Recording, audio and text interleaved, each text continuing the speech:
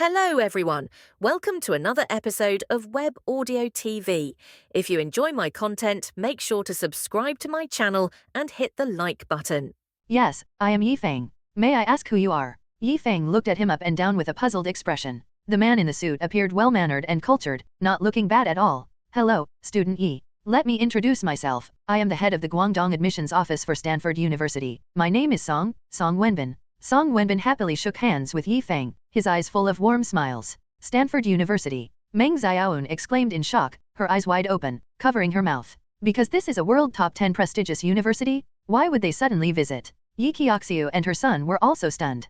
Could it be a Stanford University admissions officer coming here? Could this person be a scammer? Yi Qiaoxiu was very skeptical. Mom, there's no need to say, this person must be a scammer. Luo Shanshui declared confidently. Stanford is a top university, what relation could it possibly have with Feng's family? Hearing this, Song Wenbin's face became a bit awkward, and he quickly explained, No, I really am an admissions officer from Stanford University. I came here today mainly to offer student Yi a special admission to Stanford University. Keep bragging, special admission to Stanford? Why would my cousin be specially admitted? Because he's among the top 10 in the National College Entrance Exam. Luo Shanshui scoffed, feeling like he heard a joke. Younger brother, I think he's definitely a scammer, just here to scam money. Yi Qiaoxiu nodded in agreement. Yi Jiangguo scratched his head. How could he not think that this middle-aged man in a suit looked reliable? Song Wenbin became anxious and took out a business card and an admission letter from his pocket. I'm really not a scammer? Look, this is my business card and this recruitment brochure. I came because student Yi is this year's top scorer in the Guangdong College Entrance Exam. He scored 721 points. Song Wenbin wiped the sweat from his forehead, hurriedly explaining. What? A college entrance exam score of 721 points. Meng Xiaoun exclaimed. 721 points. Everyone present, except Feng, was stunned. Yi Jianbing was so shocked that his mouth hung open as if he could swallow a fist.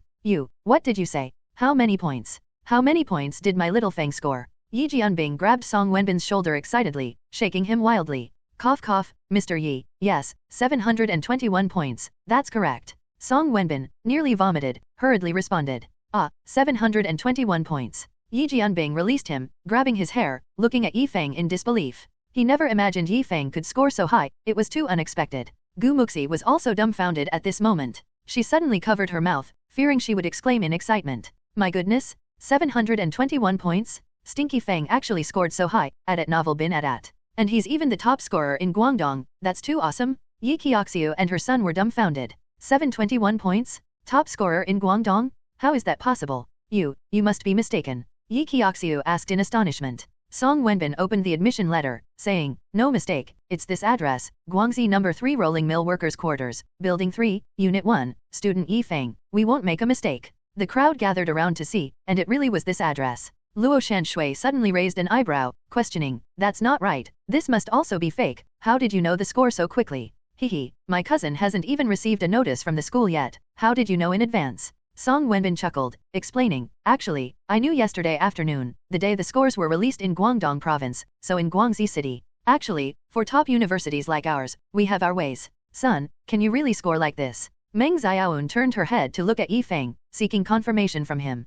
Feng shrugged, smiling, It's not far off from my own estimate, this score is within expectations. Hearing this, everyone present looked at him in astonishment. Within expectations? Is this something a human says? Ha ha ha. Son, you're really accomplished. Meng Xiaoun chose to believe Feng unconditionally, excitedly embracing him, her eyes reddening, tears shimmering. In that moment, she felt all her hardships were worth it. Knock knock knock. Just then, there was a rapid knock at the door. Who is it? Muxi hurried over to open the door. Homeroom teacher, Teacher Zhao.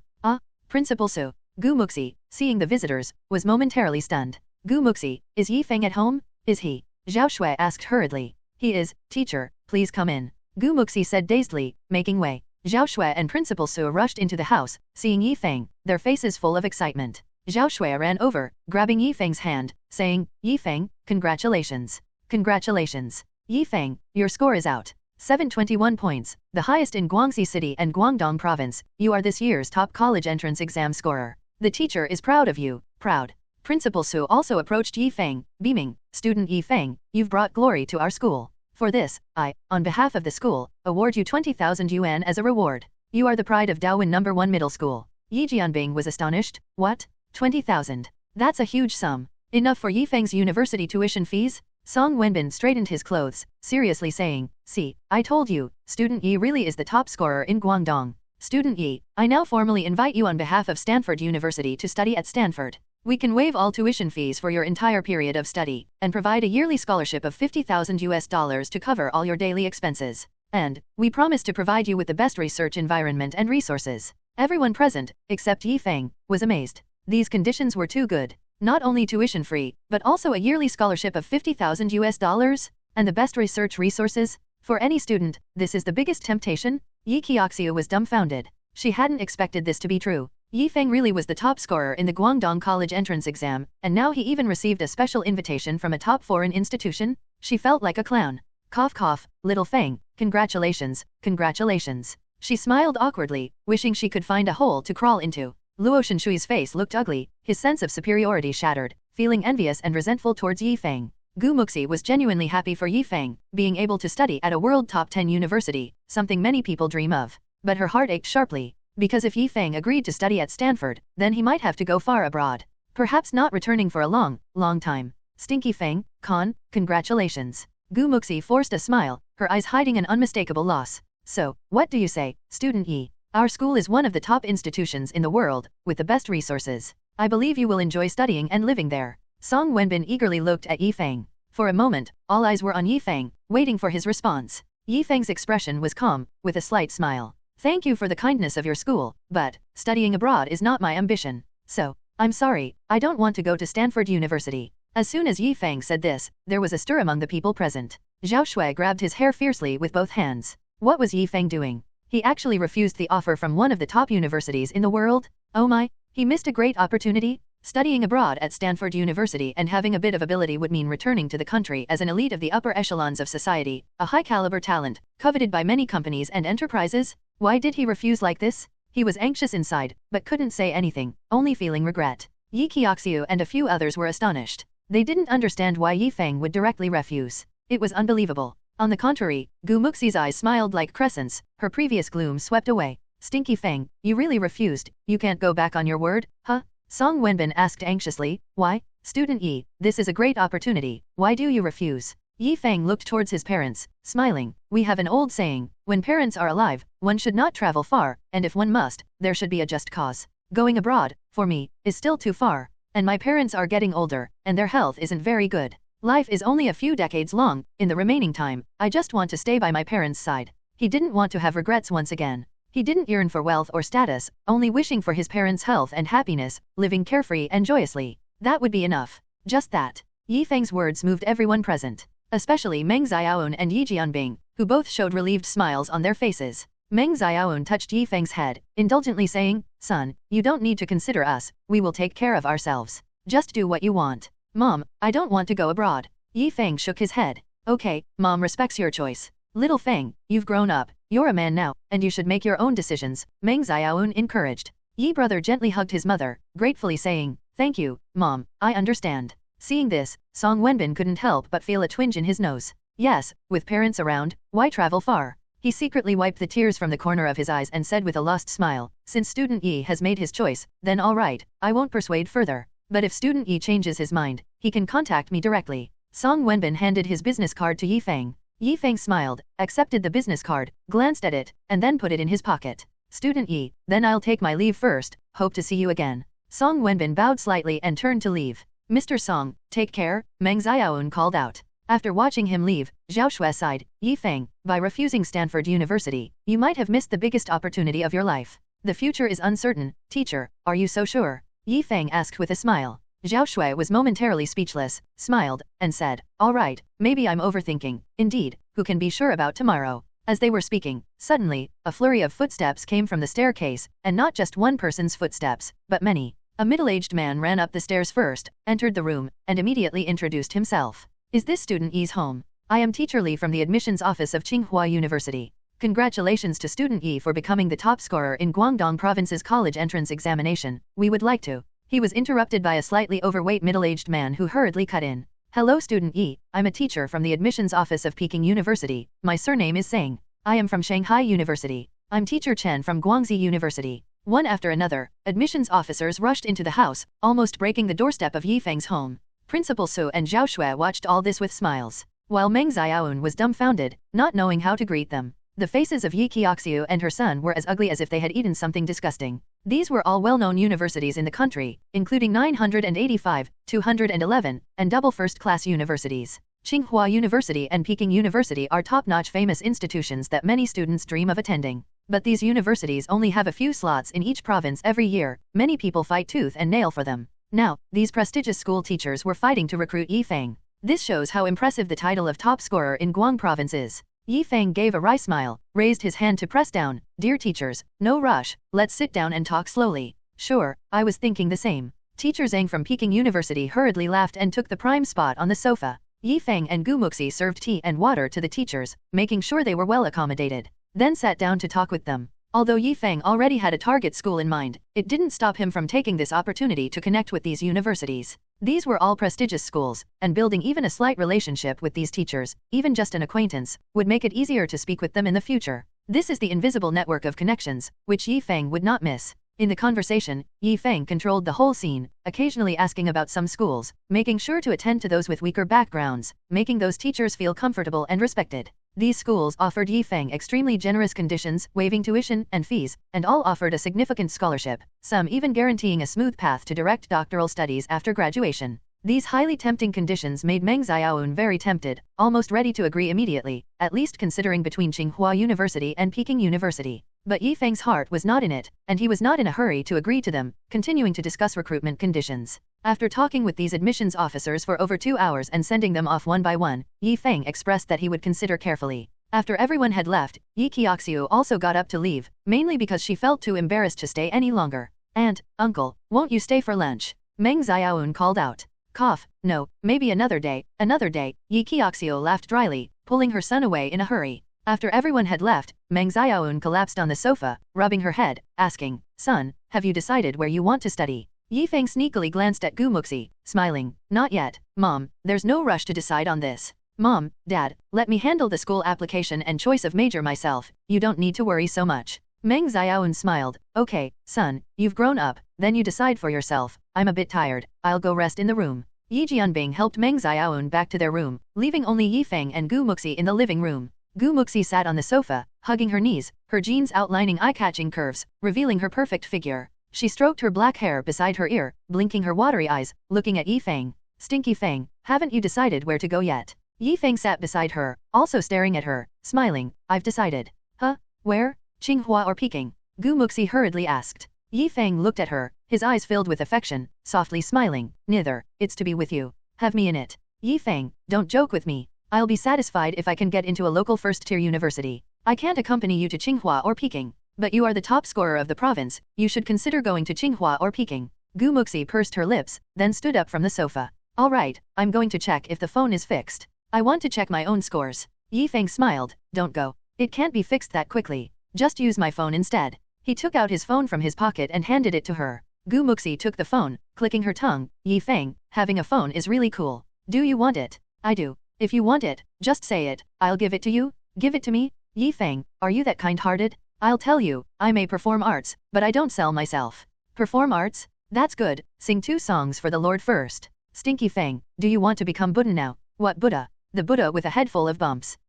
Gu Muxi, calm down, don't be impulsive, impulsiveness is the devil. Gu Muxi then put down her hands and made a call back to school. After a while, she showed a joyous expression on her face when she heard her college entrance examination scores. Really? Are you sure? Thank you, teacher. Gu Muxi hung up the phone, excitedly saying, Stinky Feng, guess how many points I scored in the college entrance exam? 615 points. Yi Feng squinted and smiled. Gu Muxi was stunned, asking in astonishment, how did you know? Oh, I just guessed randomly. Didn't expect to get it right. Yi Feng said indifferently. Gu Muxi tilted her head, looking suspicious. Really? You guessed that accurately? Yi Feng, with a look of a charlatan, said, Please call me Master Yi. Thank you. PSH, Master your big head ghost. Gu Muxi rolled her eyes at him. Suddenly, there was a knock at the door. Who is it? Yi Feng went to open the door. Upon opening the door, 3 somewhat familiar faces stood outside. Yi Feng was startled. Isn't this Yang Na, the female reporter who interviewed him before? Haha, Student Yi, hello, we meet again. Yang Na greeted warmly. Congratulations, Student Yi, for becoming the top scorer of Guangdong province. Wu Gang handed over the bouquet he was holding, stuffing it into his hands. Yi Feng, Their information was too well informed. What are you doing here? Student Yi, today we came especially to interview you. You are now the pride of Guangdong province, the undisputed top scorer. Yang Na firmly shook his hand, earnestly saying, "Okay, please come in." Yi Feng smiled, welcoming their arrival. Connecting with the media would certainly be helpful in the future. Yang Na, along with her assistant Wu Gang and the cameraman, entered the house. After a short rest, they started the formal interview. The interview was about how he studied, how he scored high, and his future plans. Yi Feng answered with ease, without needing much thought, talking freely. He was already accustomed to such scenes. In his previous life, he had been interviewed by the Central Mother Station several times, so he was unrestrained and understood what answers they wanted. It was all about encouraging future students to study hard and diligently. Before Yang Na's interview was over, reporters from other media units followed. There were reporters from Guangxi Daily, Life Daily, and so on. Gu Muxi watched as the house filled with journalists, slapping her forehead. Stinky Feng is going to be famous. She estimated that the newspapers and TV news in the next 2 days would report on him. Every year's top scorers go through this process, and each year's top scorers are heavily promoted once. From noon until the afternoon, Yi Feng hadn't even had a bite to eat, so hungry that he had to reschedule with the remaining media reporters for another day. After dealing with the reporters, Yi Feng collapsed on the sofa, rubbing his head and laughing. It's quite tiring to say the same thing over and over. Gu Muxi, watching by the side, felt tired, let alone Yi Feng, who hadn't stopped at all. She naturally sat next to Yi Feng, massaging his temples, complaining, "It's so tiring, why don't you refuse them?" "Refuse? Why should I refuse? This is a rare self-marketing opportunity, it would be a loss to refuse." Yi Feng shook his head. Self-marketing? What's that? Gu Muxi was puzzled. Self-marketing, in other words, is self-packaging, but marketing contains richer meanings, including packaging, marketing personal philosophy to the public, creating an impression. Self-marketing has many benefits. Under the same conditions, people who are more successful in self-marketing are more likely to gain others' trust, thus achieving business success. That's why so many people give themselves so many titles, like association presidents, clan council members, calligraphy artists, etc. They are active in various media, and over time, people have a certain impression of them, trusting their products and their words more. Yi Feng tried to explain in the simplest way possible. Gu Muxi, half understanding, blurted out, "So, is it like boasting and showing off?" There's some truth to that, but not entirely. Yi Feng twitched his mouth. "Hey, anyway, I don't understand, as long as you think it's good. But, it looks like you'll have to deal with these reporters more in the coming days." Gu Muxi pursed her lips. While saying this, she continued to massage Yi Feng's temples, softly asking, "How is it? Feeling better?" "Much better, little Master Gu, your massage skills are improving every day." Yi Feng comfortably leaned on the sofa, enjoying Gu Muxi's gentle massage. "Hehe, Yi Feng, if it weren't for seeing you so pitiful, I wouldn't bother to massage you," Gu Muxi said proudly. "Yes, I'm really too pitiful." Yi Feng pretended to be pitiable, trying to snuggle into Gu Muxi's arms. Gu Muxi's cheeks flushed, pushing his mischievous head away. "Sit properly, don't move around, or you can massage yourself." "Hehe, okay, I'll sit properly. Where are you looking?" "Cough cough, nowhere, I didn't see anything." "Still saying nothing? I can see that lecherous look in your eyes. You're slandering, that's an appreciative gaze, understand? How can you accuse someone of being indecent without cause?" Adat novel bin adat. Still dare to argue. "Ow, Gu Muxi, let go, let's talk this over." Gu Muxi then loosened her grip slightly, triumphantly saying, "Hehe, Yi Feng, admit you were wrong." "Wrong? What did I do wrong?" Yi Feng quickly freed his head from her clutches, arguing. "All right, still refusing to admit your mistake? Watch me not deal with you." Gu Muxi pounced on Yi Feng, pinning him down on the sofa, then grabbed his cheeks, kneading his face into various funny expressions. "Ha, see if you dare to argue. Help, help. Shout all you want, even if you shout yourself hoarse, no one will come to save you." "Hoarse, hoarse. Gu Muxi.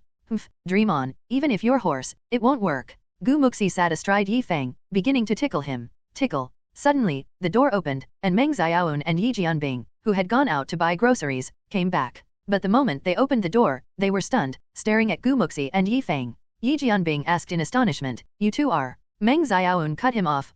Old Yi, it seems we forgot to buy something. Carry on, we didn't see anything." With that, Meng Xiaoun pulled the bewildered Yi Jianbing out. Gu Muxi, *W. It's all your fault. Stinky Feng. Yi Feng. How is it my fault? In the evening, to celebrate Yi Feng becoming the top scorer of Guangdong province and Gu Muxi passing the first-tier university examination line, the Yi and Gu families gathered for a lavish dinner. A table full of dishes, roast duck, roast goose, white-cut chicken, steamed fish, and other delicacies usually reserved for New Year's celebrations, were all prepared today. Gu Xingzhong raised his glass, his face glowing with happiness. "Come on, everyone, let's drink to celebrate these two children. They are all promising children. Especially little Feng, the top scorer of Guangdong province. This is an honor we never even dreamed of. Come on, let's drink to that." Everyone raised their glasses in response. Seeing Yi Feng's glass filled with juice, Gu Xingzhong couldn't help but laugh. Little Feng, you're an adult now, stop drinking juice, how about some liquor? Indeed, little Feng, it's a happy day today, you can drink some liquor with your Uncle Gu. Yi Jianbing also said with a smile, happy to see him grow up. He wasn't a conservative parent. Now that they were of age and graduated, it was time to drink if drinking was called for, especially knowing his son was going into business where drinking and smoking were essential skills. Alright, since it's a happy occasion, I'll drink a few with Uncle Gu. Yi Feng stopped pretending and poured himself a full glass of liquor. Meng Xiaoun smiled and whispered a word of caution, just be happy, don't drink too much. Okay, Mom, I know. Yi Feng responded with a smile. Gu Xingzhong cheerfully said, Sister Xiaoun, don't worry, we're happy today, we won't get drunk. Come on, let's all raise our glasses and celebrate for the two kids. Wishing them a smooth and prosperous life ahead. Everyone clinked glasses together, creating a lively atmosphere. The two families talked and laughed, enjoying themselves more than they did during the new year. After 3 rounds of drinks, Gu Xingzhong asked Yi Feng, Little Feng, have you decided which university you're going to? Not yet, I'll fill out the preference form next week, so I have some time to think about it. Yi Feng replied.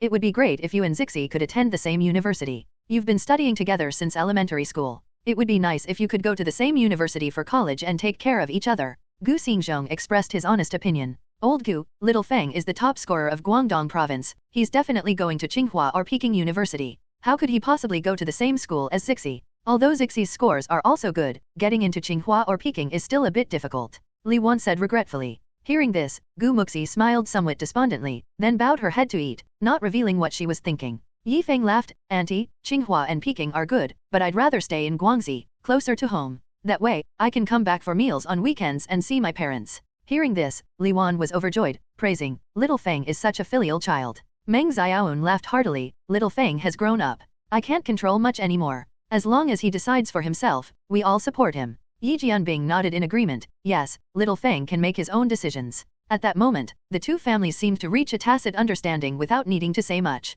No matter whether Yi Feng chose to go to Beijing or stay in Guangxi, they all supported him. The dinner lasted more than 2 hours in a lively atmosphere. Gu Xingzhong was very happy today, frequently clinking glasses with Yi Feng. It was expected that Yi Feng might get drunk, but in the end, it was Gu Xingzhong who was overwhelmed by the liquor, mumbling about wanting to sleep while lying on the table. Although Yi Feng had drunk more than a liter of liquor and was somewhat tipsy, he managed to remain conscious. Really, getting drunk with Little Feng? Li Wan said, torn between laughter and tears. Zixi, give me a hand, let's get your dad back to bed. Just as Gu Muxi was about to get up, Yi Feng quickly stopped her, let me do it, I'll take Uncle Gu back. Yi Feng, can you do it? You've also had quite a bit to drink. Gu Muxi eyed Yi Feng skeptically. A man should never say he can't. Yi Feng patted his chest, indicating no problem. Then Yi Feng helped Gu Xingzhong up and walked towards the Gu residence. Li Wan and Gu Muxi followed behind, ready to assist at any moment. However, Yi Feng managed to get Gu Xingzhong back to his room smoothly, where Li Wan began to take care of the drunken Gu Xingzhong. Really, every time you get drunk, you mess up your shoes. Look at you, vomiting all over your collar, it's so dirty. Drink drink drink, I told you to drink less, but you never listen. Li Wan nagged, but still tenderly wiped his face and neck clean. Yi Feng and Gu Muxi stood at the door, watching this scene and listening to Li Wan's nagging, and they both smiled at each other unwittingly. Li Wan might nag, but her love for Gu Xingzhong was evident in her actions. Perhaps, this was ordinary love. Enviable love. Suddenly, Yi Feng felt a wave of drunkenness hit him, the liquor's delayed effect was kicking in. I can't take it anymore, I need to rest a bit. Yi Feng staggered out, naturally entering Gu Muxi's room and lying down. Gu Muxi quickly followed, hands on her hips, angrily saying, Stinky Feng, jerk, you're lying on my bed again. Little Master Gu, don't mind it so much, let me rest, I'll be fine after a rest. Yi Feng lay on the bed, refusing to get up, starting to act shamelessly at novel bin at. Gu Muxi was both annoyed and amused, but helpless against the drunken Yi Feng. Damn it, then you have to wash the sheets tomorrow. Gu Muxi pouted. Okay, no problem, I'll wash the sheets for a lifetime, hee. Yi Feng shamelessly said. Gu Muxi's face turned red, she glared at him, Hmph, who told you to wash for a lifetime? Showing off. After speaking, Gu Muxi left the room, planning to prepare a cup of warm water for Yi Feng. Yi Feng always drank warm water after getting drunk, a habit he had developed. According to Yi Feng, it was essential to rehydrate promptly after getting drunk to better protect the stomach and prevent dehydration due to vomiting. In the living room, Li Wan also came out to boil water. Seeing Gu Muxi, she whispered, Zixi, is Little Feng in your room? Yes, that guy got drunk too and took over my bed. Gu Muxi puffed her cheeks. Li Wan covered her mouth and laughed, then hesitantly asked after a moment's thought, Zixi, although you're both adults now, there are still some things to be careful about, safety first. What? What things? Muxi was completely confused, not understanding Li Wan's cryptic message. Hey, don't be like that. Little Feng already told me, Mom's not an old fogey. Don't worry, I'm very open-minded. Li Wan said with a laugh, giving a I understand everything look. Muxi was even more baffled. What did Mom understand? What did she know? Li Wan thought Muxi was just too shy to speak up, but now was the time for some adult education. She thought about how to phrase it in a more acceptable way. Cough cough, Zixi, it's about raincoats. Remember to wear a raincoat. Cough cough. Wearing a raincoat is safer. Muxi. Raincoat. Ah, Mom, I got it. Li Wan's face showed relief. Her daughter finally understood. Not in vain had she put so much thought into it. Rest assured, we'll remember to bring raincoats if it rains tomorrow. Very safe. Muxi obediently said. Li Wan. After getting drunk, Feng unknowingly fell asleep on Muxi's bed and slept until he naturally woke up. When he opened his eyes, he saw that it had started to rain outside. Guessing from the sky, it was probably not early anymore. Feng muttered to himself, rubbing his sore head, and sat up to look at the wall clock. It was already 11 in the morning. Wow, I've slept for so long. No wonder I woke up once in the middle. It turns out I had 2 sleeps. Feng talked to himself, shaking his head to make himself more awake. No help for it, Muxi's bed was just too comfortable. He got up and left the room, seeing Muxi lying on the couch. She was wearing black shorts and a white t-shirt, her long and smooth legs particularly eye-catching. Good morning, Muxi. Feng chuckled, greeting her. Morning? Still morning? It's almost 12 noon. And, about last night, you took over my bed. What do you have to say? I had to sleep on the couch all night. Muxi bared her teeth and huffed. Feng scratched his head, laughing. Hey, what can I say? It's not like I took over you, just your bed. How about I make a sacrifice, offering myself in exchange? How's that? Muxi rolled her eyes at him, disdainfully saying, Who wants your body? Selling it wouldn't make much meat. Hey, Muxi, don't underestimate me, huh? Don't look at my small build, but I have a lot of energy. Feng raised his right hand, showing off his pitiful bit of muscle. Pfft. Muxi laughed, sarcastically saying, all right, Feng, keep your little muscles to yourself. Feng's face showed embarrassment, quickly changing the subject. Muxi, do you have breakfast? I'm hungry. My mom specially made meat porridge for you and left some boiled eggs for you. All I had this morning was plain porridge and pickles. Muxi pouted, quite unhappy with her mother's preferential treatment. Mom, I'm your biological daughter. Why are you so nice to Stinky Feng? Feng chuckled, Auntie is really nice to me, thank you. Feng hummed a tune and ran to the kitchen to find something to eat. After breakfast, Feng found many unfamiliar numbers in his phone. Probably the media circle had spread his phone number around. Feng, what do you plan to do these days? Go to the shop to work, and then, accept interviews. You really are busy. Are you asking this because you want to go on a date? Hehe, how about going for judo practice? Let's skip that. I'd like to live a few more years. 5 days flew by. Besides going to the shop to repair computers and selecting a company location, Feng was at home accepting interviews from various media. After being interviewed for 5 days, things finally quieted down, but Feng's name appeared in various newspapers, and his story was broadcast twice during the primetime news slot of Guangdong Province at Novel Bin at. Feng, the top scorer of Guangdong Province, became the center of attention in a short period of time. The forum post about the Oyster Brother was pinned by the moderator, and many netizens left comments, debunking the original poster, making it the biggest turnaround post of the year and a topic of conversation for everyone. This series of news reports also indirectly promoted Feng's computer shop. The business got better, and the online store was finally revamped and launched, further expanding online sales. Feng's business was on the right track, but the talent gap became increasingly apparent. Relying on Feng alone to repair computers was becoming overwhelming. He urgently needed to expand the team size and establish an appropriate team structure and corporate system to extricate himself from low-level tedious missions. One Sunday, Feng contacted a teacher from the Guangxi University, Hmph, wanting to invite him out for a meal. Hmph was very happy to receive Feng's call, but he didn't agree to meet outside. Instead, he wanted to invite Feng over for a simple meal at home. Hearing it was an invitation to his home, Feng felt relieved, understanding that this indicated a basic level of trust. He quickly agreed, arranging to visit at 6 in the afternoon. At 6 o'clock, Feng took a taxi to Hmp's residential area, carrying gifts in both hands. Following the detailed address provided by Hmph, Feng arrived at his door and knocked. Who is it? A middle-aged woman's voice came from inside. Hello, Auntie, I'm Feng. Feng replied at the door. Wait a moment, I'm coming. Then, hurried footsteps approached the door. The door opened, and a mature, graceful middle-aged woman in an apron appeared. So you're Feng, this year's top scorer of Guangdong Province? Truly impressive. The middle-aged woman greeted him with a warm smile, full of praise. Come in, come in.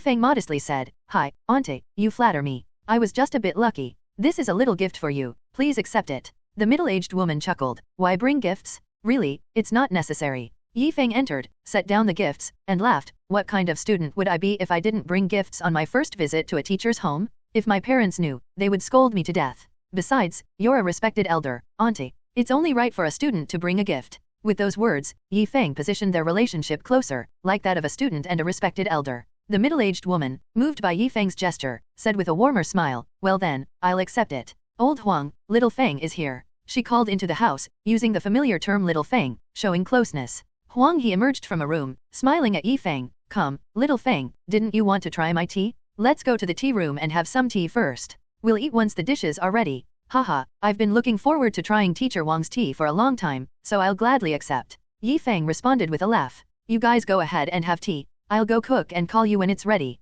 The middle-aged woman looked at Yi Feng cheerfully, her eyes full of admiration. It's really kind of you. Yi Feng nodded, then headed to the room indicated by Huang He. Opening the door, he found a spacious tea room, decorated in an antique style, with a mahogany tea table that looked quite imposing. Huang He was just a regular teacher, yet Yi Feng was surprised to see such an expensive tea table, worth almost 10,000 yuan. Come on, little Feng, take a seat. Today, you'll taste my collection of aged Hmph.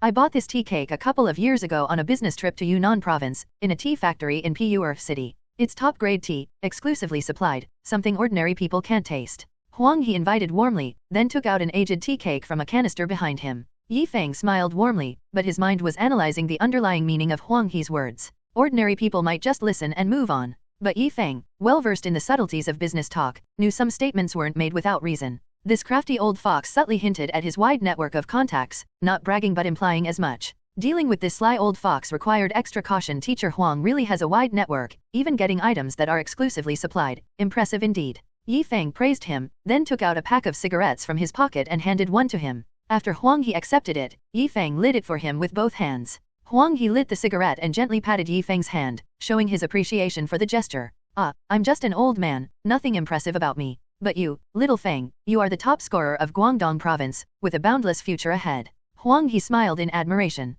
From the first time I met you, I felt you would make a big impact in the future, achieving no small feats. Huang He praised. Yi Feng lit a cigarette for himself, blowing a smoke ring, modestly saying, Teacher Huang, being the top scorer is just a title. I have much to learn from you in the future. Huang He smiled, his eyes filled with even more admiration for Yi Feng. This young man has a good temperament, not arrogant or rash, a person capable of achieving great things. Cooperating with such a clever person would be more than ideal. In the world of business, success largely depends on who your partners are. If your partner is a pig, then expect to lose money. If your partner is talented, then communication is barrier-free, leading to instant agreement and swift success. He personally poured a cup of tea for Yi Feng and handed it to him. It's good that you have this mindset. If there's anything you don't understand or need help with, feel free to come to me. Although I'm a bit older, I will definitely help you if I can. Huang He said, squinting at Yi Feng. This meant it was time for Yi Feng to state his intentions. After sipping the tea, Yi Feng smiled and said, Teacher Huang, to be honest, I have indeed encountered some difficulties recently. As you know, I opened a computer repair shop. The business is not bad, but I'm the only one who can do the work. If the business wants to expand, it needs more talent. However, it's very difficult to find skilled computer repair technicians in the market. I've thought it over, and I'm afraid only you could give me some advice on this matter. Huang He had roughly guessed Yi Feng's purpose for the visit, as they had discussed quite a bit over the phone before. The initial dinner invitation from Zhao Xingyi was to talk about computer repair business. Zhao Xingyi had talked to him about wanting Yi Feng to provide the technical expertise, guide, and train the repair personnel, while Zhao Xingyi would invest to expand the business, aiming to open computer repair chain stores across Guangxi City. He would provide the talent, using the employment office's function to supply the company with suitable technical personnel who, after certain training, could start working immediately. Huang He found the proposal feasible at the time. But after that dinner, he realized that Yi Feng and Zhao Xingyi would eventually part ways. Their goals and philosophies did not align, making cooperation impossible. So, he had intentionally distanced himself from Zhao Xingyi in this period. Compared to Zhao Xingyi, he preferred to cooperate with Yi Feng. Yi Feng, young yet possessing such great technical skills, considerate, smooth in his dealings, meticulous in his actions, and mature in his approach, was much better than Zhao Xingyi. It's surprising that you, just having finished your college entrance exams, have made your business flourish to the point of worrying about not finding people. That's a wonderful problem to have.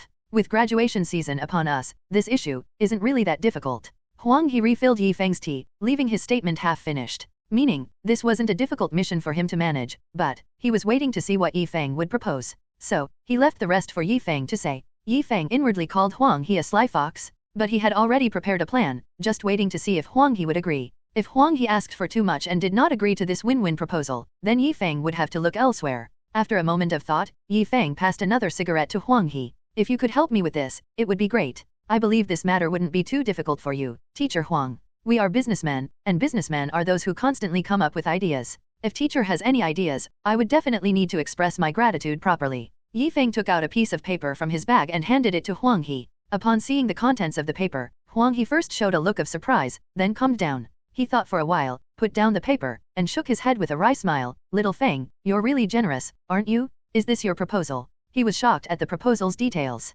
Yi Feng smiled, realizing his conditions indeed exceeded Huang He's expectations, showing that Huang He, the cunning old fox, didn't intend to be too greedy. Sometimes, those who are insatiable are the most foolish. Yes, it's my proposal. Yi Feng took a sip of tea and nodded. Offering 10% of my salary is already a lot, and you're also giving me 10% of the business's profits. Huang He asked in astonishment. Yi Feng stood up, bowed slightly, and said earnestly, Teacher Huang, my business philosophy is about steady growth, rarely engaging in one-off deals. If I do something, I aim for longevity. The same principle applies to dealings with people. Steady growth ensures a long and stable journey. Moreover, I consider Teacher Huang a highly trustworthy elder whom I greatly respect. This condition is not too high. Yi Feng's words were noble, but in reality, he just wanted to bind Huang He to a long-term interest. Only through deep interest alignment would they truly be on the same boat. More precisely, he aimed to pull Huang He onto his ship and tie him down securely. This was Yi Feng's tactic, and also a strategy. After finishing, Yi Feng continued to drink his tea, quietly observing Huang He's reaction.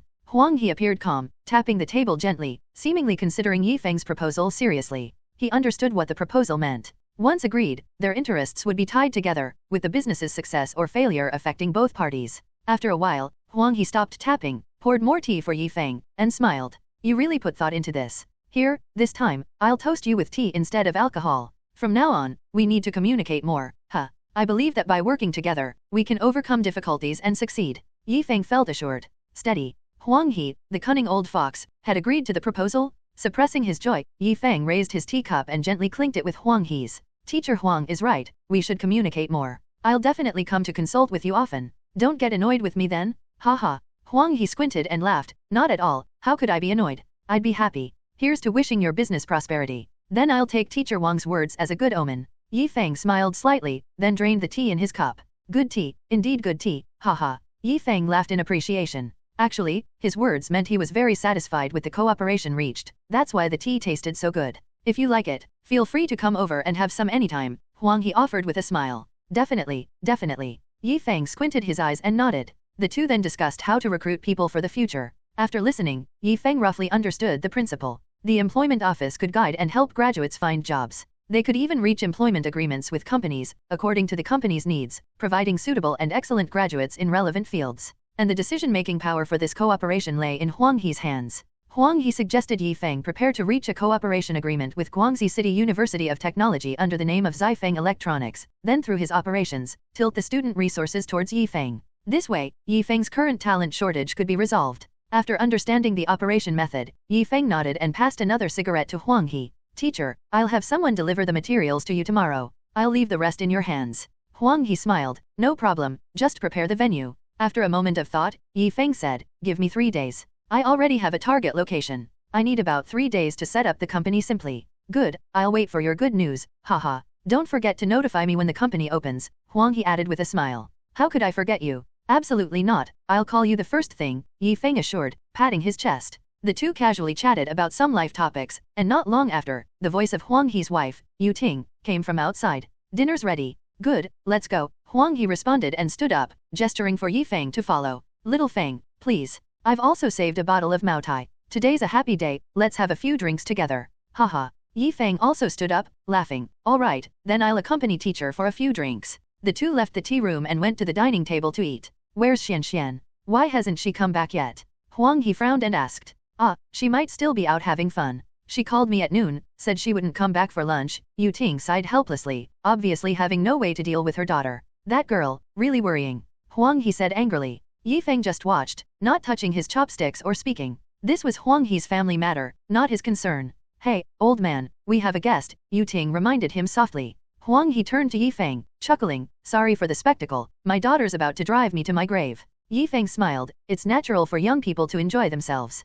Huang He shook his head and sighed, if only my daughter were half as sensible as you. Her college entrance examination results were mediocre, and she has no ambition, just wants to play outside all day and doesn't listen to anything I say. I'm too soft-hearted, I've been so angry I wanted to lay hands on her multiple times but always held back. But at this rate, she'll be the death of me. Huang He rambled on, and Feng just listened, offering no comment. He knew Huang He only had one daughter, and from the conversation, it wasn't hard to tell that the couple spoiled their child. But perhaps because of excessive indulgence, the child grew up somewhat spoiled. However, Feng didn't want to get involved in Huang He's family matters and could only be a listener. Let's not talk about her anymore. Little Feng, come on, let's drink. Huang He poured drinks for Feng, inviting him for a toast. All right. They clinked glasses and drank it all in one go. During the meal, Feng skillfully shifted the topic to the dishes Yuting made, lavishly praising them, which made her cover her mouth and laugh joyfully, blooming like a flower. With Feng's lead, the atmosphere at the dining table finally returned to normal, filled with laughter and lively conversation. The meal lasted almost 2 hours, and Feng and Huang He finished off a bottle of Maotai.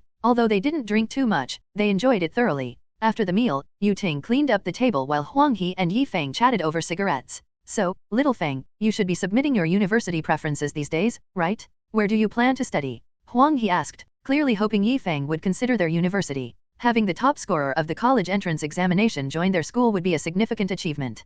Feng didn't evade the question, directly stating, I already have a target in mind, possibly Guangxi City University or South China University. Ultimately, his choice would depend on where Muxi decided to go. Huang He was momentarily disappointed but quickly accepted it. Well, if you have your targets, I won't say more. Those are all excellent schools, with strong computer science programs. After smoking for over an hour, Feng checked the time, realizing it was already 10 o'clock at night, and stood up to leave. Huang He and his wife personally escorted Feng downstairs, watching him leave. Old Huang, that young man little Feng will definitely achieve great things in the future. I've seen many of your students, but he's the most steady and astute. Yuting praised. If only he were my student. He's the top scorer, do you understand? The top scorer, a title that only one person can claim each year. So many schools would break their heads trying to get him. Just being the top scorer means his future is limitless, Huang He said, suddenly turning to his wife. Do you know what he's doing now?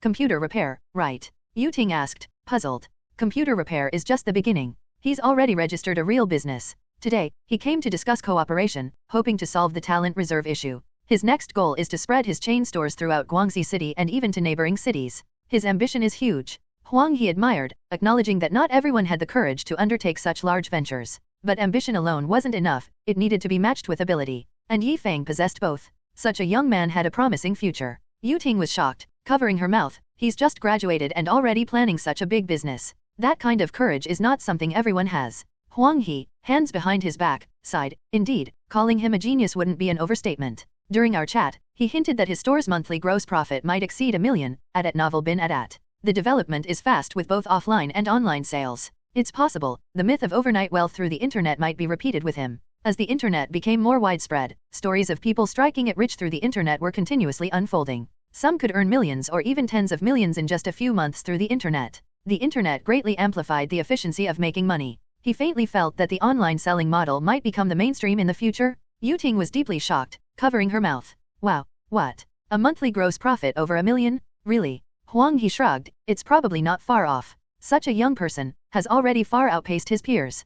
Feng returned home at 11 p.m., washed up, turned on the computer, and prepared to work on the server backend. The daily download count of 361 Computer Security Manager was increasing, and although the program ran locally and did not consume much server resources, the increase in user numbers still put pressure on the server resources, necessitating regular optimization to ensure the program's usability. Feng habitually logged on to QQ and discovered that Gu Muxi's avatar was lit up, and she had sent him a message. Tsinghua Nianhua, hello, little Feng, are you there? Why haven't you come online yet? Did you go out to have fun somewhere? Smiley face. Feng was somewhat surprised. Why hadn't this girl gone to sleep yet? Feng, I'm back, why haven't you slept? After a while, Tsinghua Nianhua sent a message. Tsinghua Nianhua, I can't sleep tonight, I'm looking up schools. Feng's heart stirred, and he asked, have you decided on a school and major? Tsinghua Nianhua, not yet, still struggling. Feng, do you have difficulty choosing? Tsinghua Nianhua, you're the one who's sick. I'm just being careful, okay. Feng, alright, let me know when you've decided. Tsinghua Nianhua, why should I tell you? Hmph, I won't tell you. Do you want to meet offline? But if you see me, you'll definitely be surprised. Gu Muxi's eyes turned into crescents, full of slyness. Feng, this time I'm in the dark, and you're in the light. Let's see how I tease you. Gaga gaga. Feng, indeed, from our chat, I can guess, you must be a robust girl. If I saw you, I might indeed get a shock. Seeing this, Muxi's eyes widened, and she almost spit out a mouthful of blood in anger. Damn it, stinky Feng, you dare to say I'm robust. Where am I robust? You're the robust one. Qinghua Nianhua, I'm not robust. I'm as beautiful as a fairy, okay. Muxi snorted proudly. Although she wasn't vain, she was somewhat confident in her appearance. Feng, I don't believe it unless you send a photo to prove it. Feng chuckled, thinking he could outsmart her. Qinghua Nianhua, I don't have a photo, and even if I did, I wouldn't show you. Hmph. Muxi then closed QQ and sat in her chair, sulking alone. How could that stinky guy be so annoying? Really? But, Stinky Feng probably doesn't know he's chatting with me on QQ, right? He probably doesn't know, right? Feng saw her avatar turn grey and chuckled to himself. Ah, Muxi, always trying to prank me. If you managed to, I'd write my name, Feng, backwards. Ding ding ding. Suddenly, QQ notified him of a new message. Xiangbei, good evening, God Feng. When will 361 update its version? I have a new idea. How about we implement a virus library plan in the new version? That is, by collecting data on viruses that attack users, gathering the characteristics of these virus programs, and then updating other devices through the server, we can prevent the risk of virus spread. What do you think? Feng was startled by the message, as this person had guessed his next update plan. Xiangbei was a netizen he had recently met online, with strong programming skills, a development expert. The two occasionally discussed network security and internet development, having good conversations. Feng was impressed by his outstanding technical skills and vision for the future of the internet, usually addressed as God Feng by him. Feng, you guessed right, that's the next update content, but it will take some time. Xiangbei, God Feng could collaborate with a tech company to develop 361. I feel this application could become a phenomenon-level application. It has the potential to become the domestic version of Okta. Feng smiled and typed, which tech company do you think could handle it? Without his own vision, no company could run this security software well. Xiangbei, yes, Tencent. I'll be honest, I'm from Tencent. If we develop 361 together, we can quickly popularize the program across the net. Feng's eyes widened in surprise, not expecting this net friend to be from Tencent. At this time, Tencent was still a small company, although it was growing rapidly, its profitability was very weak, with high daily operational costs. Its founder, Ma Teng, even considered selling the company at one point. Wasn't this the perfect time to make contact with Tencent? Ah, Tencent. The future giant of the Chinese internet, one of the world's highest valued internet companies, ranking first in scale and profitability among the BAT? If he could take down Tencent. Excitement flashed in Feng's eyes. The future giant enterprise. Just thinking about acquiring Penguin was incredibly exciting, exhilarating. Holy shit, it would be awesome to take it down. Feng took several deep breaths to calm his excitement and composed himself. He carefully considered that, given Xiangbei's abilities, his position at Tencent must be more than just a technical supervisor. He was interested in collaborating on the 361 project because he saw the market potential in the computer security field. However, Feng didn't plan to hand over the project to another company for development but intended to assemble his own technical team for the mission. Computer security is a necessity for both enterprises and personal PCs. A market without security software is like a computer without an antivirus, vulnerable to virus attacks. Computer security is as important to a computer as air is to humans. Feng didn't want to co-develop the project with Tencent, but he was very interested in investing in Tencent to fully control it. He couldn't miss such an opportunity. If he waited until Tencent overcame its difficulties, investing in it later would be much more challenging. Feng's eyes shifted, and he typed, co-development, huh? Your proposal is interesting, worth considering. Xiangbei immediately replied, really? Are you really considering it? If possible, I'd like to meet God Feng in person to talk, not for anything else, just to have a meal. It's an honor to meet God Feng. Feng's lips curved into a smile, saying, sure, you guys are in Shenzhen, right? I'm in Guangdong, should be close. Xiangbei, great, when is God Feng free? I'll come to you. Feng, I'm free next weekend, both days. Just call me when you arrive in Shenzhen. Here's my number. @ novel bin at. Feng sent his phone number, and they exchanged contact information. Xiangbei promised to come over the weekend, looking forward to the meeting. After chatting about some technical topics, Feng logged off QQ. At this time, late at night, in Seg Technology Park in Shenzhen, inside Tencent. The building was the only one still lit, with many technical staff on duty. Zhang Haibei rushed to the office, not bothering to knock, just pushed the door and entered. Haha, Hui Tang, good news, good news. Ma Tang looked up, seeing Zhang Haibei's excited expression, and curiously asked, what good news has you so excited? The genius behind 361 Computer Security Manager is willing to meet with us. We've set a meeting for next weekend. And he said he would consider co-developing operating the 361 security software with our Tencent. Zhang Haibei was ecstatic. He felt this could be a turning point for Tencent. If they could secure the 361 security software project, it could potentially bring significant revenue to Tencent. Ma Huitang, hearing this, was overjoyed, stood up, and said, "Good, very good. Then next Sunday, I'll go with you to meet this Feng." Feng stayed up all night maintaining the server and drafting the structure and system for each department of Feng Electronics, working until 5 a.m. before finishing. He looked up at the window, noticing the sky was already brightening, then glanced at the time, prompting a wry smile. Who says being a boss isn't tiring? To get the company on track before the start of the school year, he had to make the most of the holiday, as there would be less time once university started. Feng looked at the various system documents on his computer desktop and breathed a sigh of relief, grateful he had completed these documents over a few days. These documents on culture construction, strategic planning, management system, business division, and top-level design of job responsibilities were all based on his past life experiences and summarized essence. They were ahead of their time, advanced documents on enterprise management and development factors. Although these documents could not be perfect from the start, as each stage of development would bring new problems and systems, it was impossible to remain unchanged. However, these core documents were sufficient to support the initial development requirements of Feng Electronics, meeting the needs for the enterprise to operate autonomously. After saving all the documents, Feng went back to bed and fell asleep. He slept for an indeterminate amount of time, waking to find the sunlight outside the window very dazzling. Checking his phone, he saw it was already noon. Rubbing his eyes, Feng forced himself to wake up fully and start a new day's work. Just after leaving his room, he found Muxi in the living room, with no sign of his parents. Muxi, what are you doing?" Feng asked in confusion. "I'm filling out college applications." Muxi didn't look up, continuing to write. "Feng, why are you up so late? I saw you sleeping earlier and didn't want to wake you. Anyway, you're not filling out the same applications as me." Feng smiled and casually said, "Oh, then keep filling them out. Let me copy yours when you're done." Muxi suddenly looked up, staring at him in shock. "What? Copy? Such an important thing as college applications, and you want to copy mine?"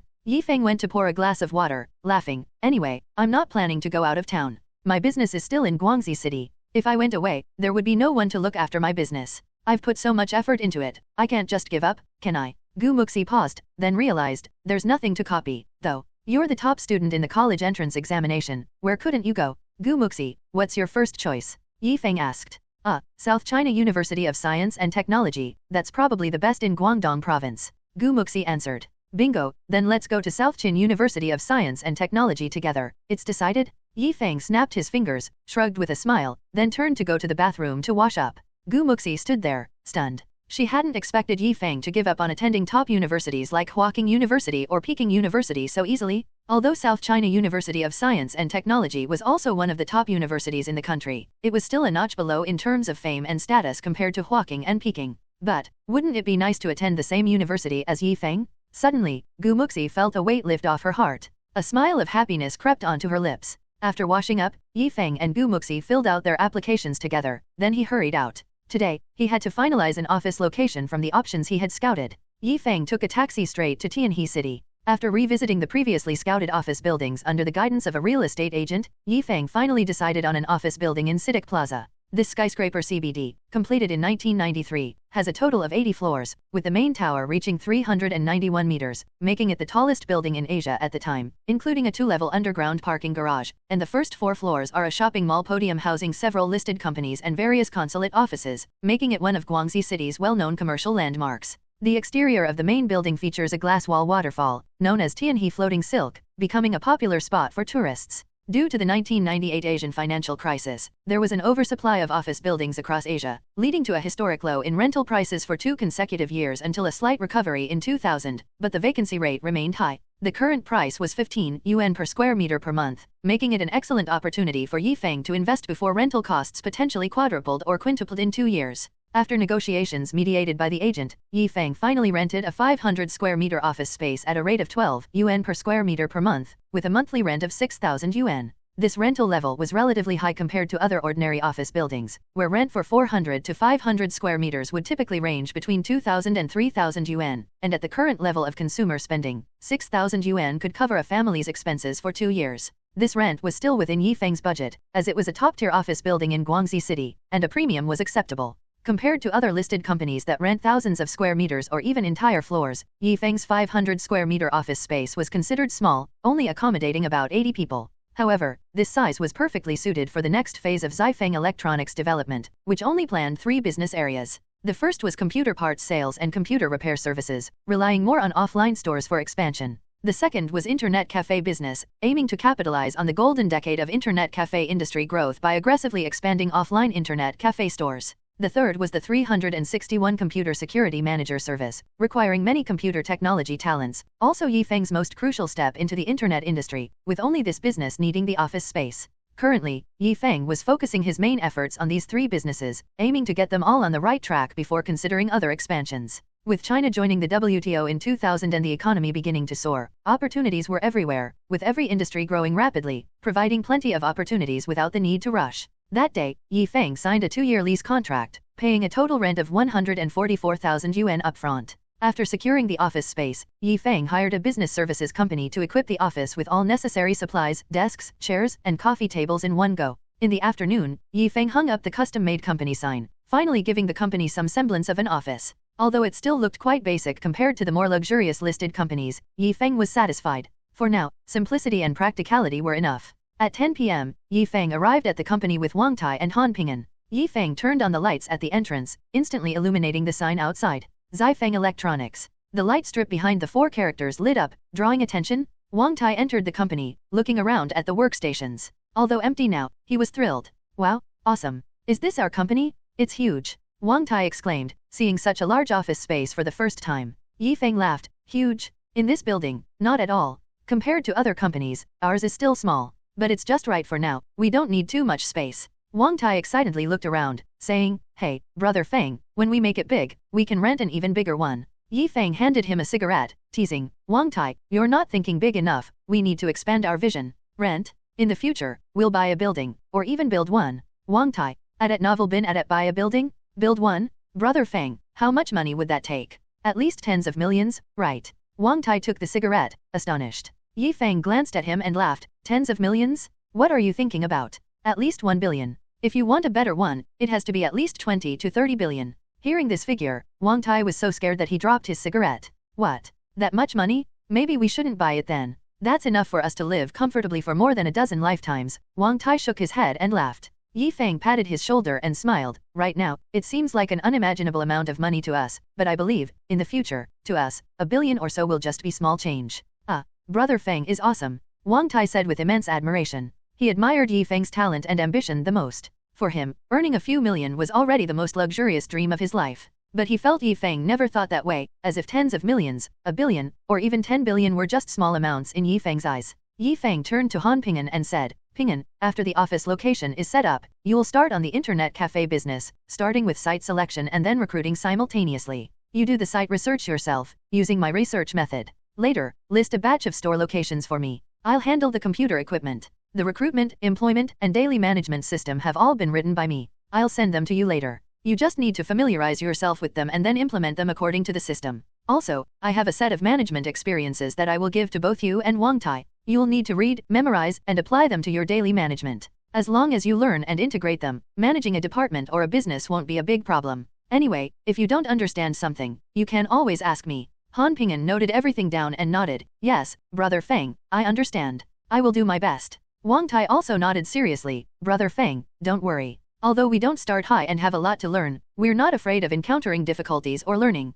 Feng smiled with satisfaction. The most frightening thing is not ignorance but the unwillingness to learn and grow. He was relieved that Hmph and Wang Tai were both very willing and active learners. Especially Wang Tai, who had made rapid progress, completely different from the simple and naive person he used to be, as if he had become a different person. Becoming smarter and more thoughtful, understanding how to behave and deal with people. This is the power of progress. Hmph was introverted, not good at socializing, but had strong learning and execution abilities. He didn't understand sales talk, but he memorized all the sales scripts overnight. When there were customer inquiries, he could respond with the scripts, truly shocking Feng at the time. Although these two were not the best management talents at the moment, Feng had high hopes for them. One day, they would become top CEOs.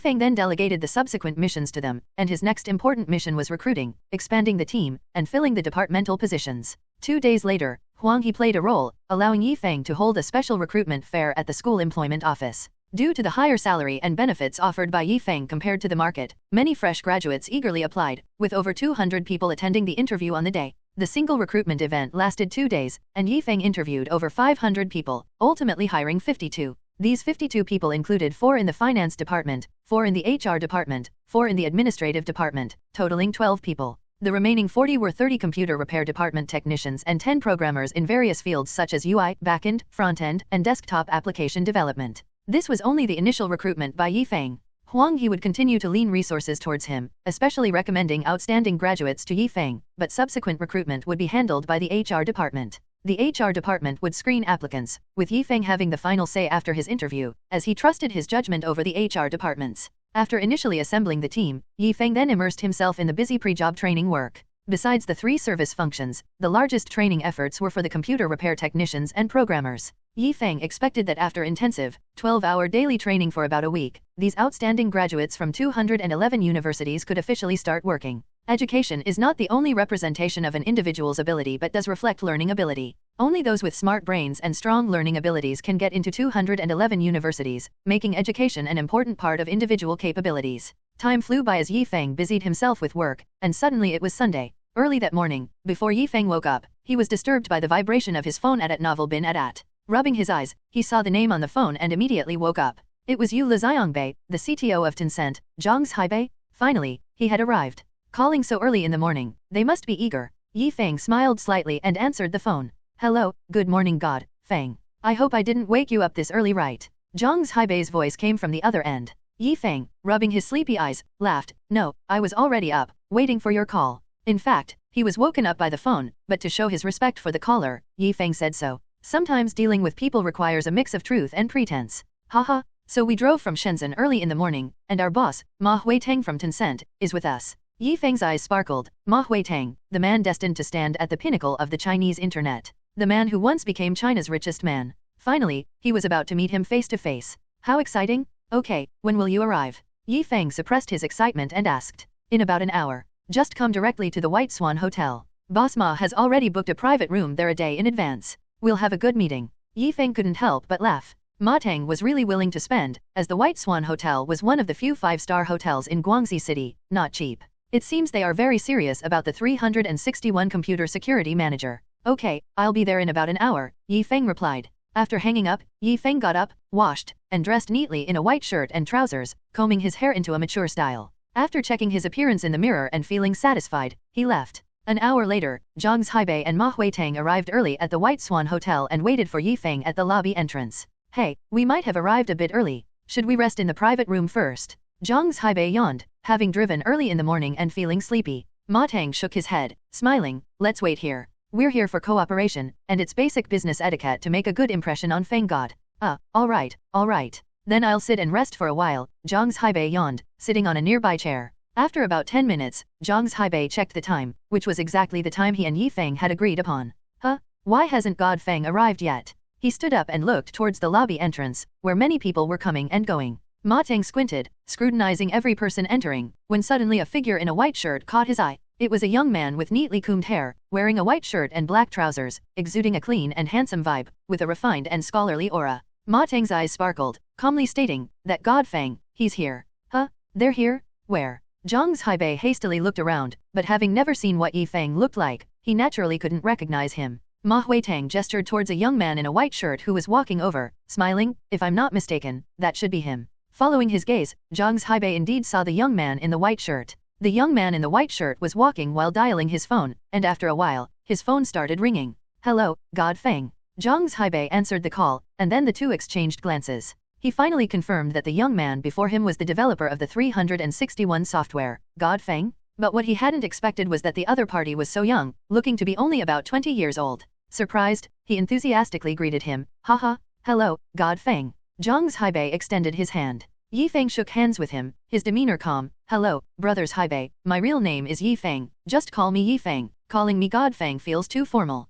Feng was also sizing up Zhang Haibei, noticing at a glance that he was a tech geek, with round frame glasses, a plaid shirt, the standard programmer attire. Haha, alright, Feng, I didn't expect you to be so young, truly formidable. Zhang Haibei laughed heartily, his tone sincere. He admired Feng for being able to create heuristic antivirus software at such a young age, seeing him as a genius. Let me introduce, this is our company's president, Ma Huiteng, President Ma. Zhang Haibei began to introduce Ma Huiteng to Feng. Don't listen to his nonsense, brother Yi. I'm his partner, he's actually my boss. Without Haibei, there would be no Tencent today. Ma Huiteng stepped forward to shake hands, carefully observing Yi Feng. Yi Feng was also observing him. Wearing glasses, with a square face, and a refined air about him, he seemed more like a scholar than someone with a background in science and engineering. This was the future richest man in China, Ma Huiteng? He did have a bit of handsomeness in his youth. However, Yi Feng didn't know much about him. Such a person had deep schemes, it was hard to say whether they could work together. Hello, Boss Ma, I'm Yi Feng. Haha, Hmph often mentions you to me, to independently develop the 361 software, indeed a genius. Ma Huiteng's eyes were full of admiration. Zhang Hmph said, let's not talk here, let's go to a private room to drink tea and chat. Alright. Yi Feng nodded. The three of them walked shoulder to shoulder to the upstairs private room. They each took their seats, with Ma Huiteng giving the head seat to Yi Feng, while he and Zhang Hmph sat on either side of him. This surprised Yi Feng a bit, seeing that Boss Ma was not a haughty person but rather very considerate in his actions. Indeed, if he weren't such a person, he wouldn't be able to become the richest man in China in the future. Tea and snacks were served one after another, and the three of them used tea instead of wine, initially making polite conversation, each praising the other. In social situations, praising the other party's strengths could certainly bring people closer and promote relationships. This is also why in business, many bosses always greet people with a smile, feigning politeness and kindness, which comes naturally. As long as you speak well, even someone with a bit of emotional intelligence wouldn't deliberately make things difficult for you. If, after all the nice things said, the other person still makes things difficult for you, then either they are foolish, or there's enmity between you.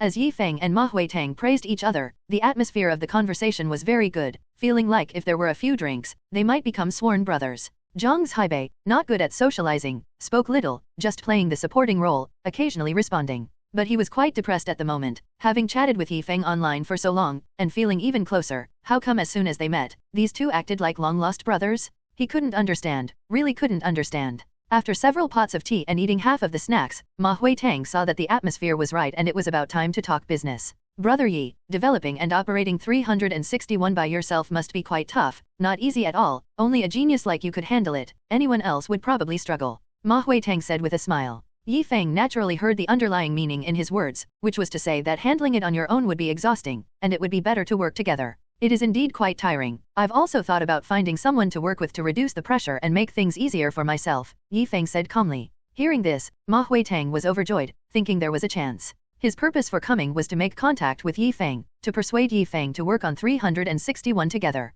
He had a mature technical team and also had QQ's massive user resources. If they made 361 a paid model, they could definitely make a lot of money. This way, the profits could be funneled into the QQ project, continuing its development until they secured investment. By enhancing computer protection with 361 Computer Security Manager, they could charge a small fee from ordinary users, which is essentially a protection fee. With so many users, that's instantly millions, even tens of millions. This doesn't even include the B2B revenue. The future revenue model of 361 is very clear, unlike QQ, which now provides free social services. Once it starts charging, it would undoubtedly be suicidal. They haven't found a suitable profit model yet, burning money every day, and the money raised before is almost used up. Without finding other sources of income, it's hard to say whether they can last until they successfully raise funds. Ma Huiteng said with a smile, yeah, with a mature team developing together, you'd definitely be much more relaxed. How about considering our Tencent, Brother Yi? Our Tencent has an existing mature technical team, currently with more than 50 tech members. We could develop the 361 Computer Security Manager together. As for the cooperation method, it's all negotiable. Ma Huiteng couldn't wait to reveal his intention. Hearing this, Yi Feng, however, smiled and declined. Boss Ma, let me finish speaking. I do want to find someone to work on the 361 project, and through my efforts, I've now built up a technical team. Though we only have a dozen or so members, it's enough for now. Speaking of which, we've been chatting and haven't exchanged business cards yet. Yi Feng took out his new business card and gave it to them. Ma Huiteng accepted the business card with a look of astonishment at novel bin at.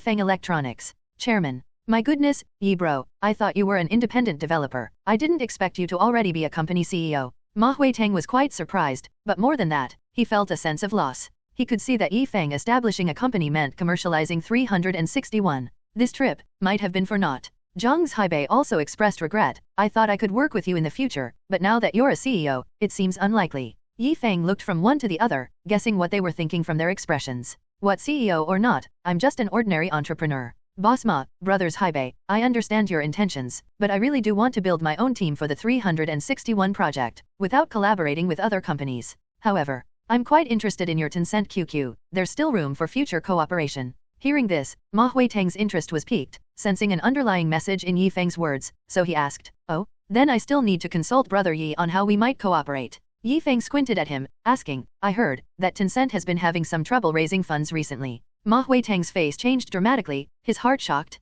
How could he know? Ma Huitang's face changed repeatedly, his heart sinking. Could it be a leak from within his own company? Or did Caibei tell him? Unable to think of a reason, he directly asked, "The recent financing difficulties are indeed a problem, but how did you, Brother Yi, come to know about it?" Yi Feng smiled mysteriously. "Your recent version updates have been slow, and the product lacks monetization capability, continuously burning money, which is not a sustainable situation. So, this was my guess, and it turns out I was right." Ma Huitang's face showed a bit of embarrassment, not expecting their company's plight to be perceived by others. Whether it was perceived or someone told him, Ma Huitang had no clue, but he couldn't afford to speculate further. "God Feng, you just mentioned there are still opportunities for cooperation between us. Do you have any solutions?" Zhang Haibei, being straightforward, immediately asked Yi Feng for a solution. He was truly anxious.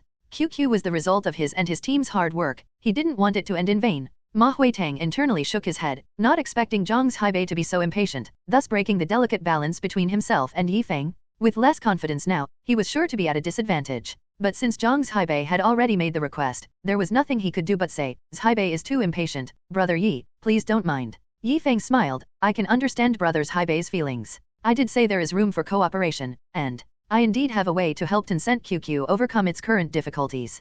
Zhang Haibei, excited, quickly asked, "What way?" Ma Huitang also listened intently. He had initially come here to see Yi Feng also for the purpose of making the 361 project profitable, then to provide Tencent with financial support to get through the tough times. Now hearing Yi Feng had a solution, he was naturally eager to listen. Yi Feng raised one finger, calmly stating, "Firstly, financing, to continue expanding servers, maintain business operations, and product development." Zhang Haibei and Ma Huitang looked at each other, puzzled. What kind of solution was this? If it were possible to secure financing, they wouldn't be here in the first place.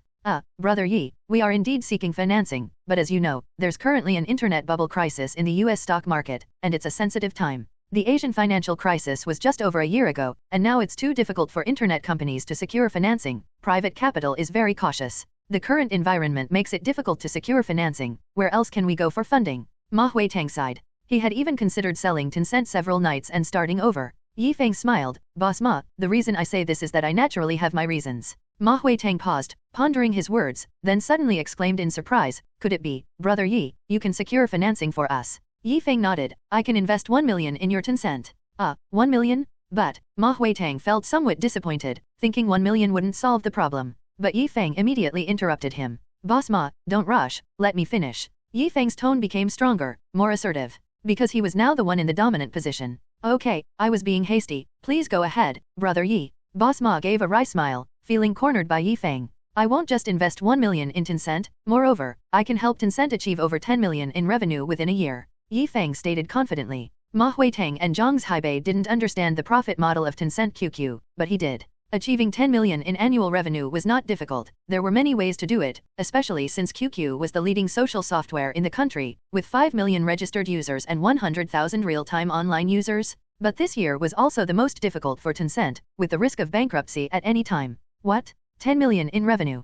Zhang Haibei and Ma Huitang exclaimed in unison, equally astonished. They didn't know where Yi Feng's confidence came from, but from his demeanor, he didn't seem to be joking. There was no need for jokes in this matter. Ma Huitang took a deep breath to calm himself. Such an offer was incredibly tempting. 1 million in investment might not be much, but 10 million in revenue was even more enticing. He didn't doubt Yi Feng's ability. Having developed the 361 software independently and started a business at a young age, he definitely wasn't a fool. But with such an offer, he surely had his own demands? Ma Huitang looked at Yi Feng, calmly asking, "Brother Yi, you're making this offer, you must have your demands, right?" Yi Feng poured him a cup of tea, smiling, "Indeed, as I said, I'm very interested in Tencent QQ, and I recognize its future potential, especially since I use QQ myself. My investment of 1 million is just a foot in the door, my real intention is to participate in Tencent's operations and help it succeed. Indeed, I have demands. Let's be clear, for a 1 million cash investment, I want 10% equity. If within a year, I achieve more than 10 million in revenue, I want 51% of the absolute controlling stake."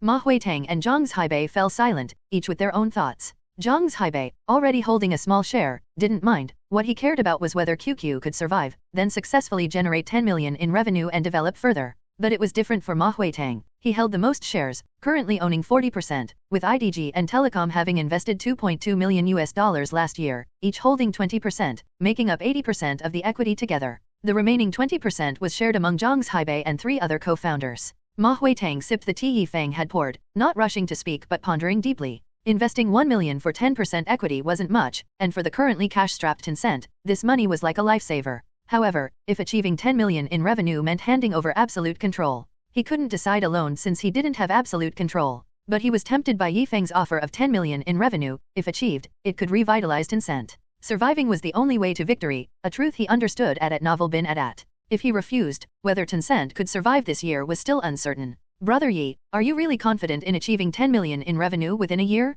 Really? Ma Huiteng asked solemnly. What if, if, you can't achieve it? Would you dare to make a wager agreement? Yi Feng understood what a wager agreement was, a bet between parties on a certain matter, often included in investment conditions. For Yi Feng, making a wager agreement couldn't be better. Of course, Boss Ma, we can make a wager agreement. If I can't achieve 10 million in revenue within a year, I will invest an additional 5 million and not seek additional equity. If I can achieve 10 million in revenue within the year, then I want 51% of the absolute controlling stake. This wager agreement, I can sign with all shareholders of Tencent. Yi Feng smiled, his expression calm, his tone full of confidence. Ma Huiteng, hearing that Yi Feng would invest an additional 5 million if the wager failed without seeking additional equity, was even more moved. If Yi Feng really achieved 10 million in revenue within a year, giving him 51% of the absolute controlling stake might be acceptable. Because with annual revenue of 10 million, the company's market value could reach hundreds of millions. By then, the value of everyone's shares would increase tenfold or more. Zhang Haibei was excited to hear this, eager to agree immediately, but Ma Huiteng raised his hand to stop him.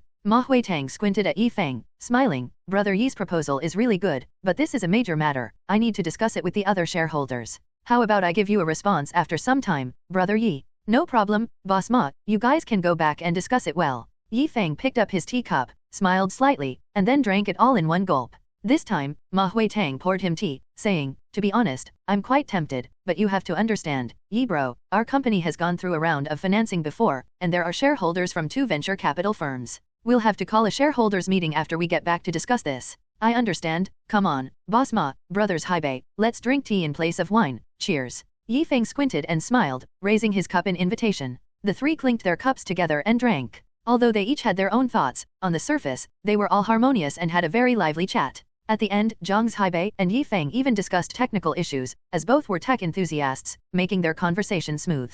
But it was mostly Yi Feng talking, with Zhang Haibei listening intently. The more Zhang Haibei listened, the more shocked he became. He was astonished by Yi Feng's depth and breadth of knowledge, not only in desktop applications and computer security but even in technical principles and future prospects. So young and yet so profoundly skilled, no wonder he was the top scorer in Guangdong's college entrance examination. A genius? A monstrous genius? The morning tea lasted from morning until 2 p.m., when the 3 finally parted ways contentedly. After exchanging contact information, Zhang Haibei and Ma Huiteng immediately rushed back to Shenzhen. The 3 said goodbye in the parking lot. No need to see us off, Yi bro. If you have time, you can come to Shenzhen, visit our company, and I will treat you well. Ma Huiteng politely said.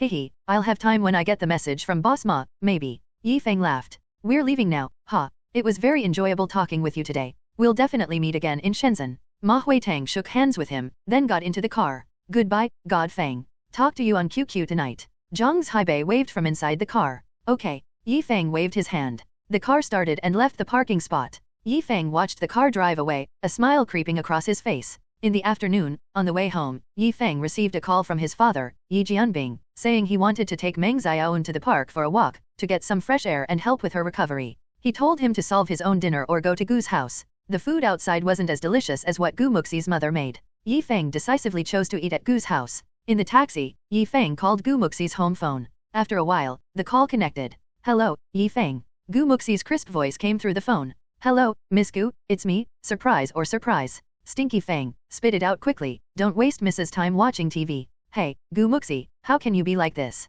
Warning you not to be too arrogant. Hehe, Stinky Feng, you're so annoying. What do you want? Alright, Gu Muxi, I'm coming to your house for dinner today, make an extra bowl of rice for me. Humph, I knew it, your parents are out playing, and you're definitely coming over for dinner. My mom has already started cooking your rice, she even added more dishes. Hehe, auntie is so good to me. Stinky Feng, your laugh is too wicked, I can imagine your face just from the sound. Gu Muxi, don't fall in love with me, I'm just a legend. If you insist on falling in love with me, then I can only reluctantly offer my strong shoulder for you to lean on. Gu Muxi. Stinky Feng, I'll give you a word, scram. Beep beep beep. Yi Feng listened to the busy tone on the phone, a smile forming on his face. Just after returning to Gu's house, Yi Feng saw Li Wan and Gu Muxi picking vegetables in the living room. Auntie, hello. Yi Feng greeted Li Wan with a smile. Little Feng, you're back. You're eating here tonight, huh? Auntie added more dishes for you, bought half a pound of pork belly, and made you some braised pork. Li Wan happily greeted. Okay, thank you, Auntie. Auntie, let me help you pick vegetables. You can go do other things if you want, leave this to us. Yi Feng said. Okay then, you two pick nicely, I'll go braise the meat. Li Wan stood up, wiped her hands, and turned to the kitchen. Gu Muxi squinted at Yi Feng and huffed, wow, young Master Yi, when did you become so diligent? I've always been diligent, okay. Yi Feng sat down with a grin, right next to Gu Muxi. I've never seen you volunteer to pick vegetables before. Are you trying to please my mom on purpose? Gu Muxi saw through his little scheme. Yi Feng didn't hide it and openly admitted, yeah, any problem. Humph, no wonder my mom favors you so much. Yi Feng, you're so scheming. At novel bin at. Thanks for the compliment, I'm honored. Your face is so thick even a shotgun couldn't penetrate it. That's very safe, then. I won't be ambushed. Gu Muxi haughtily huffed, I can't be bothered with you. Yi Feng chuckled and helped pick vegetables. Suddenly, he noticed a green caterpillar under a leaf, its tiny body wriggling on the leaf, looking very disgusting. Yi Feng's eyes twinkled. If he suddenly threw the caterpillar on Gu Muxi, would she be scared and jump into his arms? Thinking it, he did it, secretly hiding the caterpillar in his hand. Gu Muxi, you. Yi Feng stared intently at her beautiful face, pretending to find something strange on her face. Gu Muxi rolled her eyes at him, asking, Stinky Feng, what are you up to? Thinking of doing something serious. What? What's the matter? Is there something on my face? Gu Muxi touched her face but didn't find anything unusual. Ah, there seems to be a black spot on your face. I don't know what it is, don't move, let me wipe it off for you. Yi Feng reached out his right hand, moving closer to her cheek. For a moment, their faces were only a fist's distance apart, both could feel each other's breath. Gu Muxi's cheeks reddened, her heartbeat sped up, but she remained still. Yi Feng wiped her face with his fingers, feeling her skin smooth and tender, like soft tofu. Gu Muxi's skin is really nice. How does she maintain it, truly born with such beauty? He thought and then retracted his body. All done, it was just a bit of dirt. Gu Muxi turned her head away, somewhat awkwardly saying, oh, thanks. Yi Feng chuckled, you're welcome. He glanced at the caterpillar hanging on Gu Muxi's body, which he had sneakily placed there. Oh no, Gu Muxi, there's a caterpillar on you, so gross. Look. Yi Feng pretended to be shocked, then stood up, opening his arms, waiting for Gu Muxi to seek refuge in them. Gu Muxi looked down and suddenly laughed. Huh? What a cute caterpillar. Stinky Feng, what if I pull its head off, can it still move? Yi Feng, Gu Muxi picked up the small caterpillar from her body with her fingers, dangling it in the air. Stinky Feng, look, its body still wriggles in the air, how cute. Don't you think it's cute? Yi Feng tugged at the corner of his mouth, cough cough, really? I can't see where the cuteness is. Look at its long, slender body, and it moves, just lacks a bit of fur. What do you think it likes to do most? Given its length, maybe it likes to burrow. Cheating ghosts, how would a caterpillar burrow? Who says it can't? It probably prefers moist and warm burrows.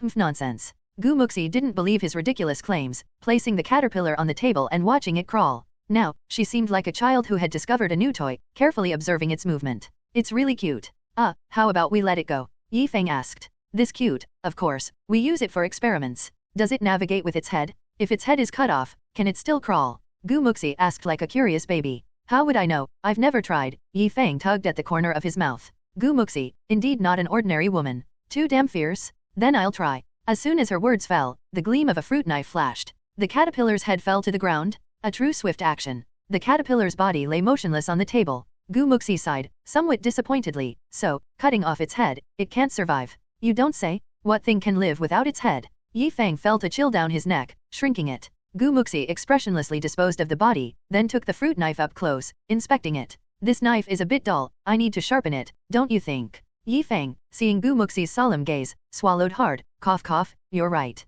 Haha, look how scared you are? I'm dying of laughter. Gu Muxi suddenly burst into laughter, her laughter filled with mockery. Yi Feng, I'll go wash the knife, you keep picking vegetables. Gu Muxi patted his shoulder, smugly got up, and left. Yi Feng touched his nose, this girl? To prevent her from causing harm to the world in the future, it seems I'll have to take her in out of great compassion. As night fell, Yi Feng had dinner at Gu's house, helped Gu Muxi clean up the dishes, and tidied up. After finishing the chores, the two returned to their room as usual. Gu Muxi was reading a novel, while Yi Feng sat at the head of her bed, casually flipping through a fashion magazine Gu Muxi had bought. Gu Muxi, you read this stuff. Yi Feng flipped to a page with a very sexy sling dress and showed it to her. Gu Muxi's cheeks reddened, she put down the novel in her hand, climbed onto the bed, and snatched the magazine from Yi Feng's hands. What's wrong, can't I pursue fashion? Gu Muxi asked as if it were the most natural thing in the world. Of course, you can, but I think you're more suited to wearing a JK, hee. Yi Feng grinned mischievously, having imagined Gu Muxi in a JK uniform countless times in his mind. That image, simply breathtaking?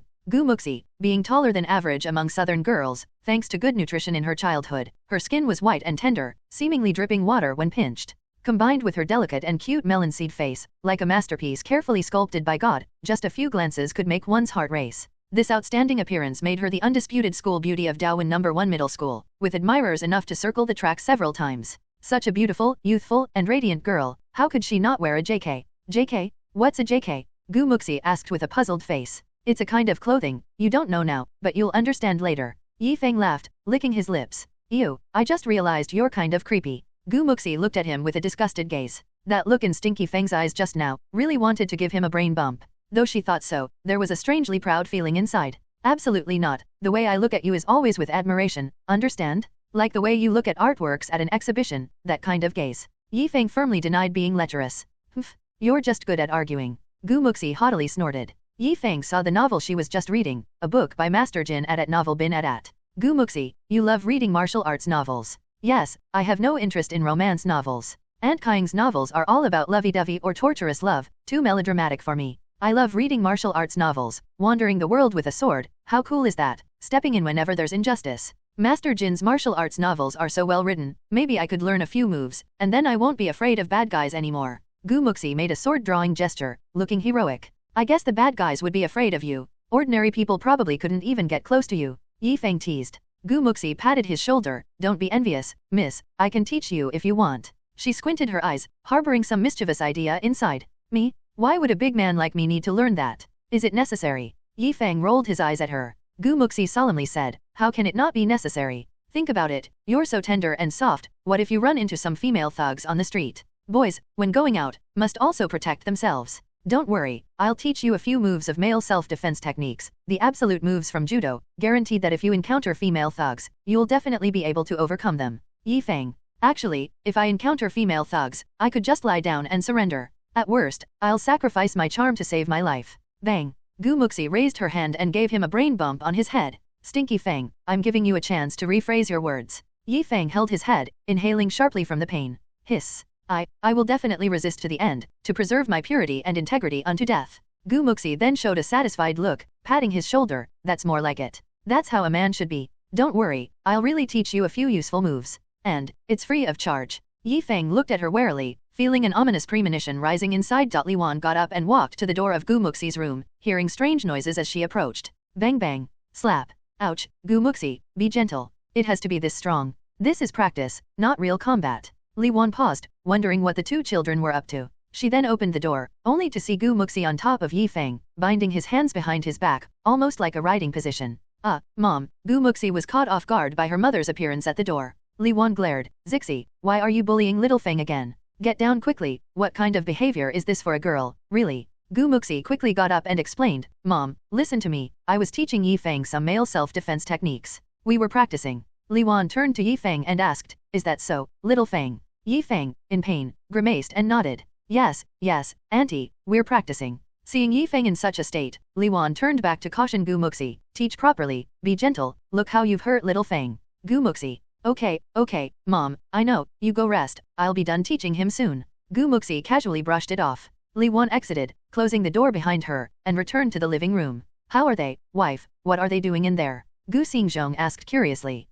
Zixi is teaching little Feng judo, but, it seems little Feng is having a tough time. Li Wan shook her head and laughed. Gu Xingzhong laughed too, saying, when she was little and we sent her to learn judo, the intention was just so she wouldn't get bullied, but now it's made her a bit more fierce. Since she learned judo as a child, besides little Feng, no other boys played with her. Sometimes, I even regret sending her to learn. Li Wan smiled helplessly, the child is so big now, regret is useless. Just don't know if her future partner can withstand her fierce character. Gu Xingzhong waved his hand.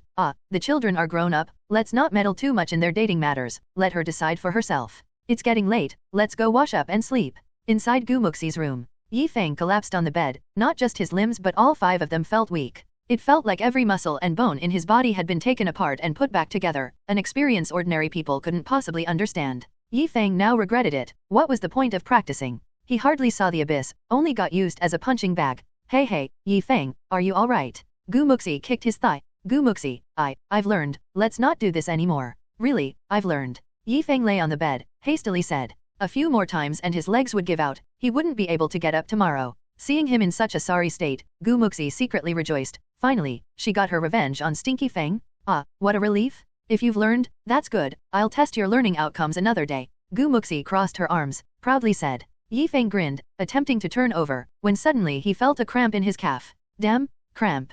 Feng gasped in pain, instinctively holding his calf. Recently busy with work, he had no time for exercise, now a little bit of activity and his muscles cramp up. Seeing this, Muxi's expression changed. She quickly crouched down to help him stretch his right leg. Relax, straighten your leg, I'll help you relax the muscles. Muxi said as she quickly massaged the muscles on his right calf. Having learned judo before, she often experienced cramps and was very skilled at relieving them. Sure enough, under Muxi's quick massage, Feng's calf muscles finally relaxed. Feng sighed in relief. Muxi's massage technique was really good, strong enough, and her hands were tender, pressing was really comfortable. How is it, Feng? Feeling better? A bit better, but I feel my shoulders and arms are a bit sore and swollen, could it be muscle damage? Feng wore a worried expression. Muxi glanced at him, helplessly said, alright, I'll help you relax. Muxi began to help Feng relax his muscles. Her tender hands pressing down, making Feng very comfortable. He unwittingly felt sleepy. Hearing Feng's slight snoring, Muxi's face darkened instantly. Oh, so I'm massaging you, and you're comfortable enough to fall asleep? See my double dragon pearl. Muxi scooped up her hands, pinching a soft spot on his waist. Ow. Feng instantly woke up. Muxi, what are you doing? Are you planning to murder your husband? Your husband, your head, if you want to sleep, go back to your room. Muxi glared at him. Alright, then I'll go back to sleep. Feng got up from the bed, put on his shoes at novel bin at. Hmph, sooner or later, half of your bed will belong to me? Feng muttered as he opened the door and left. Good night, Muxi. Good night, Feng. Muxi responded. The door closed, leaving Muxi alone in the room. Stinky Feng, still dreaming of taking over my bed? Keep dreaming. Muxi lay down, turned her head to see the plush pig by the bedhead, grabbed it, and hugged it to her chest. Pink pig, oh pink pig, why do you look a bit like Stinky Feng? Just as pig-headed. But luckily, you're not him, see how well I treat you. Washing your fur, spraying you with perfume. Muxi talked to herself, rubbing the pink pig's face. Damn, I forgot to take my bike for chain repair this weekend. Muxi suddenly sat up, remembering she had to go to work tomorrow, but the bike chain was broken, forgot to get it fixed. Guess I'll have to ask Feng for a ride tomorrow. She lay down again, tossing the pink pig away, it landed back at the bedhead. The next morning at novel bin at. Feng was not yet fully awake, but the Muxi brand alarm clock had already woken him up. Thump thump thump. Feng, time to get up. Feng instinctively opened his eyes, sunlight streaming through the window, slanting into the room. He got up from the bed, walked to the window, and saw Muxi tying her hair across the way. Today she was wearing jeans and a white t-shirt. Although the style was old, it suited her uniquely, especially the tight jeans that outlined her perfect figure, very eye-catching. Feng quickly swallowed his saliva. Good morning, Muxi. If you're not going to work, why wake me up? Feng was still somewhat sleepy, yawning. Feng, my bike broke, and I forgot to get it fixed yesterday. Can you give me a ride to the office? It's not far from your shop. Muxi requested. As long as you ask, I'm happy to, but you can't expect me to work for free, right? Feng seized the opportunity to strike a bargain. Muxi rolled her eyes at him. This Stinky Feng, even negotiating terms? Say it, what do you want? A bowl of pig offal noodles isn't too much, right? Fine, just a breakfast, I'll treat you. See you in a bit. After freshening up, Feng waited at the door for Muxi. I'm coming. Muxi, carrying a small crossbody bag, came out bouncing, clearly in a good mood today. Please, Miss Gu. Feng chuckled. Lead the way, little Feng. Muxi tilted her chin up. The two went downstairs together.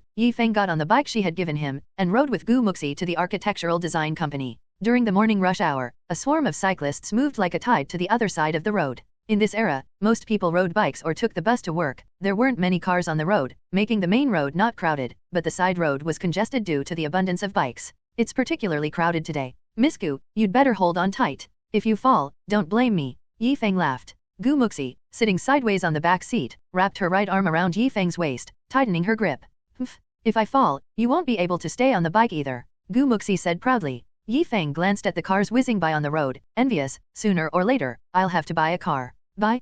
Feng, have you lost your mind? How much does a car cost? Let's talk about it after you graduate from university. Gu Muxi didn't quite believe it. Yi Feng smiled. A regular car isn't that expensive. I've already signed up for a driving test. Once I get my license, I'll go buy one. He was already able to drive, so passing the driving test would be very easy for him, definitely within a month. Alright, when you buy a car, take me with you, let me see the world too. Gu Muxi joked, still not quite believing Yi Feng could afford a car. In her understanding, cars were something that middle-class and wealthy people could afford. It was good enough for ordinary people to have a motorcycle. After nearly an hour's ride, Yi Feng finally reached the Tianhe Plaza business district and dropped Gu Muxi off at her company's building. They decided to find a noodle shop nearby to have a bowl of pig offal noodles to fill their stomachs. Yi Feng went to find a place to temporarily park the bike, while Gu Muxi waited for him. Suddenly, a young man in a suit approached her. Good morning, Gu Muxi, you're early today. The young man in the suit greeted her with a smile, his phoenix eyes scrutinizing Gu Muxi, filled with a fervent gaze. Good morning, Senior Ding.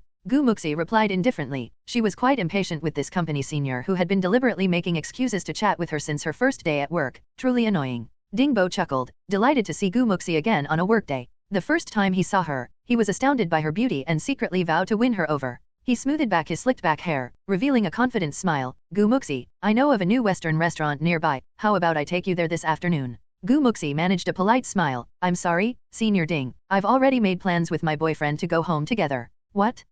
Boyfriend? You have a boyfriend? Dingbo. Gu Muxi's statement was like an arrow piercing through Dingbo's heart. His heart shattered into pieces. The goddess actually had a boyfriend? Oh heavens, why do you play with me so? If she already had a boyfriend, why did she appear in my world? Dingbo clutched at his chest. The pain was too much to bear. Do you really have a boyfriend? Dingbo asked again, nearly in tears. Gu Muxi nodded seriously. Yes, Senior Ding. Suddenly, Dingbo thought of something. He had never seen her boyfriend come to pick her up at the company. With such a beautiful girlfriend, isn't it normal to keep an eye on her every day, to pick her up and drop her off? No, could it be? Gu Muxi made up an excuse just to reject me? Very likely. Dingbo suddenly saw the light and became suspicious. He squinted his eyes, staring at Gu Muxi and questioned, Oh, but I've never seen your boyfriend pick you up. Gu Muxi was momentarily at a loss for words, her eyes betraying her panic. When you tell the first lie, you must cover it up with countless others. It's most deadly to make up lies on the spot. Gu Muxi had only come up with an excuse on the fly, not expecting him to keep probing. Gu Muxi gritted her teeth. If Dingbo wasn't the boss's nephew and a high achiever in the company, someone you couldn't afford to offend, Gu Muxi would have already thrown him over her shoulder. But this internship was hard-earned by her mother's pleading. Getting fired because of offending Dingbo would waste all her mother's efforts. Therefore, Gu Muxi had to endure, knowing that acting on impulse would make it difficult for her mother among her friends. She didn't care what others thought of her, but she feared her family would be wronged or criticized because of her. Cough cough, my boyfriend is usually very busy, he doesn't have time to pick me up. Gu Muxi made an excuse. But her hesitation and contemplative expression were caught by Dingbo, further convincing him that she was making up an excuse. Oh, if your boyfriend doesn't have time to pick you up after work, doesn't he have time to drop you off? Dingbo questioned. Gu Muxi paused, at a loss for other explanations when she suddenly saw Yi Feng parking his bike and coming towards them from a distance. Ah, well, who says not? Today my boyfriend did drop me off at work. Look, there's my boyfriend. Gu Muxi turned and pointed towards Yi Feng as he approached. Dingbo followed her direction and saw Yi Feng. What? Him? Dingbo could hardly believe it because, although Yi Feng was handsome, he wasn't tall or muscular, certainly not as handsome as himself, and dressed in a very ordinary shirt and trousers, nothing remarkable. At first glance, you could tell this young man didn't have much money. How could Gu Muxi, so beautiful, choose such an ordinary guy? No, I don't believe it. I absolutely don't believe it. Dingbo was skeptical about their relationship, feeling he was at least better than this kid in every aspect. Yes, that's him, he is my boyfriend. Gu Muxi said seriously. Gu Muxi, I've parked the bike, are you going to treat me to pig offal noodles now? Yi Feng called out as he approached, then noticed the unfamiliar man. Gu Muxi, who is this? Yi Feng looked Dingbo up and down with curiosity. Dingbo was also sizing him up, his eyes filled with a hint of hostility. Hello, I'm Gu Muxi's colleague. Dingbo, are you her boyfriend? Dingbo asked with a fake smile, offering his hand. Boyfriend? Yi Feng was taken aback. Gu Muxi quickly grabbed his arm, cutting off his words, and laughed awkwardly. Yes, darling, aren't we going home to cook dinner today? As she spoke, she wildly signaled with her eyes to Yi Feng. Yi Feng was no fool and instantly understood what was going on. Damn, so I'm being used as a shield? But, this feels pretty good, hee. When he heard Gu Muxi calling him darling, his heart almost soared with joy. Ah, right, darling, I'll cook tonight, make you something delicious. Yi Feng suddenly wrapped an arm around her waist. This sudden move made Gu Muxi's cheeks turn red as an apple. Her heart began to race uncontrollably. Damn it! Stinky Feng is taking advantage of the situation? This is outrageous. Yi Feng's hand seemed to carry countless tiny currents, making her feel ticklish around her waist as if ants were crawling on her. Muxi turned her head and glared at him secretly. But Yi Feng pretended not to see, secretly chuckling to himself. He instead looked very engaged at Dingbo. You must be Muxi's colleague, right? Hello, hasn't my girlfriend caused any trouble at the company? Dingbo, seeing the waist of his beloved goddess being held by another man, felt his head explode with a bang. He clutched his heart, howling inside. Oh heavens! Oh heavens! He's actually holding Muxi's waist. Lord have mercy! His heart, just mended, shattered once again. Pain? The pain was unbearable. Even though his heart ached like being cut by knives, he still tried not to show it on the surface. Hee. No, Muxi has always been doing well. Haha, that's good.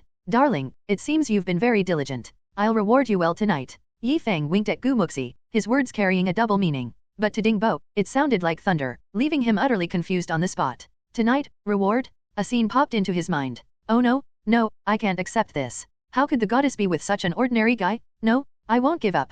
Stop it. Muxi blushed, pretending to be shy, but secretly pinched Yi Feng's waist hard. Yi Feng's eyes. Muxi, have you lost your mind? I'm helping you. Muxi's eyes. Can't you tone down your flirtiness? Yi Feng's eyes. If I didn't say that, would he back off? Muxi's eyes. Just be normal. The two exchanged looks, their eyes furiously communicating. But to Dingbo, it seemed they were lovey-dovey flirting, publicly displaying their affection. That sweet gaze felt like blades stabbing into his heart. No, I won't give up. Since Muxi's boyfriend is so ordinary, it means I still have a chance. After all, I'm more outstanding than this kid. Cough cough. Muxi, haven't you had breakfast yet? Let me treat you to the tea house nearby. Dingbo tried to maintain a gentlemanly and elegant demeanor, planning to show off in front of Muxi, highlighting the difference between Yi Feng and himself. Tea house? That's not good, right? That place is quite expensive, just breakfast costs dozens of yuan. There's no need for Senior Ding to spend so much. Muxi declined. Hey, it's not expensive for me at all, and since it's still early for work, I also want to eat breakfast at the tea house. If I don't eat at home, I usually go there. Bringing you guys along makes it more lively. Let's go, let's all go. Dingbo adjusted his clothes, a bit arrogantly. His words subtly revealed his comfortable living conditions, casually eating breakfast at the tea house now and then, something an average family couldn't afford. This was a bit of a casual flex. Seeing him so persistent in inviting, Muxi really didn't know how to refuse properly. If she declined too rudely, it might lead to trouble at work or even getting fired. What should she do? Suddenly, Yi Feng took her hand and smiled. Since Mr. Ding is so kind, it would be rude not to accept. Haha, darling, then let's go together. Muxi was taken aback, surprised at Yi Feng's sudden agreement at novel bin at. Why did you agree? I don't want to eat with him. Muxi whispered. Yi Feng chuckled. Silly girl, of course, it's for a free breakfast. Muxi, W. Stinky Feng, truly, shameless. Muxi gave him a white look. I'm not afraid of him. I just find him too annoying and don't want to see him. She was naturally not afraid of Dingbo, she just didn't want to offend him easily. As long as it wasn't too excessive, she would just bear with it. If she really couldn't tolerate it anymore, she would give him a back throw and then slam the door on her way out. Hey, with the spirit of taking advantage when you can, why bother with so much? Just eat your fill and leave, and that's it. Yi Feng smirked. Muxi immediately thought about it and nodded. Not bad, worthy of you. She suddenly glared at Yi Feng, saying, also, next time, without my permission, you're not allowed to hug my waist. Yi Feng seriously said, Muxi, you're using me as a shield. Of course, the act must be complete. If we don't do this, would he believe it? Wouldn't it be seen through at a glance? Muxi blushed and said angrily, in any case, you're not allowed. Thinking of Yi Feng's mischievous hand just now, she still felt a tingling sensation around her waist. Okay, but let's play it by ear later. Yi Feng laughed. Using me as a shield and not taking some interest? Even actors get appearance fees, and I, as a grand actor, don't get any benefits? The two followed Dingbo to a breakfast tea house next to the company, located in the Tianhe business district, belonging to a high-end tea house. Not many people came, but those who did were elites and bosses from nearby companies. The three found a place to sit down, and a waitress immediately brought over the menu. What tea would you like to drink? We have a very complete selection of tea here. This is the menu, please take a look, the waitress said, handing each of them a menu. Dingbo smoothed his hair and said with a hearty laugh, order whatever you want to eat or drink, this breakfast is on me. He wanted to perform well in front of Muxi, hoping she would see him in a new light. Hopefully, after comparing, Muxi would realize that there are men in this world who are better than her boyfriend.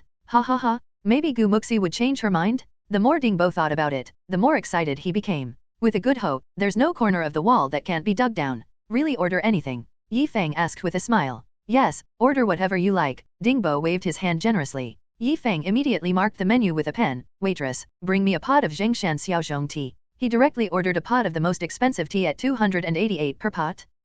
Cough cough. Dingbo almost choked on his saliva upon hearing this. Damn, you really know how to order, don't you? I said you could order anything just to be polite, but I didn't expect you to take it so literally. Seeing his face darken, Yi Feng pretended to be surprised. Oh, isn't this tea a bit too expensive? After saying that, Yi Feng gave Gu Muxi a look. Gu Muxi caught on and pretended to persuade. Dear, don't order something so expensive. It would cost Senior Ding too much. Dingbo couldn't lose face in front of his goddess, so he forced a smile and said, it's not expensive, just over 200 for a pot of tea. Wow, Mr. Ding is really wealthy? I could tell just by looking at Mr. Ding's demeanor and dress that he's like a rich man. Yi Feng feigned astonishment. Dingbo, flattered, modestly said, hey, no, I drink this normally too. I also like Chunshan Xiaozhong, this tea is indeed good. This meant he often spent 288 on tea, no big deal. But, in reality, he only dared to order 10 yuan ordinary tea on normal days. Even with money, he wouldn't dare to spend like this every day. Is that so? Then I'll also have a pot to try. Waitress, I also want a pot of Chunshan Xiaozhong. Thank you. Gu Muxi raised her hand. Dingbo. Pft. Cough cough. He almost spat out a sip of plain water. Damn, it's just breakfast, no need for this, right? Then Gu Muxi raised her hand and said, if Senior Ding also loves it, then he should have a pot too. Hearing this, Dingbo felt like he was bleeding internally, and his face looked very ugly. Gu Muxi blinked her big eyes at Dingbo and asked, Senior Ding, you want a pot too, right? Ordering 3 pots, won't that be a bit too much for you? These 3 pots of tea directly cost an ordinary person's monthly salary? Dingbo wiped the water stains on his clothes and squeezed out an ugly smile. No, not expensive at all, just 3 pots of tea, not much money. Yi Feng continued to praise, wow, Mr. Ding is really generous? Look, this is called having a broad vision, a grand vision. Mr. Ding is a man with a grand vision. Such a small amount of tea is nothing to him, right, Mr. Ding? At novel bin at. Being able to meet such a generous, cough, a noble person like Mr. Ding is my honor. Yi Feng almost let slip his true thoughts, thankfully catching himself in time. Hehe, don't mention it, go ahead and order, I'll just go to the restroom. Dingbo smiled painfully, feeling as uncomfortable as if he had eaten shit. Go ahead, we'll just order something. Yi Feng said cheerfully. After a while, when Dingbo had walked away, Yi Feng smiled and raised his right hand towards Gu Muxi. Gu Muxi synchronously high-fived him. Oi, Smelly Feng, we coordinated perfectly this time, you're really something. Gu Muxi, have you ever drunk tea worth 288 yuan? No. Have you ever eaten sea cucumber? No either. Have you ever eaten abalone? Still no. Congratulations, today you can try them all. What are you trying to do, Yi Feng? Ordering, what are you waiting for? Yi Feng glanced at the menu, not caring what the dishes were, just choosing the expensive ones. Sea cucumber in red sauce, abalone stewed with pig's trotters, Buddha jumps over the wall, and so on. He ordered everything. Yi Feng was furiously marking the menu. This high-end tea house located in the city center did have some aspects that matched its high-end status, such as the prices, which were indeed high-end. After Yi Feng had mostly checked off the expensive items, he turned to Gu Muxi. Gu Muxi, what have you chosen? Rice noodle rolls, chicken feet, all my favorites. Gu Muxi smiled. Hey, don't choose those. Add some sea cucumber and such. Yi Feng stopped her hand. Didn't you already choose them? Gu Muxi asked, puzzled. Silly girl, we can take away what we can't finish. That's lunch sorted for today, Yi Feng said seriously. Take away. Gu Muxi looked at him in astonishment. Yi Feng, you truly have reached the realm of being shamelessly one with nature. I am inferior to you. But, well done, I like it, haha. Yi Feng smirked. Thanks for the praise, little pig Gu. Don't just stand there, order now, he might come back any minute. Okay, no problem. Gu Muxi made an okay gesture, starting a frenzied ordering mode. After the two finished ordering, they handed the list to the waitress. Yi Feng said, serve as listed, please. Sir, can the 3 of you finish so much? The waitress asked, shocked by the dense list. Don't worry, we'll take away what we can't finish, absolutely no waste, Yi Feng smiled.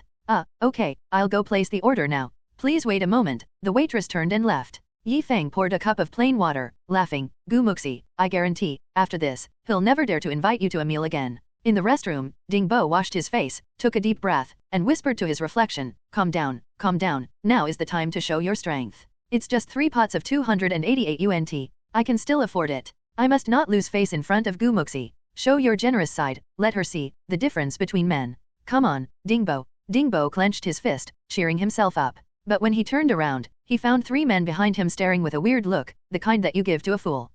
Please go ahead, Dingbo wiped his face, smiling awkwardly. The 3 men looked at each other in confusion after he left. Is this idiot sick? Dingbo returned to his seat, finding Yi Feng and Gu Muxi drinking the 288 yuan Zhengshan Xiaozhong. Hehe, have you ordered breakfast? I find the char siu bao here really good, I recommend you try it. Dingbo forced a smile. He recommended the char siu bao not because it was delicious but because it was cheap and filling, so they wouldn't order too much. Char siu bao. Waitress, add a serving of char siu bao to this table. Yi Feng raised his hand and shouted. Okay, sir, please wait a moment while I add it to the order, the waitress responded. Yi Feng then turned back to Dingbo. Hey, Mr. Ding, you haven't ordered yet. We've both ordered, just waiting on you. I didn't eat much this morning. Waitress, just bring me set meal 1, Dingbo called out. The waitress looked baffled. They've already ordered so much, and still ordering? Well, as long as they pay, order as much as they want. Okay. The waitress immediately went to add the order. Dingbo took a sip of tea, feeling like he had just drunk 10 yuan. This tea doesn't seem to have anything special. Why does it feel a bit painful to drink? He looked up at the beautiful Gu Muxi, smiling. Gu Muxi, how did you two meet? What about your boyfriend attracts you? He wanted to dig out Gu Muxi's preferences towards her partner, then find out some traits of Yi Feng, and if he could cater more to her preferences than Yi Feng, wouldn't he win her heart? Dingbo felt excited about his cleverness, knowing oneself and the enemy ensures victory. We are. Gu Muxi hesitated, not sure how to fabricate. Yi Feng quickly took over. It's a long story. He suddenly grabbed one of Gu Muxi's hands, looking at her with deep affection. Gu Muxi was startled by his action. Stinky Feng, what are you doing? That was a dark and windy night. We were sitting on a cruise ship heading to the other side of the ocean, Yi Feng said passionately. Gu Muxi. Dingbo. The other side of the ocean? Cruise ship? What the heck is this? Dingbo listened to Yi Feng's nonsense with a baffled face. Then she jumped down, and I jumped down after her. Even if it meant death, we wanted to die together. After finishing, Yi Feng, feeling a bit thirsty, took a sip of tea. Later, we were rescued by kind-hearted people, and then we got together. We made a vow to never part in this lifetime. Right, dear? Yi Feng looked at her affectionately. Gu Muxi, right. She was a bit stunned and could only nod along. Stinky Feng, you're really good at making things up? Dingbo looked skeptical. After listening, he felt the story sounded familiar but couldn't recall where he had heard it. Anyway, it sounded far-fetched. Are you kidding me? Only a fool would believe your story. Sir, your story is so touching. It almost made me cry. Your love is so pure, so grand, so twisted. I'm an author, and I've decided to record your story. It will definitely move thousands of readers. Here's my card. A fat man from the next table stood up excitedly, handing Yi Feng a business card. Dingbo. No way, someone believes such nonsense? Let's meet up next time. Brother, where do you write your books? Yi Feng asked casually. Tomato, Fanki, that's where the most discerning readers are, handsome men and beautiful women, a dream palace for authors. Those readers are so generous, often rewarding me, encouraging me, and even sending me gifts. It's just that the gifts are too monotonous, all blades, my house is almost filled with them, the fat man lamented. Yi Feng. Alright, brother, I got it. I'll come support you next time, but I have a date now, Yi Feng smiled. Okay, remember to look for me, I'll be waiting. The fat man winked at Yi Feng and left. Yi Feng shivered. Dingbo squinted at Yi Feng and suddenly said, Brother Yi, forgive my bluntness, but I feel, you two aren't really dating, are you? He sensed it. Just Yi Feng's blabbering and Gu Muxi's completely bewildered expression. With such a deeply engraved love story, where would such expressions come from? Thus, Dingbo judged that Gu Muxi and Yi Feng were not a couple. It was possible that Gu Muxi had found him to act and fool himself. Yes, very likely. How could that be? Mr. Ding, that must be your misconception. We are a couple deeply in love, right, dear? Yi Feng held her hand, raised it, and said earnestly. Gu Muxi was exasperated, all thanks to his nonsense, and now, they were suspected, weren't they? But now she was too far in to back out, so she could only mimic Yi Feng's actions and gaze deeply into his eyes. Yes, dear, we are to be together forever. Saying this, Gu Muxi's cheeks reddened, and her body broke out in goosebumps. Dingbo, seeing their act, although hard to imagine, but they were holding hands too tightly, weren't they? His goddess was being held by someone else's hand. Pain, it was truly painful. He was about to continue voicing his suspicions when the waitress came over with a cart. The cart was piled with dishes and various cuisines. Sir, madam, your ordered dishes are ready. Let me serve them for you, the waitress smiled. Okay, thank you. Mr. Ding, let's eat breakfast first. After talking so much, I'm hungry, Yi Feng said. Okay. Dingbo nodded and glanced at the dishes on the cart. So many dishes, there must be some for other tables too. But what happened next completely dumbfounded him? The waitress moved incredibly fast, serving dish after dish, quickly clearing half of the cart. Wait, hold on. You must have served the wrong dishes. This red juicy cucumber, and the abalone, those shouldn't be mine. I only ordered set meal 1. Dingbo hurriedly called out. The waitress looked at him puzzledly. It was this gentleman and lady who ordered these. Right, it was me who ordered them. Mr. Ding, I've never eaten abalone or sea cucumber before, so I wanted to try them. It's okay, right? Gu Muxi looked at him with her big, watery eyes, showing a pitiful expression. Dingbo's heart melted instantly. Cough cough, it's okay, I was just asking. If you want to eat, then eat, it's fine, this little amount of money is nothing. I think that a man should have some financial strength. Brother Yi, this is where you're wrong. As a boyfriend, you haven't even let Gu Muxi eat abalone or sea cucumber. He immediately compared himself with Yi Feng. He had money, although not a lot, but living a slightly better life was completely no problem. But how poor is Yi Feng? With such a man's conditions, how can he provide security to a woman? Gu Muxi, get angry, quickly give Yi Feng a disdainful look, hee. Yi Feng nodded and smiled, yes, so today I let her loosen up a bit, order whatever, eat whatever. Gu Muxi, holding Yi Feng's hand, sweetly said, ah, dear, you're so good. Boom, Dingbo was petrified. Damn, please, this meal is on me, okay, what does it have to do with Yi Feng? Gu Muxi, it's me who's treating, it's me. Come on, Mr. Ding, don't just stand there, eat whatever you want, don't be shy. Yi Feng picked up a sea cucumber and threw it into his mouth, delicious. Dingbo, spending my money, why the hell would I be shy? Wait, that's what I should be saying. Damn, at novel bin at. Dingbo's face was filled with gloom, angrily grabbing a char siu bao and biting into it fiercely. After the waitress served a cart full of dishes, over 20 varieties piling up half the table, another male waiter came with another cart. Excuse me, sir, let me serve your dishes. Dingbo, degree. Damn, there's more? Ah, Mr. Ding, these are what I ordered. I've never eaten abalone or sea cucumber before either, and I was afraid this wouldn't be enough, so I ordered a few more, and about the others. I also wanted to try, it's okay, right? Yi Feng smiled. You, just as Dingbo was about to erupt, he was immediately interrupted by Gu Muxi. Dear, how can you speak to Mr. Ding like that? Mr. Ding is so generous, so open-minded, and so wealthy, would he mind this little bit? By saying that, aren't you belittling Mr. Ding? Right, Mr. Ding? Gu Muxi showered him with flattery. Dingbo's face turned extremely ugly. He looked at Gu Muxi's slightly admiring eyes and forced a smile. Ah, right, just a little thing, a little money, it's fine. He said that, but his heart was bleeding. No, it was gushing blood. He pressed a hand against his chest. Pain, it was truly too painful. Ah, my apologies.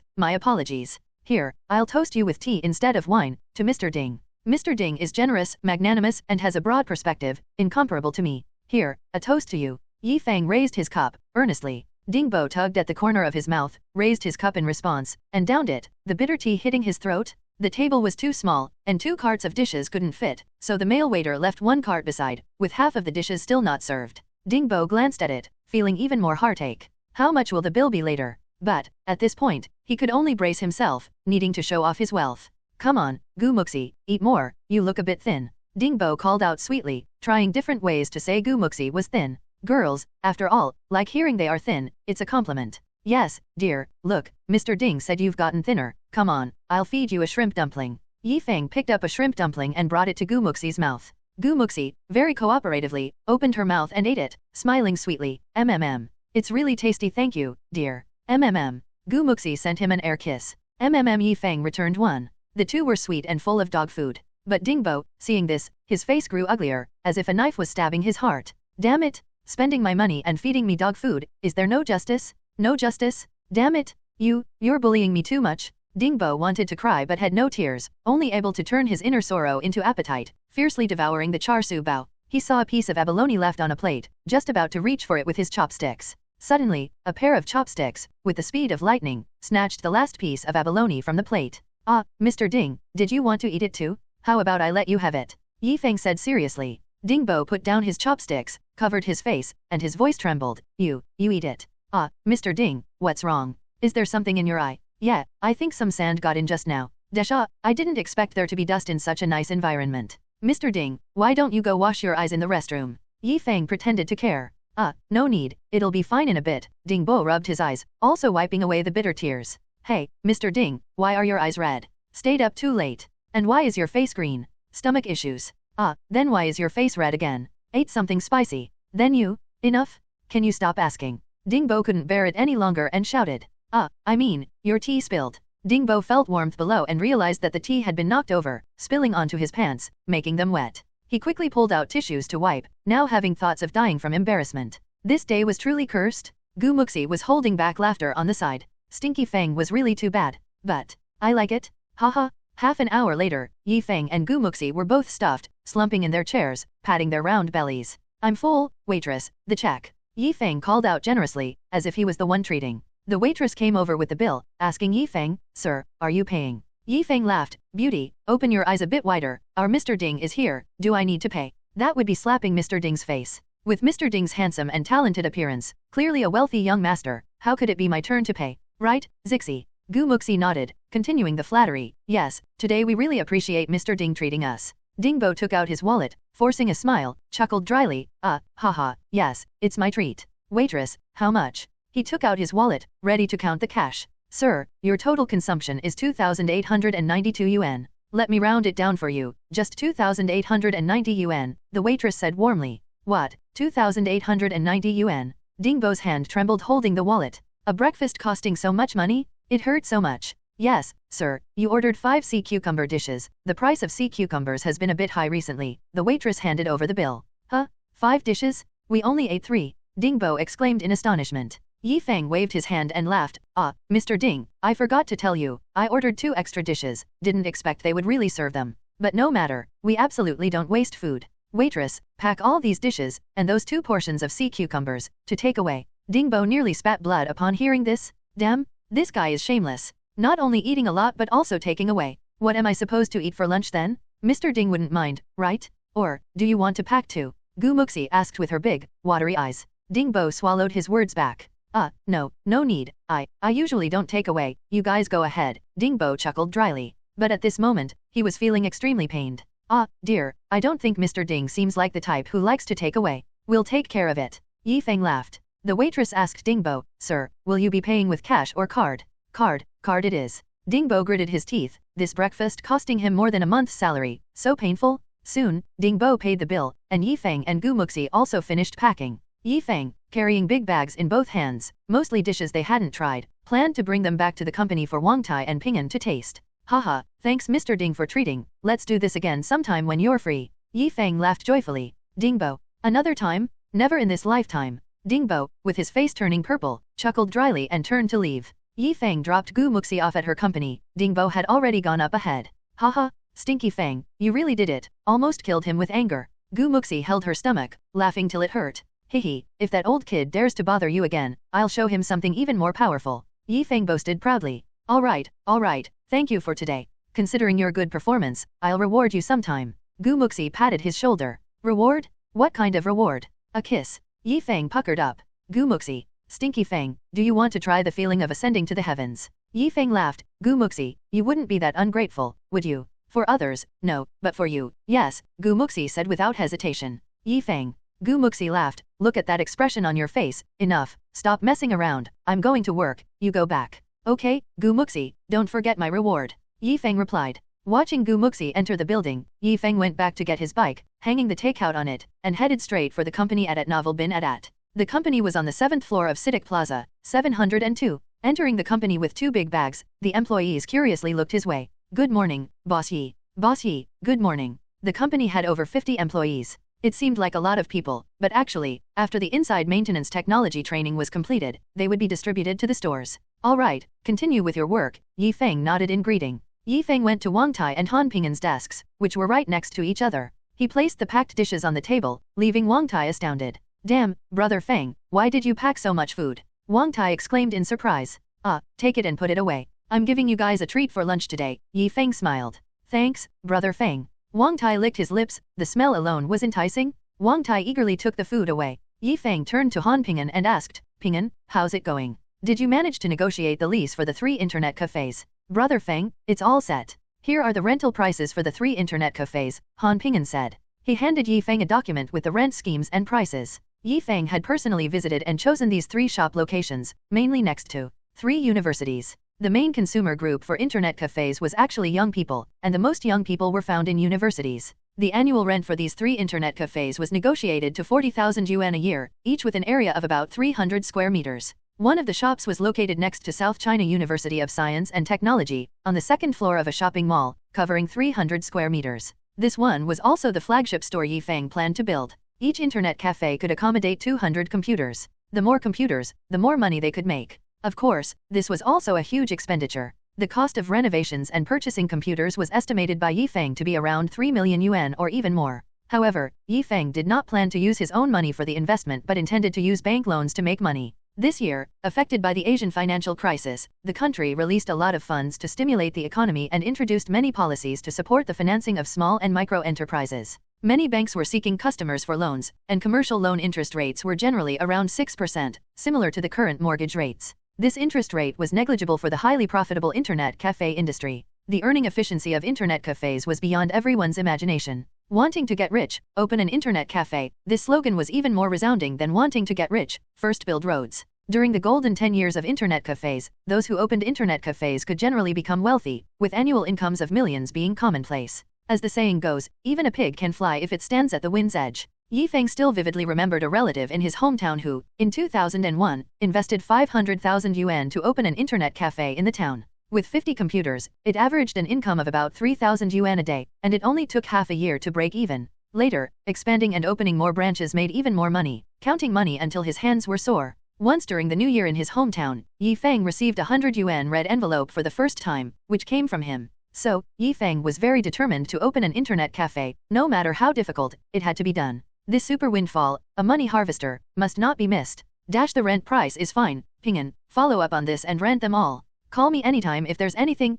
Feng turned to Han Ping'an and said, "No problem, brother Feng." Han Ping'an nodded vigorously.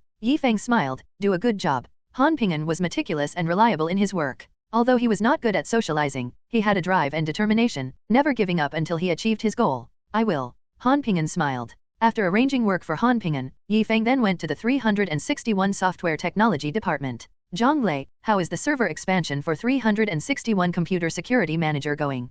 Feng asked a young man wearing thick glasses. He was a recent graduate Feng had recruited from Huanghe's side, a typical tech geek who was deeply devoted to technology and had won several awards in school. His technical foundation was very solid. He was also someone Feng intended to develop into a technical director. Zhang Lei was coding when he heard Feng's voice, startled at first, then responded in a wooden tone, "Boss Yi, I'm working on the expansion, already on the third batch." "Not bad, the efficiency is good. Just follow the technical plan I laid out, go ahead and do it. Once you guys finish the expansion, 361 Butler can expand."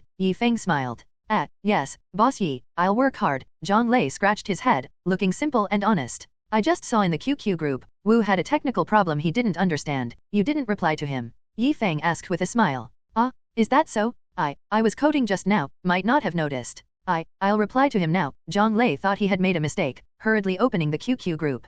"Haha, no need, I've already answered him. I was just asking," Feng said, patting his shoulder to ease his mood. "Sorry, Boss Yi." Zhang Lei lowered his head like a child who had done something wrong. "It's okay, just remember, we're a team. Sometimes, besides your own work, it's appropriate to help your teammates. This way, your expansion will be faster. After all, the strength of one person is limited, but the power of a team is unlimited. No matter how strong one person is, they can't compare to a team," Feng patiently explained. Yes, Boss Yi, I understand." Zhang Lei nodded vigorously. "Keep it up, I'm counting on you." Feng patted his shoulder encouragingly. Zhang Lei was technically capable but still very young and not accustomed to leading a team. The technical team of 361 was actually still under Feng's management. However, Feng was not in a hurry. Talent always needs to be cultivated slowly. The first condition for a technical director is to have solid technical skills, and the second is to have team management skills. Clearly, Zhang Lei still lacked much management experience, but given time, he would surely grow. Now, with a technical team of 10 people, the workload for 361 gave Feng a huge relief. He no longer had to work late into the night and could spend time on more missions. Once the server expansion was completed, 361 Butler would take off even faster than QQ's growth rate, bringing substantial cash revenue to Feng Electronics. "Get back to work," Feng said, patting his shoulder with a smile. Zhang Lei chuckled and continued coding. Feng returned to his private office and was just opening his computer when Wang Tai knocked and came in. "Brother Feng, something bad happened? There's trouble." Wang Tai rushed in front of Feng. Feng frowned, having never seen Wang Tai so nervous before, and quickly asked, "Wang Tai, what happened? What's the trouble?" "In the store, there's trouble in the store. Just now, Zhou Qianqian called me, saying a group of customers came making trouble, demanding returns, and even asking for a triple refund. There are quite a few people on the scene." Wang Tai wiped sweat, nervously saying, "What? Returns?" Feng's heart skipped a beat, feeling something was off with this situation. But now was not the time to think too much. He immediately stood up and said, "Let's go, let's see what's happening at the store." Feng and Wang Tai left the company, taking a taxi straight to the computer store. Soon, the two arrived at the store's entrance, indeed seeing more than 20 people making a commotion at the storefront. "Return the products? I want a refund. Your store is scamming people. Yet, the components I bought just broke down so soon after purchase? Scammers. Feng's boss is really a swindler. So despicable. Refund? And we want a triple refund?" Otherwise, we'll take you to court. I just bought a graphics card, and it broke within a month. Are you selling defective products as new? Such a swindler. Damn, my motherboard also had issues? Quickly refund and compensate? Triple refund. Yes, we demand our rights. Swindler, get out here. The noise from over 20 people was loud, attracting neighbors and bystanders to come out and watch the commotion, gossiping. Yi Feng's expression darkened, sensing trouble. Brother Feng, I'll talk to them. Wang Tai wanted to take on this responsibility, as he was the main manager of the Feng computer store. When trouble arose, his first thought was to step forward and resolve the issue. Yi Feng appreciated his initiative but still held him back. I'll handle this. You watch and learn. In the future, we'll encounter various situations like this. First, we need to stay calm and composed. Don't rush or panic. Okay, Brother Feng, I'll listen to you. Wang Tai nodded. Yi Feng made his way through the crowd to the storefront. I am the owner of Feng Electronics, Yi Feng. Please, everyone, calm down for a moment, Yi Feng shouted towards the crowd. The 20-something people turned around to look at him, eyeing Yi Feng. So, you're the boss, right? Quickly refund and compensate? I don't want your crappy components anymore, someone yelled angrily, full of rage. Yes, refund, triple refund. Triple refund, others followed, shouting loudly. The scene turned chaotic instantly. However, at that moment, Zhao Xingyi and Nai Xian appeared at the entrance of a coffee shop nearby. The two saw the messy scene at Feng computer store and exchanged a smile at Novel Bin Adat. Nai Xian chuckled and gave Zhao Xingyi a thumbs up. Boss Zhao, nice move. If he can't handle this, going out of business is just a matter of time. Zhao Xingyi sipped his coffee, sneering, that kid Yi Feng wants to play with me? He's still too green. Facing the tumultuous crowd, Yi Feng remained composed, calmly observing them, opting for a cool approach initially. He had experienced numerous brand crises before and was well versed in PR tactics and methods. When facing angry customers, the first step should be to cool down the situation, allowing them to regain their composure and rationality. When a person is angry, it's difficult for them to listen to others, and when a group of people are angry, it's even more so. Thus, the best method was to first remain silent and look at them with a sincere gaze.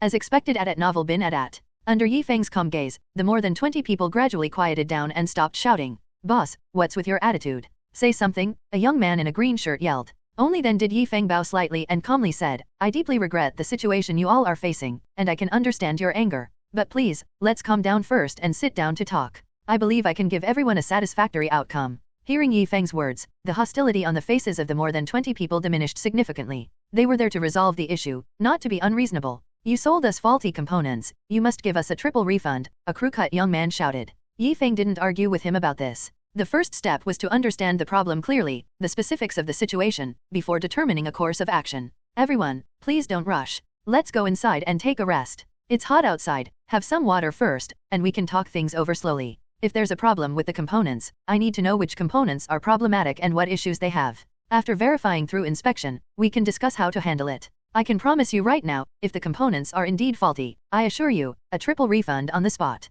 Yi Feng said earnestly. The customers looked at each other, most of them taking in Yi Feng's words, especially since he mentioned an immediate triple refund, which demonstrated his sincerity in resolving the issue. All right, let's go inside and talk, the young man in green nodded. The group entered the store, and Yi Feng and Zhou Qianqian put up a closed sign, then had Wang Tai and Zhou Qingqing serve everyone a cup of tea. There weren't enough seats in the store, so Yi Feng stood alongside them. Please start by telling us the model numbers of the problematic components. My colleague will take notes. For those who brought the components and receipts, it would be best to provide them, so we can understand which batch of products are problematic, Yi Feng said calmly. My problem is with the Shuotai 694X motherboard. Mine is the Kuntang 30 hard drive. And mine is the MGA 220. One by one, the customers stepped forward to report their problematic components, with Wang Tai taking down notes for each. 8 of the customers also submitted their receipts and components, which Wang Tai recorded. Yi Feng looked at the batch numbers on the receipts and frowned. All from Shend? And all were those special-priced components? Yi Feng cursed inwardly, damn, I've been screwed over.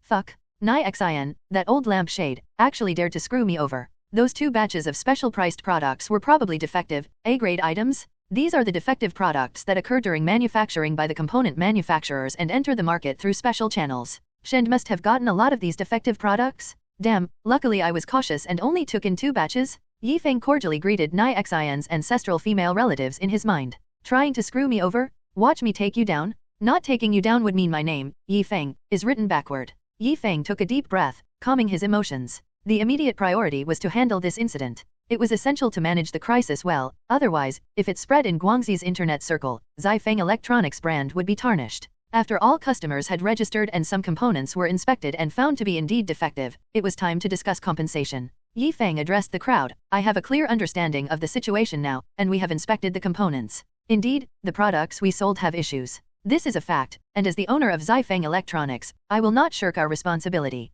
Although Feng Electronics is a new company, it is one that takes responsibility seriously. We have always operated with the principle of absolute customer priority. This incident is our oversight in procurement. Therefore, on behalf of Feng Electronics, I promise to give you all a triple refund. Yi Feng's words were passionate and filled with integrity, softening the customer's expressions and nodding in agreement with his resolution. Wang Tai, take out the cash from the store, and let's start by compensating these 8 customers who brought their products with a triple refund. For the rest of you, you can bring back your components. As long as they belong to these 2 batches of products, we will unconditionally give you a triple refund on the spot. Yi Feng stated. The customers were visibly shocked. Such a straightforward boss, and not shying away from responsibility, was admirable. The young man in green clapped. Good, the boss is straightforward. It seems Feng Electronics is still trustworthy. I've also bought defective components before, other bosses all shirked and quibbled, let alone giving a triple refund, they didn't even want to compensate. Feng Electronics has the best attitude towards solving problems I've ever seen. The other customers nodded in agreement, appreciating the way this issue was handled compared to other stores.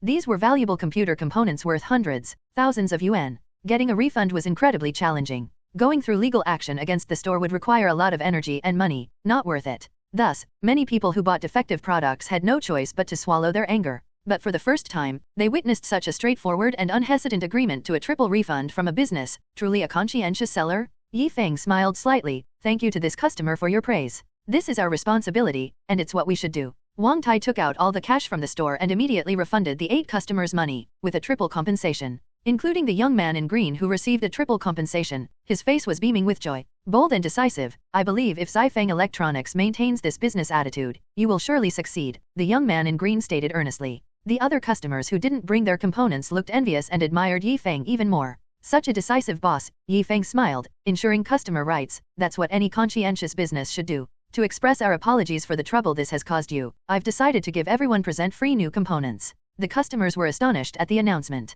What? Give us for free? New components? My goodness, boss, you're really something. Such boldness. Feng Electronics is definitely trustworthy. With this kind of attitude, I'll buy my components from Feng Electronics from now on. The crowd was pleasantly surprised, voicing their admiration. This completely changed their perception of Feng Electronics to a more positive one. They could even become loyal customers of Feng Electronics. Seeing this, Yi Feng smiled inwardly, deeming the PR crisis successfully handled. Only with your supervision and encouragement can we do better. The development of Feng Electronics cannot be separated from the trust and support of our customers. Adat Novel bin Adat. On behalf of Feng Electronics, I express my heartfelt thanks to all of you. Yi Feng bowed and shouted. Applause erupted from the crowd of more than 20 people. This boss knows how to handle things. Haha, we'll definitely support Feng Electronics more in the future. Yes, we'll definitely support. Yi Feng smiled. Since you all support us so much, I must show my gratitude. The new components for everyone present will come with an extended 1-year warranty.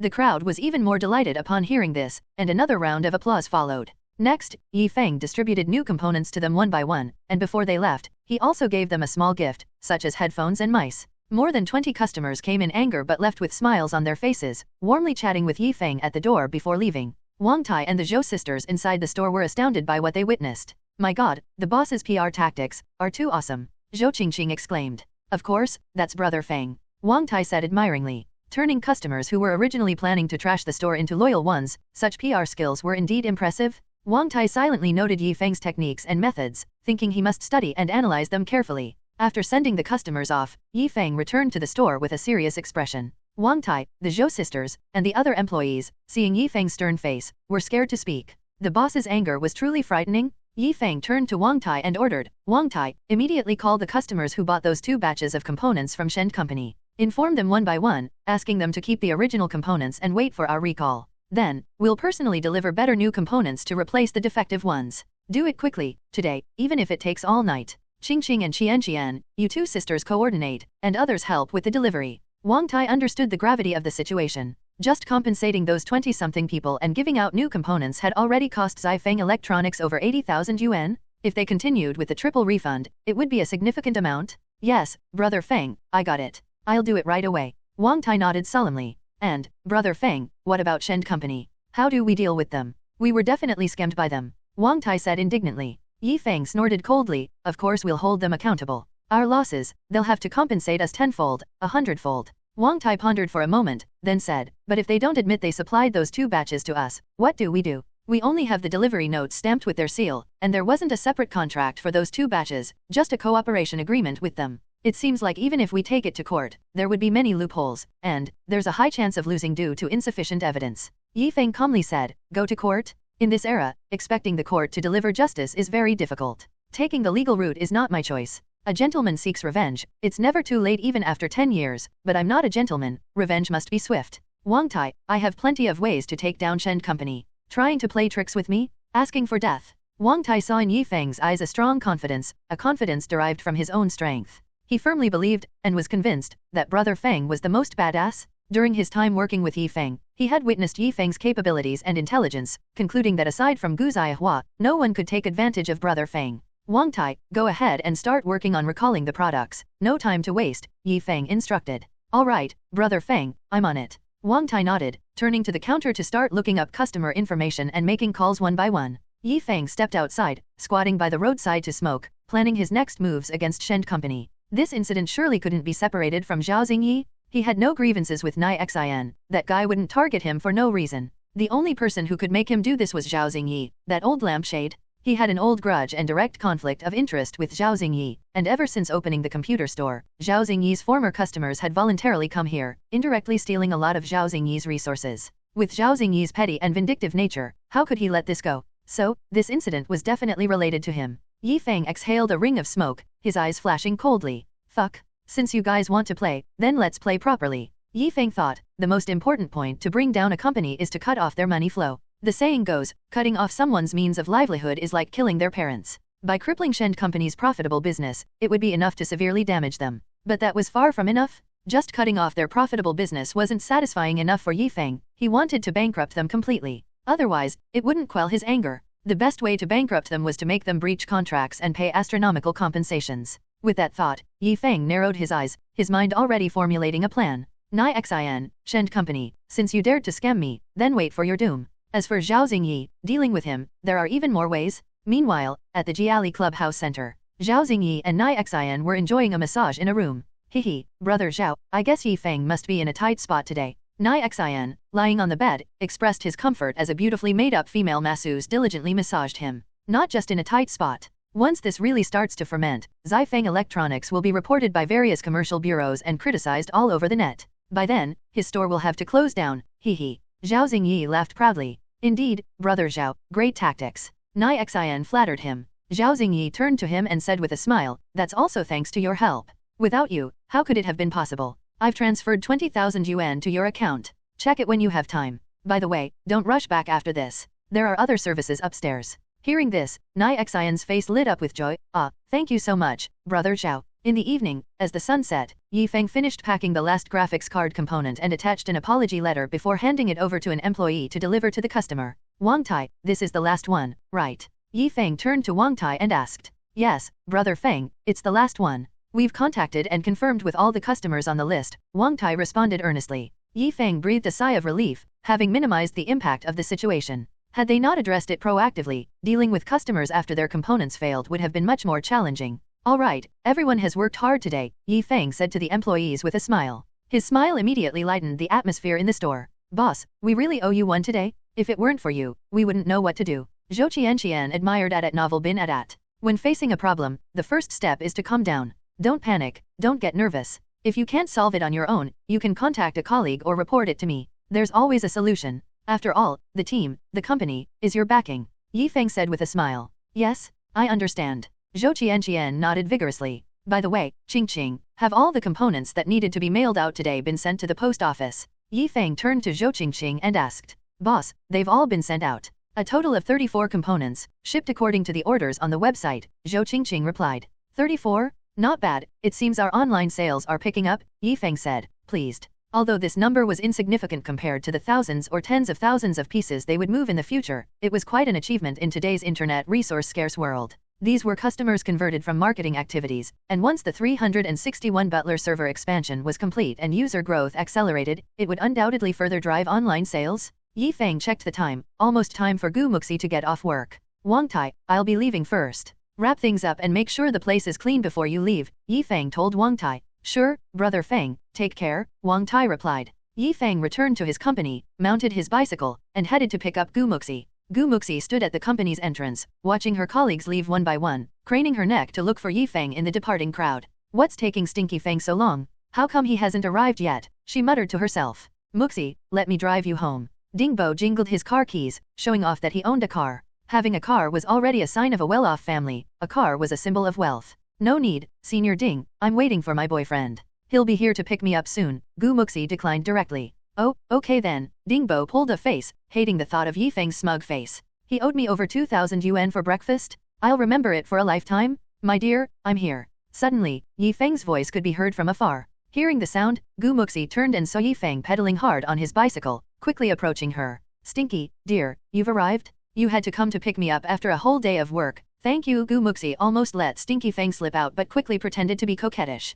Hehe, got held up a bit with some stuff. Did you wait long? Let's go home, Yi Feng chuckled, enjoying Gu Muxi calling him dear. Ah, Mr. Ding is also here. Yi Feng turned to see Dingbo. Dingbo glanced at Yi Feng's bicycle, feeling a surge of superiority. I'm driving on 4 wheels, how can you compare with your 2 wheels? Yeah, I was just about to get my car. Dingbo held his head high, flaunting his car keys to Yi Feng. Wow, Mr. Ding has a sedan, you must be wealthy. Ah, it's a Santana, right? I just saw a Santana in the parking lot with 2 scratches on its body. Was that Mr. Ding's car? Yi Feng asked with a smile. What? Someone scratched my car. Dingbo's face changed dramatically, and he hurriedly ran out. Watching Dingbo run off, Gu Muxi asked in surprise, was his car really scratched? Little fool, hehe, I was just teasing him. Let's go. Yi Feng grinned. Gu Muxi covered her mouth and laughed, haha, you should have seen how his face changed. That was hilarious. Yi Feng, you're something else. Gu Muxi sat on the rear seat of the bicycle, wrapping one arm around Yi Feng's waist. Alright, little Feng, let's go.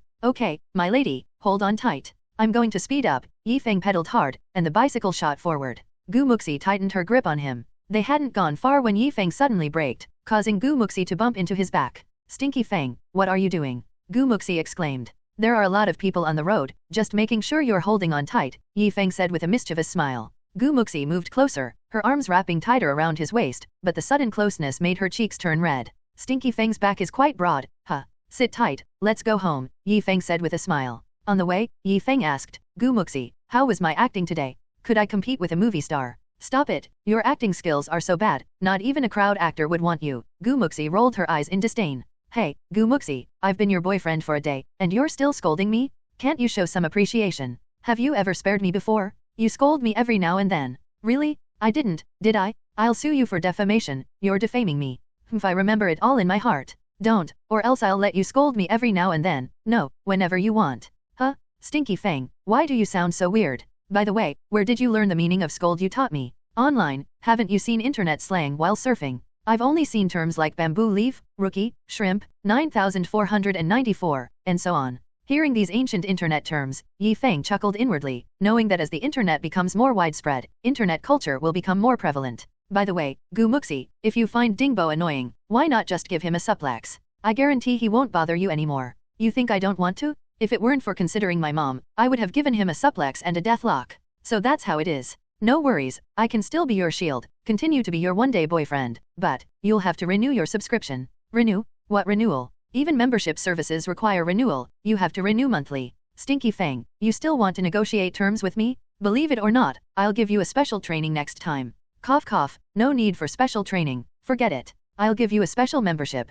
permanently free, but you have to answer a membership question, to check if your IQ is qualified to become a permanent member. What's the question? If your dad calls my dad Old Yi, calls the downstairs Mr. Wang Old Wang, and the gatekeeper Mr. Wu Old Wu, then what does he call the barber Mr. Gong? Gu Muxi gave him a look, Old Gong, of course. Ah, wife. Gu Muxi. Gu Muxi's cheeks flushed, and she pinched him on the waist. Stinky Feng, how dare you take advantage of me? Ouch. Gu Muxi, go easy, you're pulling my flesh off. Why are you so slick with your words? How can you say I'm slick? Have you tried? Don't slander me. Try your big head ghost. Gu Muxi's cheeks reddened even more, and she glared at him in annoyance, but Yi Feng was riding a bike and couldn't see her cute expression. We can try at home if you like, I don't mind, as long as you need. Hehe. Yi Feng said with a mischievous smile. Gu Muxi's face turned as red as an apple, and she pinched him again. Need your head? Ride your bike. Yi Feng yelped from the pinch. This girl really has a violent streak in her? But I like it. Hehe. Gu Muxi is so charming. When they arrived at the doorstep of their home, Gu Muxi opened the door and found no one inside.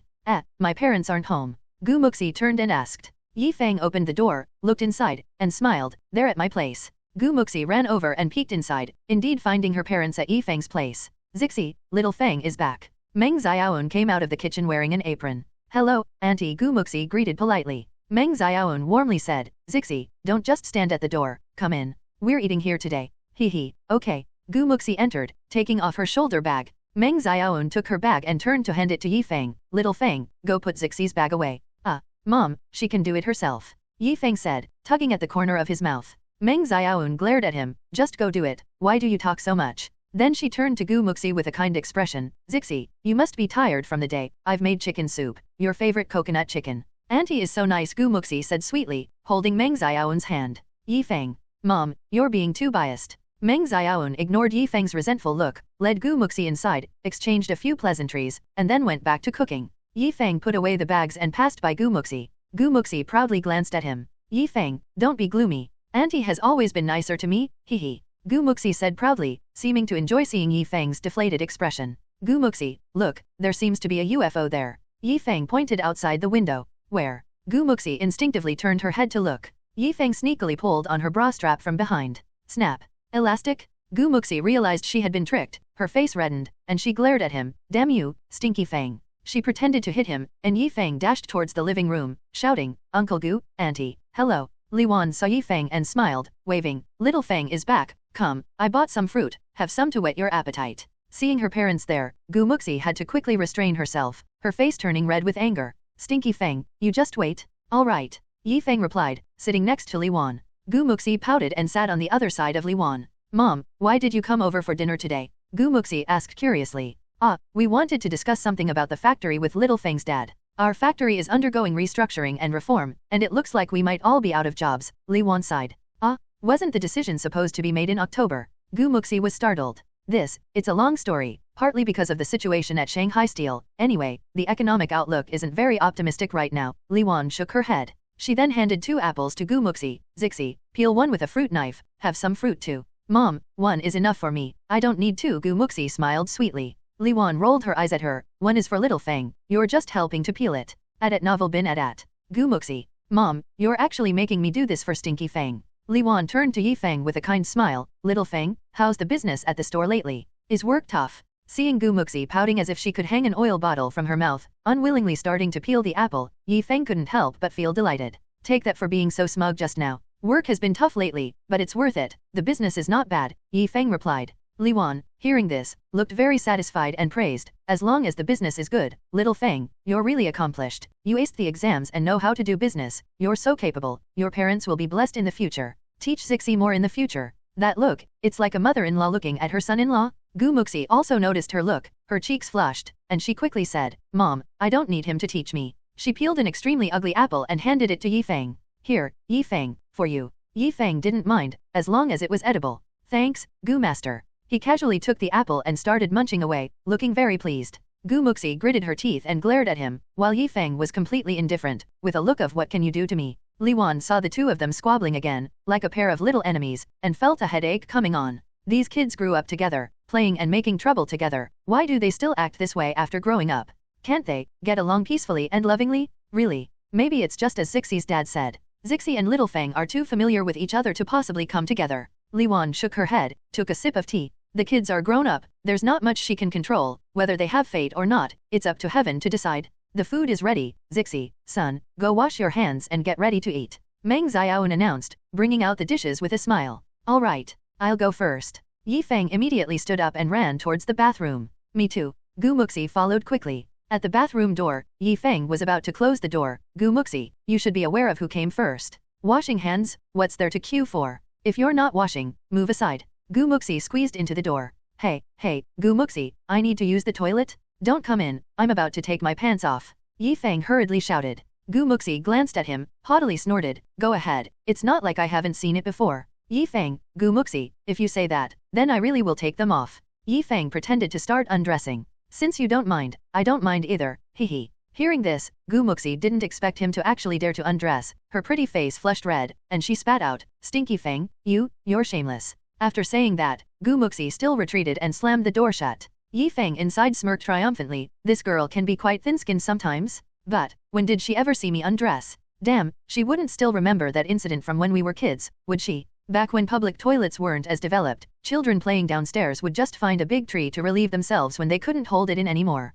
Once, Yi Feng was peeing under a tree when suddenly Gu Muxi came running over, tilted her head, and asked in a baby voice, Feng, how come you're peeing standing up? Yi Feng snuffled his nose. Don't we all pee standing up? No? Hey, what's that? You've got a worm. Gu Muxi picked up 2 sticks pretending they were chopsticks and reached for it. At that moment, Li Wan came running over, quickly stopped her, and scolded her severely, making her cry on the spot. While crying, she shouted, I wasn't bullying him, I saw a worm on Feng and wanted to help him pick it off. This incident later became a fun dinner topic for both families, always causing laughter whenever brought up, except for Gu Muxi who would run back to her room in embarrassment every time it was mentioned. Yi Feng washed his hands and came out to see Gu Muxi standing at the door with her arms crossed, waiting for him. Hey, Gu Muxi, it's your turn. Yi Feng chuckled lightly and sauntered off. Gu Muxi glared at Yi Feng's back in secret. Stinky Feng, don't get too smug. During dinner, Gu Xingzhong and Yi Jianbing were drinking and chatting. Old Yi, what would you want to do if you were laid off? Gu Xingzhong asked. I haven't planned yet. My wife hasn't fully recovered yet, so I plan to stay at home with her for a while before deciding what to do next, Yi Jianbing sighed. Hey, that's true. Now that little Feng is successful, you're not in such a hurry, Gu Xingzhong laughed. Mentioning Yi Feng, Yi Jianbing's face showed a bit of pride. Yi Feng was not only the top scorer in the college entrance examination but also knew how to do business, and he had recently deposited 100,000 yuan for his mother. 100,000. His annual salary, including bonuses and benefits, was only around 9,000, which meant it was equivalent to 10 years of his salary. He knew Yi Feng's business was profitable, but he didn't expect it to be this profitable. Having such a son, who excelled academically and was successful in business, what more could he ask for? With such a capable son, Yi Jianbing felt extremely content. His life was worthwhile. Little Feng is indeed successful, but I don't wish for him to be extremely wealthy. Being safe and healthy is enough, Yi Jianbing affectionately said, patting Yi Feng's head. Yi Feng felt warm inside and laughed. Dad, can't we aim a bit higher, both wealthy and healthy? Haha, you kid, quite greedy, aren't you?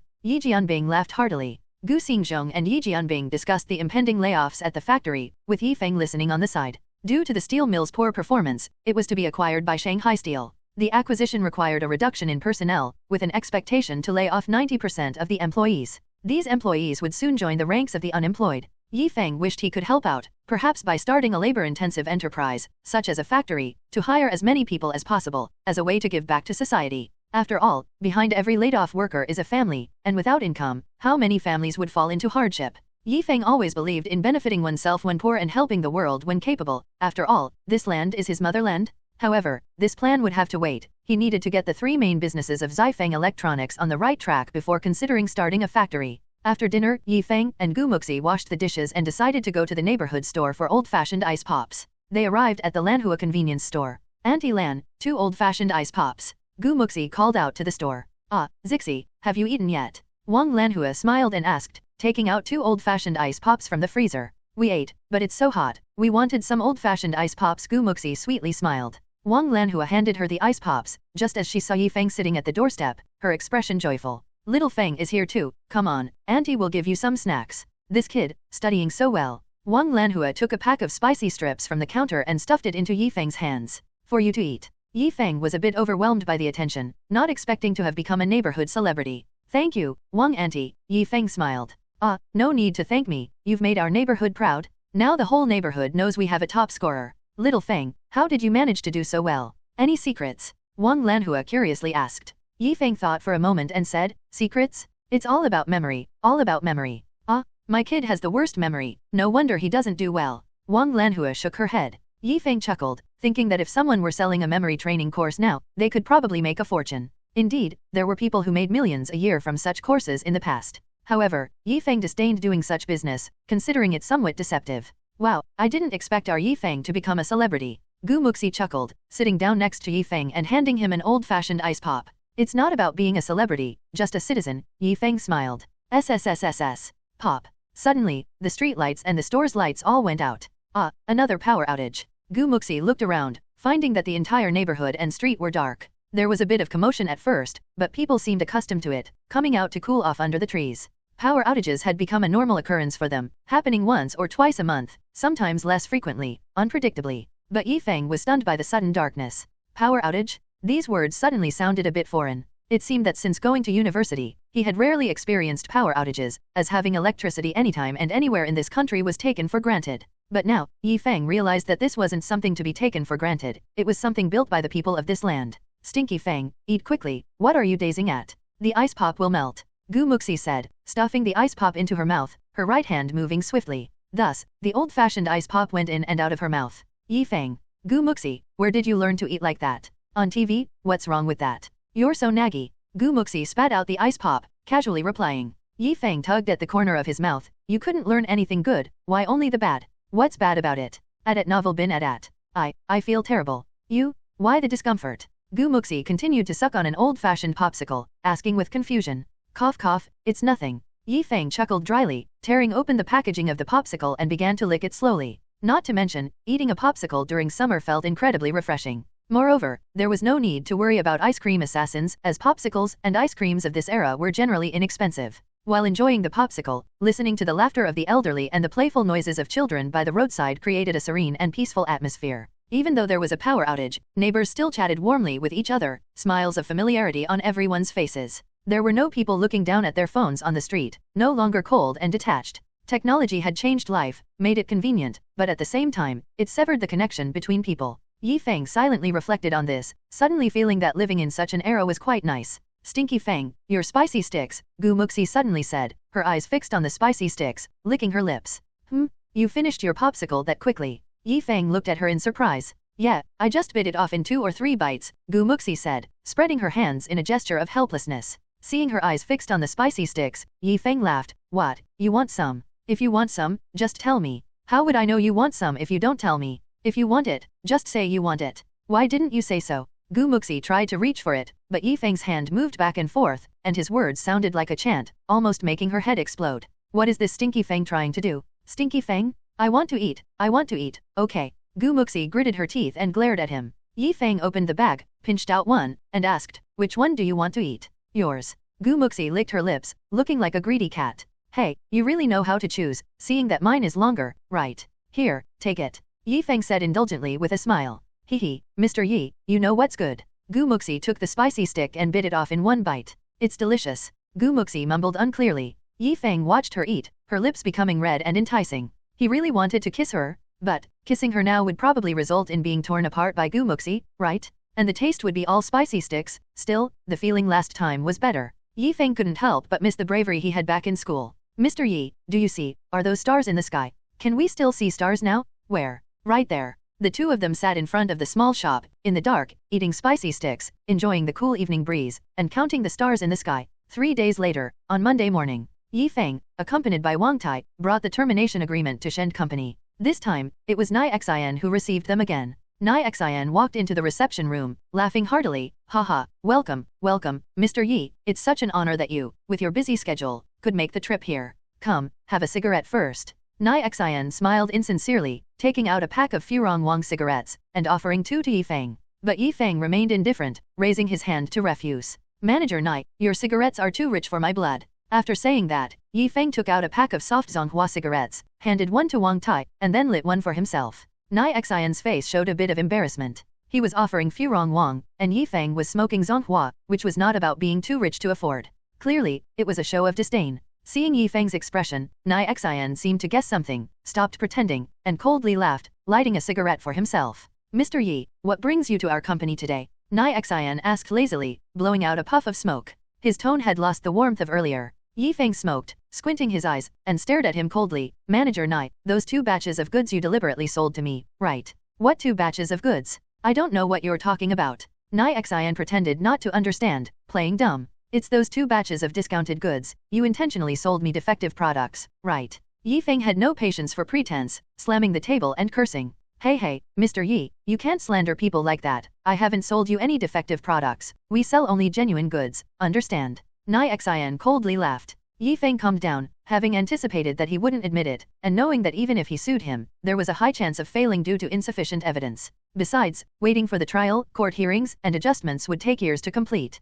Hehe, Mr. Knight, you're setting me up, right? Mixing with Zhao Xingyi, that old scum, feels good, huh? Yi Feng exhaled a smoke ring, calmly speaking. Nai Xian didn't expect Yi Feng to mention Zhao Xingyi, his eyes flashed with panic, but he quickly calmed down. Mr. Yi, I don't know what you're talking about. What setup? I don't know. Nai Xian shook his head, maintaining an attitude of eternal denial. But Yi Feng had already noticed his brief moment of panic, and was even more certain. It was indeed Zhao Xingyi, that old man, behind all this. Wang Tai angrily said, damn. Daring to do it but not admit it, huh. Those 2 batches of goods were genuine, but they were also defective. Damn it, it caused us a huge loss. And you still won't admit it. Wang Tai finally couldn't hold back and confronted Nai Xian on the spot. Nai Xian disdainfully glanced at them, scoffing, don't slander me, be careful I sue you for defamation. You say, I've wronged you, got any evidence? What about this batch of goods, that batch of goods, can you prove they were ours? Oh, I forgot to tell you, those 2 batches of goods don't exist in our records. Damn it.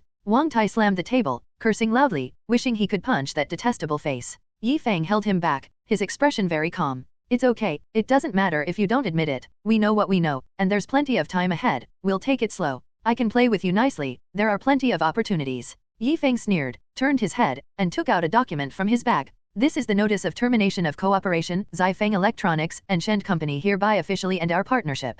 With that, Yi Feng stood up, threw the document in his face, knocking his cigarette to the ground. Damn you! Nai Xian cursed as the cigarette burned his mouth, and when he looked up again, Yi Feng and Wang Tai had already left the reception room. Having left Shen Company, Wang Tai asked in a low voice, Brother Feng, where are we going next? Should we find someone to report Shen Company? No need, we'll first head to Nanqiao Commerce to find Feng Zi, President Feng, Yi Feng said with a smile. Feng Zi, what for? Wang Tai asked in confusion. Nanqiao Commerce and Shen Company are competitors. I believe he would be very happy to see Shen go out of business, which would mean one less competitor in the electronics industry, Yi Feng stated confidently. In the world, there are no eternal friends, only eternal interests. When interests and goals align, they become friends. To bring down Shen Company, Yi Feng needed the effort of Nanqiao Commerce. Wang Tai nodded in realization, got it, Brother Feng. I'll give President Feng a call first, see if he's in the office. If he is, we'll buy some gifts before going up. Yi Feng took out his phone and dialed Feng Zi. The phone rang twice before being answered. Hello, is this Brother Yi? Haha, yes, President Feng, it's me, Yi Feng replied with a laugh. Hehe, Brother Yi is calling me, what business do you have for me? President Feng, you jest, I need your guidance. Actually, I have nothing urgent today, just thought of having a cup of tea with you. Sure, I'm at the office right now. Brother Yi, just come over directly, I'll prepare some tea in the tea room and wait for you. Great, I'll be there in about half an hour. Yi Feng hung up the phone, turned to Wang Tai with a smile, and said, let's go buy something. Meanwhile, in Feng Zi's office, after putting down his phone, he wrapped an arm around Lan Kai, who was sitting on his lap, his hands wandering. Wait a second. Did Yi Feng just call you? Lan Kai, pressing down his wandering hands, asked with confusion. Yes, that was Yi Feng, Feng Zi said, touching her leg wrapped in black stockings, swallowing a gulp of saliva. Did Yi Feng call you for something? Lan Kai asked. He said he's coming to have tea. Feng Zi replied, letting go of her leg, took a pack of cigarettes from the desk, pulled one out, and lit it. Nobody visits without a reason, Yi Feng coming to me must have something up his sleeve. Feng Zi blew a ring of smoke toward Lan Kai's face. Amidst the smoke, Lan Kai's delicate features gained an added layer of ethereal beauty. Lan Kai waved away the smoke, whispering, what could he possibly want? Brother Zi, his business has been doing really well lately. Just the parts he purchases from our company net him over $500,000 in profit a month. Feng Zi nodded while smoking, smiling, yes, Yi Feng truly is a business genius. Let's see what he wants when he arrives. It's also a good opportunity for me to inquire about his interest in the computer chain store business. If he agrees to partner with me, we could open chain stores all over the city. With my supply advantage, our parts would be cheaper than other stores, ensuring we make a killing every day. Feng Zi said, his eyes gleaming with a sharp light. Lan Kai covered her mouth, laughing, seems like you've got quite a plan for him. No, I only have plans for you. Feng Zi smiled, his hand climbing her body. Lan Kai's cheeks flashed. She slapped his hand away, bashfully saying, we're at the office, stop it, Yi Feng will be here soon. Feng Zi then let go, chuckling, business first, I'll deal with you tonight. Lan Kai got off his lap, straightened her clothes, and pouted, you're supposed to go back tonight, right? It's Monday. Feng Zi slapped his forehead, realizing, almost forgot today's Monday, need to spend time with my son. Looking up, he saw Lan Kai's face fall and comforted, no worries, I can spend time with you tomorrow. Lan Kai managed a smile, calmly asking, when do you plan to come clean with your family? Let's talk about that later, these things take time. Feng Zi stood up, gently hugging her to console. But Lan Kai felt cold inside, hearing almost dismissive and repetitive answers, always promising later. She had grown tired of these evasive responses. Feng Zi suddenly grabbed her hand, smiling, Kai, just give me a bit more time. Lan Ki nodded reluctantly. Satisfied, Feng Ziyi let go of her hand, straightened his clothes, and said, I'll go prepare the tea in the tea room. Meanwhile, compile a report on Feng Electronics purchase summary for me. Okay, Lan Ki responded, watching Feng Ziyi leave the office, feeling somewhat desolate. She took a cigarette from the desk, lit it, and leaned against the window, smoking while watching the bustling street outside, her eyes filled with a trace of melancholy and sadness. Yi Feng and Wang Tai arrived at Nankiao Commerce Company with a box of tea. Mr. Yi, President Feng is waiting for you in the tea room. He said you can go directly there when you arrive. The receptionist with long hair greeted them as she stood up. Okay, thank you, Yi Feng replied warmly, nodding to the receptionist before heading into the company. Reaching the tea room door, Yi Feng stopped, turned back to Wang Tai, and signaled him to be cautious. Wang Tai chuckled and nodded in understanding. Yi Feng knocked on the tea room door. President Feng. Haha, brother Yi, come in. The door was opened by Lan Ki. Hello, President Feng, Secretary Lan, good to see you. Yi Feng greeted warmly, shaking hands with both of them as he entered.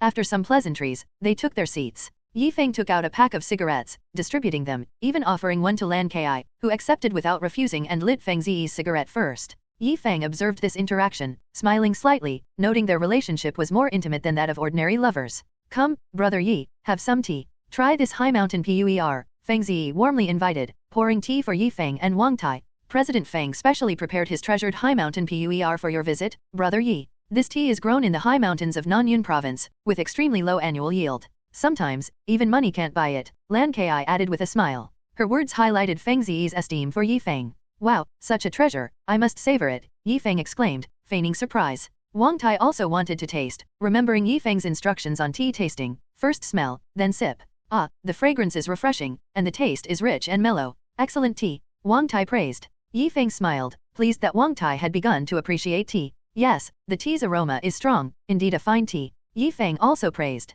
Feng Ziyi, sipping his tea quietly, said, this is indeed a tea I enjoy. If brother Yi and brother Wang like it, that's great. He didn't rush to ask Yi Feng's purpose, believing Yi Feng would bring it up himself. After some casual conversation, Yi Feng, seizing an opportunity, casually inquired, by the way, President Feng, are you familiar with Shend Company downstairs? Their product range seems quite extensive. Feng Ziyi realized Yi Feng was gauging his attitude. Could this be related to Shend? Oh, I know them. What Shend Company? More like Lack of Virtue Company. They're notorious for distributing counterfeit goods. Basically, they refurbish parts and sell them as new. Those products are cheap to source but sold at triple the price, Feng Ziyi scoffed, clearly disdainful of Shend. Hearing this, Yi Feng saw Feng Ziyi's attitude matched his expectations. As the saying goes, competitors are natural enemies, eliminating one is always beneficial. Is that so? They're really a scourge. Honestly, President Feng, I'm planning to take down Shend Company, Yi Feng said, smiling slightly, then briefly explained the situation to him. After hearing the story, Feng Ziyi's face showed outrage, declaring righteously, this is outrageous, to think they'd dare to cross my brother. Brother Yi, rest assured, I'll support you. Just tell me what to do. Yi Feng inwardly laughed. Feng Ziyi was a sly fox, making it seem like he was doing it for Yi Feng when it was actually in his own interest. Without Shend Company, Nankiao Commerce would capture more market share. Regardless, on the goal of dismantling Shend Company, their interests aligned. After a moment of thought, Yi Feng smiled, President Feng, after I disrupt Shen's current business, I need you to play along in a scheme to trap them even further. Feng Ziyi was inwardly shocked, asking with surprise, Brother Yi, you can disrupt Shen's current business. Yi Feng gave a mysterious smile, nodding, but didn't reveal his methods. After pondering, Feng Ziyi tapped the table, inquiring, okay, but, what kind of play do you want me to perform? Yi Feng moved closer, whispering a few words in Feng Ziyi's ear, then smiled and offered him a cigarette at novel bin at. Feng Ziyi, thoughtful, nodded, but his gaze toward Yi Feng carried a hint of wariness. This young man had a dangerous mind. If Shend goes under, wouldn't that market share become President Feng's? Yi Feng asked, blowing a smoke ring and smiling. Feng Ziyi's face showed interest. If Yi Feng's methods were applied, there indeed was a chance to take down Shend Company. Not bad, Brother Yi's approach is indeed feasible. I think it's time to remove this scourge. What's more important is that they dared to deceive you. I will definitely help you take revenge. Feng Ziyi spoke righteously. I'm truly grateful for President Feng's righteous action. Yi Feng feigned emotion. Where, it's what I should do. President Feng is such a good person. After exchanging pleasantries, the tea room was filled with hundreds of thoughts among four people. Having discussed serious matters, Yi Feng changed the subject to something lighter, like fishing, a hobby of his. Yi Feng didn't know much about fishing but took the opportunity to learn from Feng Ziyi. When it came to fishing, Feng Ziyi became animated, talking non-stop and happily. Yi Feng simply listened, occasionally giving compliments, which made Feng Ziyi very happy. Sometimes, talking about a topic of interest to the other party and letting them enjoy the conversation is a good way to communicate. The four of them talked over tea for more than an hour, creating a warm atmosphere. Feng Zi, having talked until he was parched, took a sip of tea and then asked, "By the way, Brother Yi, how is the preparation for your chain stores going? We are currently selecting locations, planning for 1 repair center and 5 stores, but we're short-staffed, so it's not going very fast," Yi Feng replied vaguely, not specifying how far along the preparations were.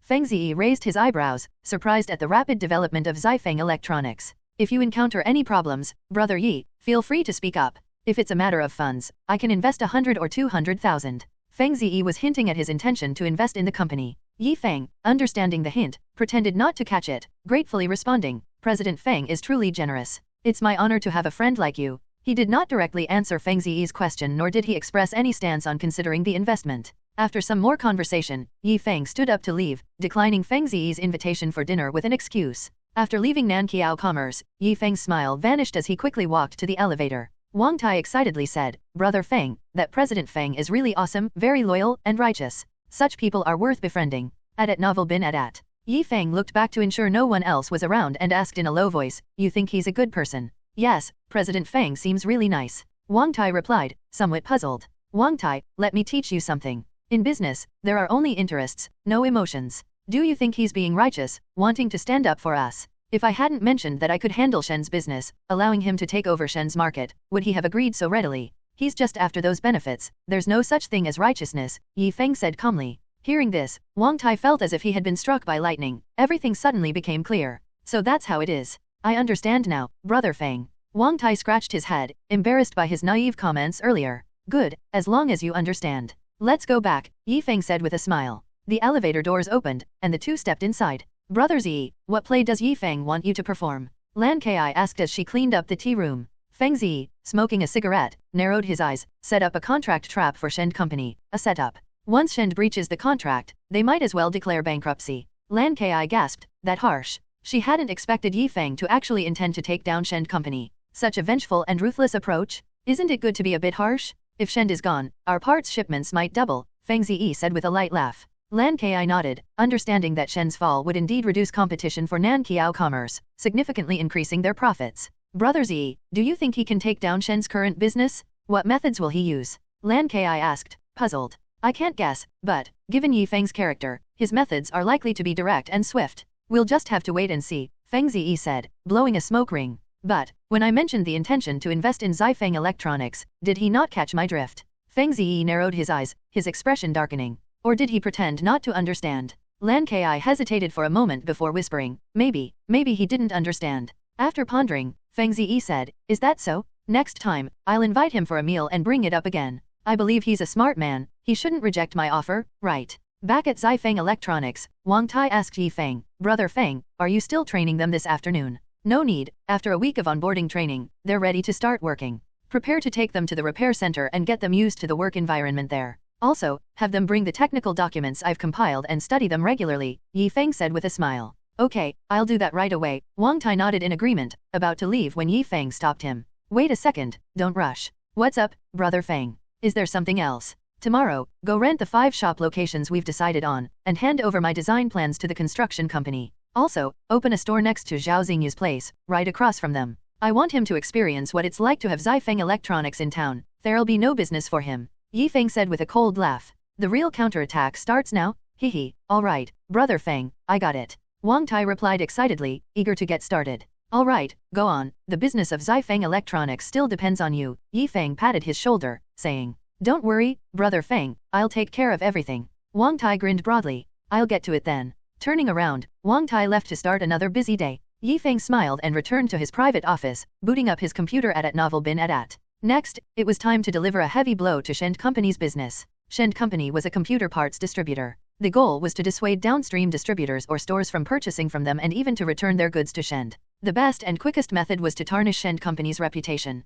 Once their reputation was tarnished, they would no longer have any business. Therefore, Yi Feng's specific tactic was online public opinion. This method of manipulating public opinion had been foolproof in the past. To tarnish a brand, all one needed was to continuously hire internet trolls to spread negative information. Over time, as the message was passed from one to another, the brand's negative image would be established. Even if the negative point was fabricated, in the eyes of consumers, it would be perceived as true. This is known as a lie told 1,000 times becomes the truth. In fact, this involves advanced knowledge of media studies. Both tarnishing and building a brand rely heavily on guiding public opinion. The most typical online public opinion war occurred between joint venture and domestic cars, where both sides manipulated internet trolls and influencers to attack each other. However, the joint venture car trolls were more aggressive, guiding the narrative that domestic cars had inferior technology. As a result, even if domestic cars performed well, many consumers would still prefer joint venture brands. Because when users search for information online or consult with others, those people are either internet trolls or influenced by them. Once they adopt a certain viewpoint, it becomes difficult to change. If they think domestic cars are bad, then they are perceived as bad, and this viewpoint is spread to others. Feng had a deep understanding of online public opinion and had engaged in numerous online public opinion battles with competitors. He was well versed in these tactics. In today's wild internet era, tarnishing a company's reputation is easier than ever. Most internet users, new to the online world, are easily swayed. After all, most internet users are not seeking the truth but rather a means to vent their emotions online. Feng began drafting a post. Exposure? The dark side of the computer parts industry. My personal experience, please beware.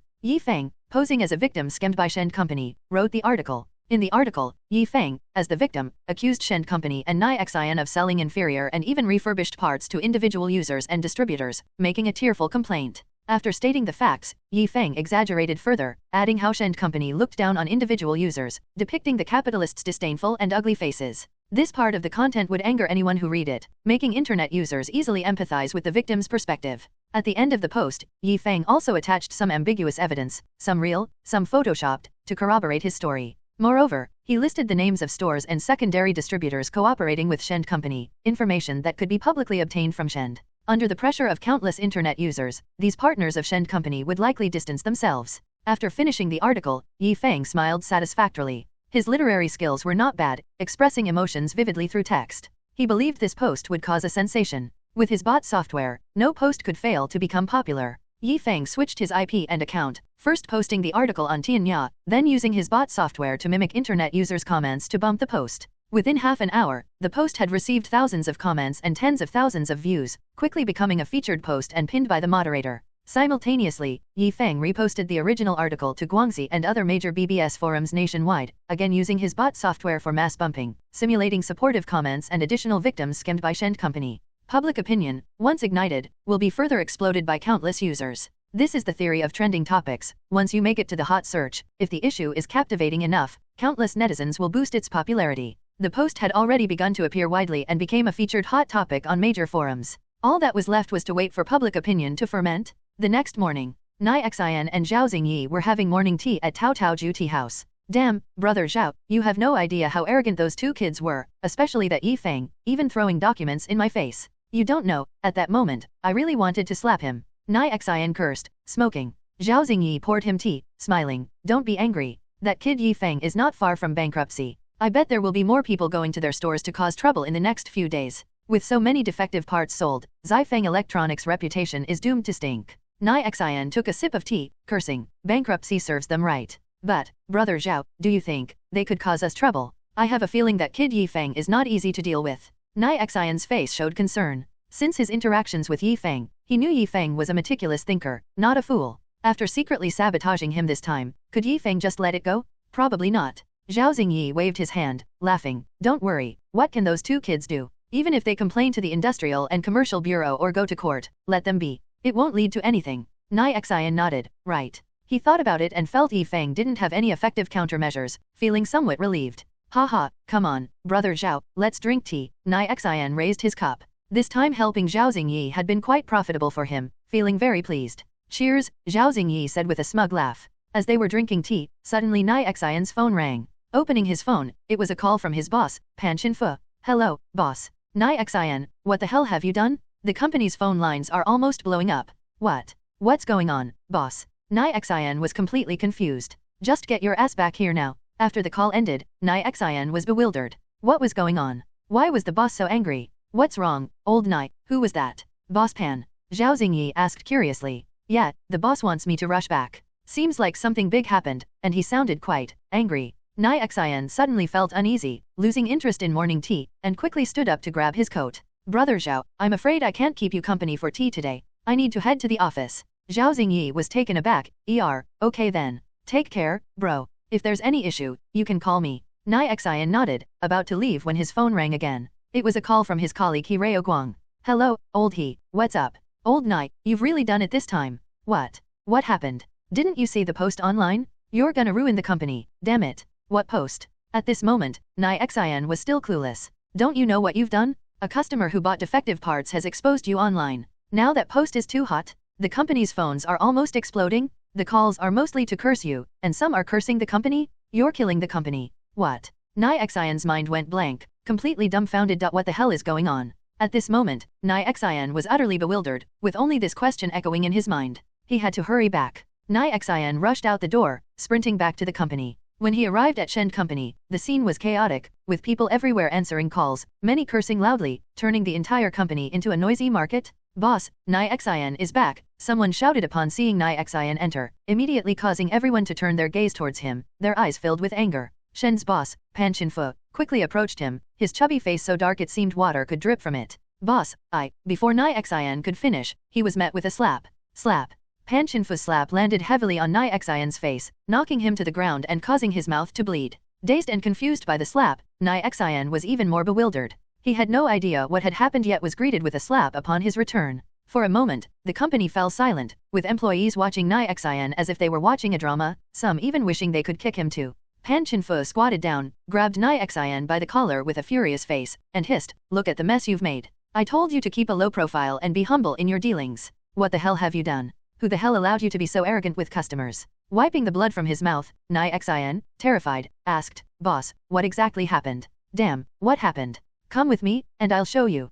Hmph grabbed his collar, pulled him up from the ground, and dragged him into the office. He dragged Nai Xian to the desk and turned the computer screen towards him. The screen displayed a viral post with nearly 100,000 comments. "Take a good look at this post for yourself." Damn. Hmph cursed, lighting a cigarette. Nai Xian looked closely. The post was titled Exposure, the Dark Side of the Computer Industry, My Personal Experience, Please Beware. The post was made by a netizen named Shuang Miu, a computer enthusiast who wrote about purchasing various computer parts from Shen Company, managed by a sales manager named Nai Xian, for building 2 computers. These brand new parts turned out to have numerous issues and were found to be defective or refurbished upon inspection. What followed was a lengthy accusation against Shen Company and Nai Xian. The post also included various screenshots of parts, text messages, and QQ chat records. In the latter part of the post, Nai Xian's attitude was portrayed as arrogant, and Shen Company was depicted as a blood-sucking capitalist entity. Reading the comments, one could feel the anger of the netizens. This is outrageous. Such a disgusting company must be exposed. Damn, reading this post made my blood pressure rise. Damn it, this Nai Xian is too despicable. Did he think he could get away with this in China? I'm filing a complaint. I'm directly reporting this to the Industrial and Commercial Bureau. Damn, no wonder the parts I bought from Shen also broke so easily, so there was a trick. I also bought parts from Shen Company, and they broke quickly too. I suspected they were selling defective or refurbished parts. What a disgrace to Guangxi companies, damn, just go bankrupt already. Every comment was filled with anger, their emotions fully ignited by the post. The more Nai Xian read, the more shocked he became, because he knew he had never said those things. Absolutely not, boss. This post is slander. Slander. I never said those things, I never insulted customers. Absolutely not. Boss, this post must have been maliciously fabricated. Nai Xian turned around quickly to explain to Hmph. Hmph grabbed him by the collar, scolding, "Idiot, does it matter if the post is true or false now? The post has spread all over the internet, Tianya, Guangxi forums, Sohu, it's everywhere. Do you think anyone will believe a clarification post from you now, idiot? Besides, if those things are found out, can the company escape?" Nai Xian broke out in a cold sweat, feeling as if he had fallen into an abyss. He knew the company did engage in selling defective and refurbished items, which were highly profitable and had been sold for 2 years, usually mixed with genuine products and occasionally sold in bulk to lower-level distributors. Although there were occasional issues, they were generally contained. Most individual buyers of defective parts would blame their luck, as they were not familiar with computers and usually assumed they were just unlucky. Over the years, Shen Company had sold many defective parts. If those were dug up, it would be a disaster. Nai Xian, tell me, who the hell did you offend? It must be someone you offended who wants to take you down. Damn it, now the company is involved too. Hmph, an experienced businessman, found the situation odd, sensing someone was stirring things up from behind. From the post's content, it was clear the author knew Nai Xian and was mainly accusing him, indicating a grudge between them. If Nai Xian hadn't offended the person, would they resort to such terrifying means to target him, at novel bin at. Offended someone. Nai Xian paused, a figure unconsciously surfacing in his mind. Feng? Suddenly, a female secretary burst into the room, anxiously shouting, "Boss, it's bad. The Industrial and Commercial Bureau and the Tax Bureau are here. Hmp's face turned utterly dark in an instant. The news of Shen Company being investigated spread throughout the entire Diank building in a single day. Inside Nan Kiao Commerce Company, Lan Kai, carrying a cup of coffee, walked into the office and heard Feng Ziyi's laughter before even entering. She pushed the door open and saw Feng Ziyi on the phone, his face beaming with joy. Haha, sure, Mr. Li, rest assured, my parts are absolutely brand new, genuine, no defects or refurbished goods. Yes, all are in stock, you can come and pick them up anytime, I'm always ready to welcome you. Feng Ziyi hung up the phone, turned around to see Lan Kai, and said with a smile, Yi Feng really has some skills. Lan Kai smiled faintly, placing the coffee on the table. I heard Shen Company is now in complete disarray, not only being investigated but also many of their partners have terminated their cooperation with them. Feng Ziyi walked over to close the door, then came back and hugged her waist, laughing, you're well informed, not bad. I've already received some calls, those who used to cooperate with Shen Company are now actively reaching out to us, haha. I think we should take the initiative and snatch all those orders from Shen. Lan Kai twisted in his embrace, her cheeks blushing slightly as she freed herself from his grasp. We should indeed pursue our advantage, but shouldn't we thank Yi Feng first? I don't know where he found the leverage on Shen Company, but having someone post about it online, and what's more unexpected is that those posts went viral, causing public outrage. If the posts hadn't gone viral, the effect might not have been the same. After a moment of thought, Feng Ziyi said, you're right, we should thank Yi Feng. Buy some gifts later, on my behalf, to express our gratitude to Yi Feng. You know how to handle this, I don't need to say much, right? Lan Kai nodded, I understand, Brother Ziyi, do you think Yi Feng knows some tricks, like hyping topics online? Hyping? I don't think so. I've seen those posts, they are all spontaneously supported by netizens. It's just that the post was written too well, too influential, but that's also Yi Feng's ability. Feng Ziyi laughed. Right, Kai, tell the sales department later, prioritize Yi Feng's orders. Lan Kai covered her mouth and laughed, okay, I'll go right now. At noon, inside Feng Electronics store, Yi Feng was instructing a repair technician. I've listed common issues with various parts in the document. Look at this graphics card, the capacitor voltage is off, so you should first check these 3 pins for current flow. If there's current and it's normal, then check this chip. If it's abnormal, it needs to be resoldered, or else replaced. Zhou, you need to study the document more. Yi Feng said sternly. The young man named Zhou hung his head in shame. Yes, Mr. Yi, I'll definitely improve my learning. Continue with your work. If you can't fix it, send it to the repair center. We promise our customers it will be fixed within 42 hours. There's a time limit, don't delay. Yes, I'll retest it. Zhou nodded firmly. Yi Feng patted his shoulder and walked away to find Wang Tai. Wang Tai, how's everything going? Yi Feng asked. The stores have all been rented out. Once the construction company starts, everything can be finished in 2 weeks, Wang Tai replied. Good, you're quick to act, nice. Yi Feng praised. Once the chain stores were renovated and opened, he would almost be ready to go to college at Novel Bin Adat. The computer repair business was on the right track, and he could finally relax a bit. The expansion of the stores, recruitment, and training all followed a complete SOP. The responsibilities within the company were clearly divided, and all employees could work based on the system, like a well-oiled machine. However, systems are static, but people are dynamic. Various incidents and accidents can occur outside the system, testing the management experience of the managers. Yi Feng had specifically trained Wang Tai and Han Ping'an in management skills and had written management technique documents for them to handle most emergencies. If they were ever in doubt, they would immediately seek Yi Feng's help.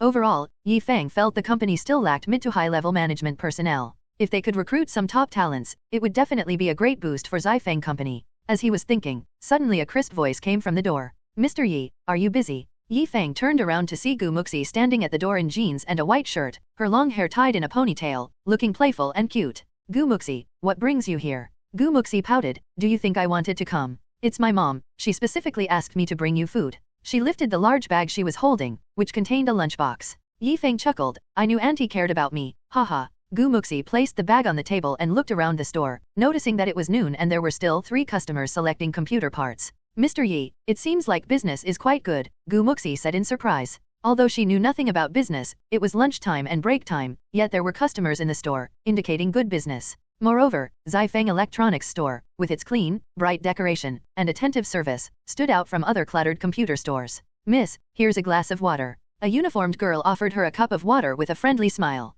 Thank you. Muxi was momentarily stunned, as someone would always offer her a cup of water no matter how many times she visited. Muxi, how long is your internship at the company? Yi Feng asked while eating his meal, his words muffled. Probably 2 more weeks. I have 1 month until university starts, and I want to give myself 2 weeks to rest properly, Muxi said, resting her chin in her hands. What have you learned during this time? Yi Feng asked curiously. I learned basic architectural design theory, design, and work processes. Oh, and I also learned 2,000 Canadian dollars. But, that software is too complicated, it gives me a headache, Muxi said, frustrated. Remembering drawing with CAD felt like dealing with a demon, more difficult than drawing by hand, mainly because she was new to the software and not very familiar with it.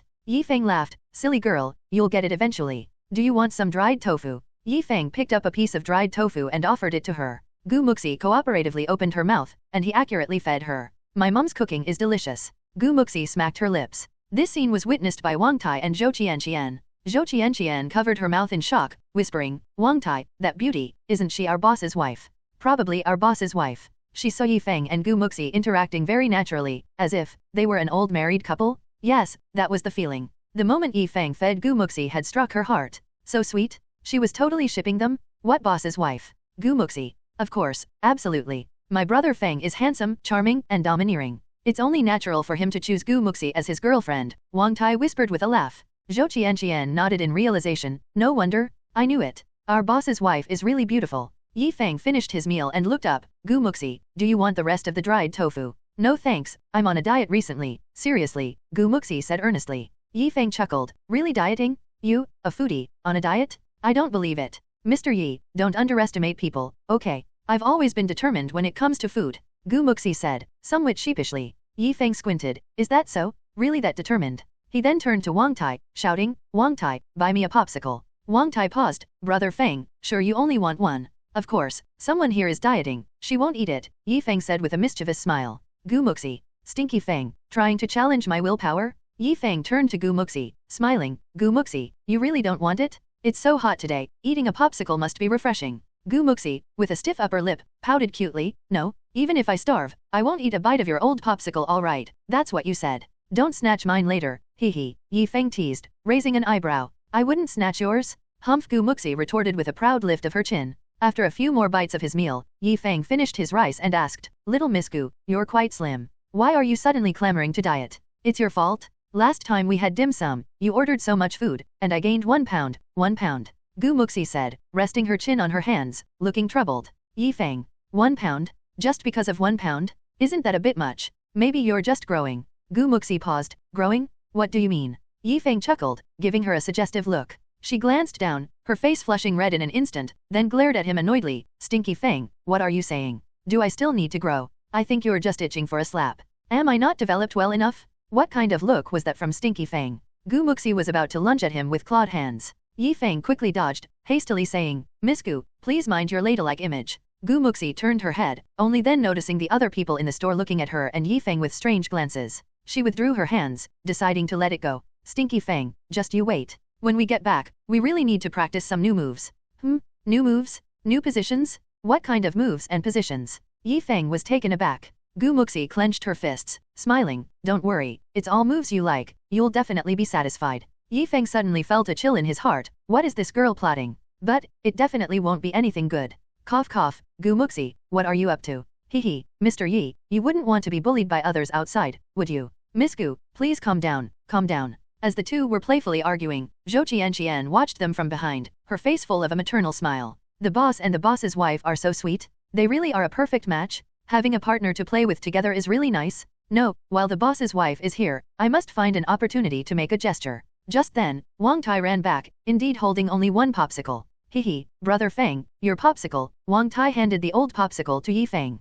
Feng took the old popsicle, waving it in front of Muxi. Muxi's eyes followed the popsicle back and forth, her gaze never leaving it. Wow, it's really cool and refreshing, Feng said, tearing open the wrapper in front of her, revealing the slick popsicle. Muxi eyed the popsicle, swallowing saliva, feeling as if the popsicle was beckoning her. No, she must not let Stinky Feng look down on her willpower, at novel bin at. Hmph, I won't eat it. Muxi turned her head away. Feng licked it, exclaiming, really sweet, so cold and sweet. Muxi, are you sure you don't want to try? No, let me bite it for you. Muxi then turned around, snatched the popsicle from Feng's hand, and bit off a large chunk. Ah, so sweet.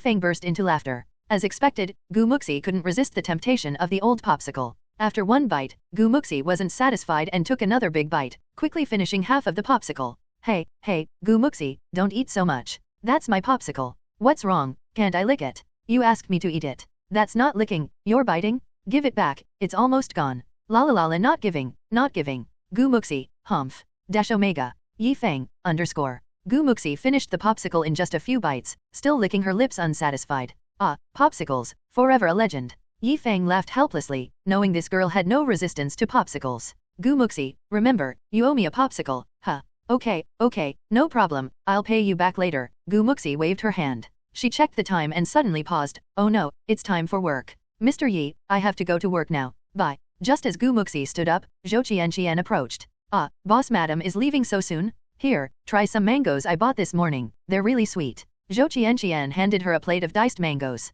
Sure. Gu Muxi was about to reach for a toothpick when she suddenly paused. Tui? What? Boss madam. Gu Muxi's cheeks flushed, staring at her in astonishment. Yes, boss madam, what's wrong? Don't you like mangoes? Zhou Qianqian asked, puzzled. What ghost? I'm not any boss madam. I've got to go. I'm leaving now. Gu Muxi denied vehemently, blushing as she hurriedly left. Huh. Zhou Qianqian was confused. Did she really get it wrong? But that's what Wang Tai said.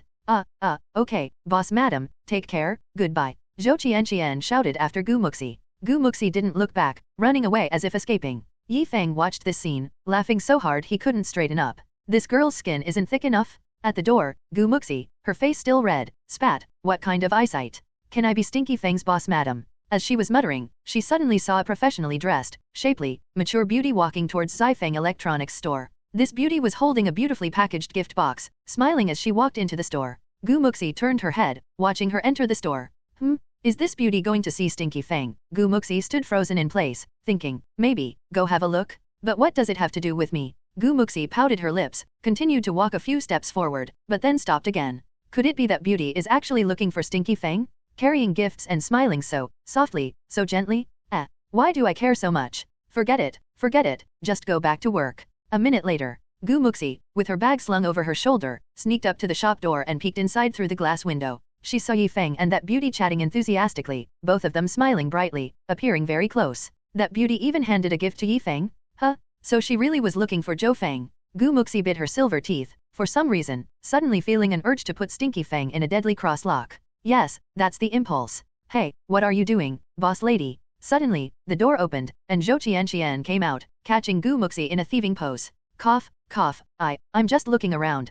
This glass is really smooth. Haha. Wow, the sun is really strong today. No need to see me off, I'm leaving now. Gu Muxi ran away awkwardly. Zhou Qianqian looked up at the sky in astonishment, a large cloud covering the sun tightly. Boss lady, what's wrong with her? On the other side, Gu Muxi walked out of the alley with her head down. Now, she seemed to emit a strange chill. Stinky Feng, not bad, having a beauty bring you gifts. Impressive. Suddenly, two tattooed youths approached. Wow, beauty, are you alone? The two tattooed youths blocked Gu Muxi's path, sizing her up with a sleazy look. Gu Muxi stopped, lifted her head, and her eyes coldly stared at them. I'm not in a good mood today, scram. That tone was chillingly cold. The two tattooed youths simultaneously felt a chill at the bottom of their hearts, uncomfortable under Gu Muxi's gaze. But one of the tattooed youths still plucked up his courage. The two of us men afraid of a girl? Hey, beauty, don't be so temperamental. His hand attempted to touch Gu Muxi's shoulder. Die, scum. Gu Muxi grabbed his hand, yanked, and delivered a whirlwind suplex. Bang. The youth hit the ground, immediately knocked unconscious.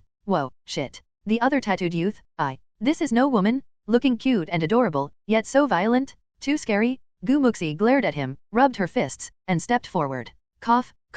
Beauty? Oh no, big sister? No, beauty, please calm down. I was wrong? I won't dare again. Never dare again. The next moment, the sounds abruptly stopped, followed by a series of punches and kicks, and the man's screams. 3 minutes later, under the astonished gaze of passers-by, Gu Muxi dusted off her hands and left coolly. And on the ground lay two tattooed youths with swollen faces and bruised like pigs. A passerby muttered, Did this beauty eat gunpowder? Secretary Lan, President Feng is really too polite, sending you specially to deliver the gift. Yi Feng laughed. Brother Yi, just accept it. As the saying goes, give and take is common courtesy. President Feng said this gift had to be given, you can't possibly make me take it back, right? Otherwise, President Feng would scold me for not knowing how to do business, Lan Kai said with a bright smile. Alright then, I'll accept it. If I didn't, it would seem I'm being pretentious. Yi Feng shrugged and took the gift box from the table. Lan Kai looked around the store, seeing other customers, and complimented, Brother Yi, your business seems to be doing well recently. It's okay, barely enough to support the staff, Yi Feng casually replied. Brother Yi, you really know how to joke. I can see your order forms, surely there's more, right? Haha. Lan Kai covered her mouth and laughed. She didn't understand how a store could sell so much. It doesn't make sense. Could he have some secret sales channel? Hey, it's all thanks to President Feng's care, Feng answered without giving anything away. Lan Ki shook her head secretly. This slick guy was tight-lipped. It seems difficult to learn anything from Feng. Okay, I've completed my task, I should head back. Brother Yi, feel free to visit the company for tea. Lan Ki smiled. Sure, Secretary Lan, let me walk you out, Feng said. No need, you're busy, don't bother. Lan Ki politely declined and left. Wang Tai watched her leave and asked, Brother Feng, why did President Feng suddenly have her come over to deliver a gift? Probably because President Feng managed to get a few benefits from Shen Company, otherwise he wouldn't be so attentive. Feng opened the gift box, and inside the big box was a smaller package. He knew immediately what it was. A Cartier logo, definitely a watch. This thing is nice, Feng Ziyi is really thoughtful, at novel bin at. Feng didn't care much for watches, but that didn't mean he didn't need one. A watch is sometimes more a symbol of status. This watch's value must be around 5 to 6,000, considered a fine piece and wearable in public. Wow, President Feng is really generous. Wang Tai exclaimed, his eyes shining at the gold watch. As a big boss, he wouldn't care about that little money. Feng put on the watch, looked at it, and thought it looked a bit tacky with the gold plating, but better than nothing. He could always replace it after making more money. In the evening, Feng didn't finish work until 9 o'clock before returning to the complex. Just downstairs, he ran into Muxi licking an old popsicle on her way back. Hey, Muxi, eating a popsicle so late at night. Feng teased as he approached to greet her. Who would have thought Muxi would change her usual attitude, snorting coldly, turning her head away, not wanting to see Feng. What's it to you? Feng, even a fool could tell her tone was a bit upset, seemingly a bit angry. What's with this girl? Why does she seem like she's eaten gunpowder? Could it be her period? Muxi, what's wrong? Eating a popsicle and still so angry, aren't you afraid of melting it? Feng moved closer, carefully examining her complexion. Indeed, Muxi seemed a bit angry. If it could really melt, I'd melt you first. Why are you back so late today? Had a date with a beauty. Muxi glanced at him, her tone sarcastic. Beauty? What beauty? I just worked too late. Feng scratched his head, clearly puzzled. Muxi's peripheral vision just caught sight of the shiny watch on his wrist, and she paused. My god, that beauty actually gave Feng a watch? This relationship seems pretty close. Still pretending, I saw it all, you even wore her gift, huh? Muxi huffed, biting off a piece of her popsicle. Feng, realizing this, suddenly understood. Could it be, this girl is jealous? He looked at Muxi pouting her lips, tilting her head, looking up at the sky at a 45-degree angle, her face unhappy, and felt moved. Muxi being jealous was so cute, just like when she was a child. Exactly the same, this little proud, slightly angry demeanor, absolutely adorable. Feng sniffed, then sniffed her. Stinky Feng, you pervert? Yuck. Muxi dodged with a disgusted face. Muxi, why do I feel there's a strange smell on you? Feng said seriously. Is there? What smell? I just took a shower. Muxi raised her arm and sniffed her clothes. Yes, Muxi, why do you smell a bit like vinegar? Vinegar? What vinegar smell? I didn't smell anything. Muxi sniffed her collar again but found nothing. Suddenly, she saw Feng's teasing expression, realized what he meant, her cheeks flushed, and she retorted haughtily, you're talking nonsense. Who's jealous? I couldn't care less about you. Feng chuckled and said, really? Don't you want to know who sent the watch? Who? Muxi instinctively asked, then quickly covered up by saying, who wants to know? Not me. I don't want to know. After saying that, she took a big bite of her old popsicle.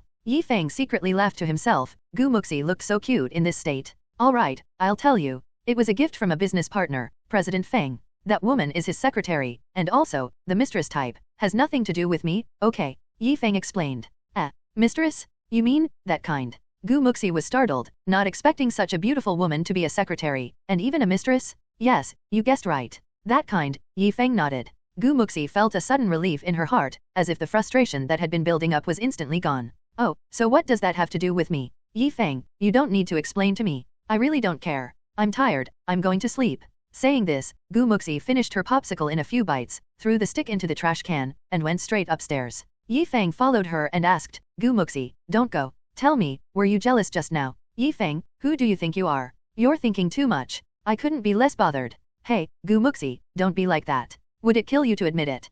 Feng, you're really annoying. Just go away, I don't even want to see you. Hey, you obviously were but won't admit it. I think you're just being a sore loser. You say I'm stubborn? Believe it or not, I'll bite you. Come on then, you think I'm afraid of you, huh? Ayo? Square root dash square root. Whoa, Muxi, you really bit me? Are you a dog? I'm blocking. Ayo oh ayo. Whoa, Muxi, don't bite me there. Stinky Feng? Yuck, you stink. The two of them played and messed around all the way upstairs, about to go their separate ways. Muxi, are you free tomorrow? It's the weekend. What do you want? Let's go have breakfast together. Pig awful noodle soup, my treat. Okay. Give me a break. What? Break, as in go away. Muxi opened her door, quickly closed it behind her.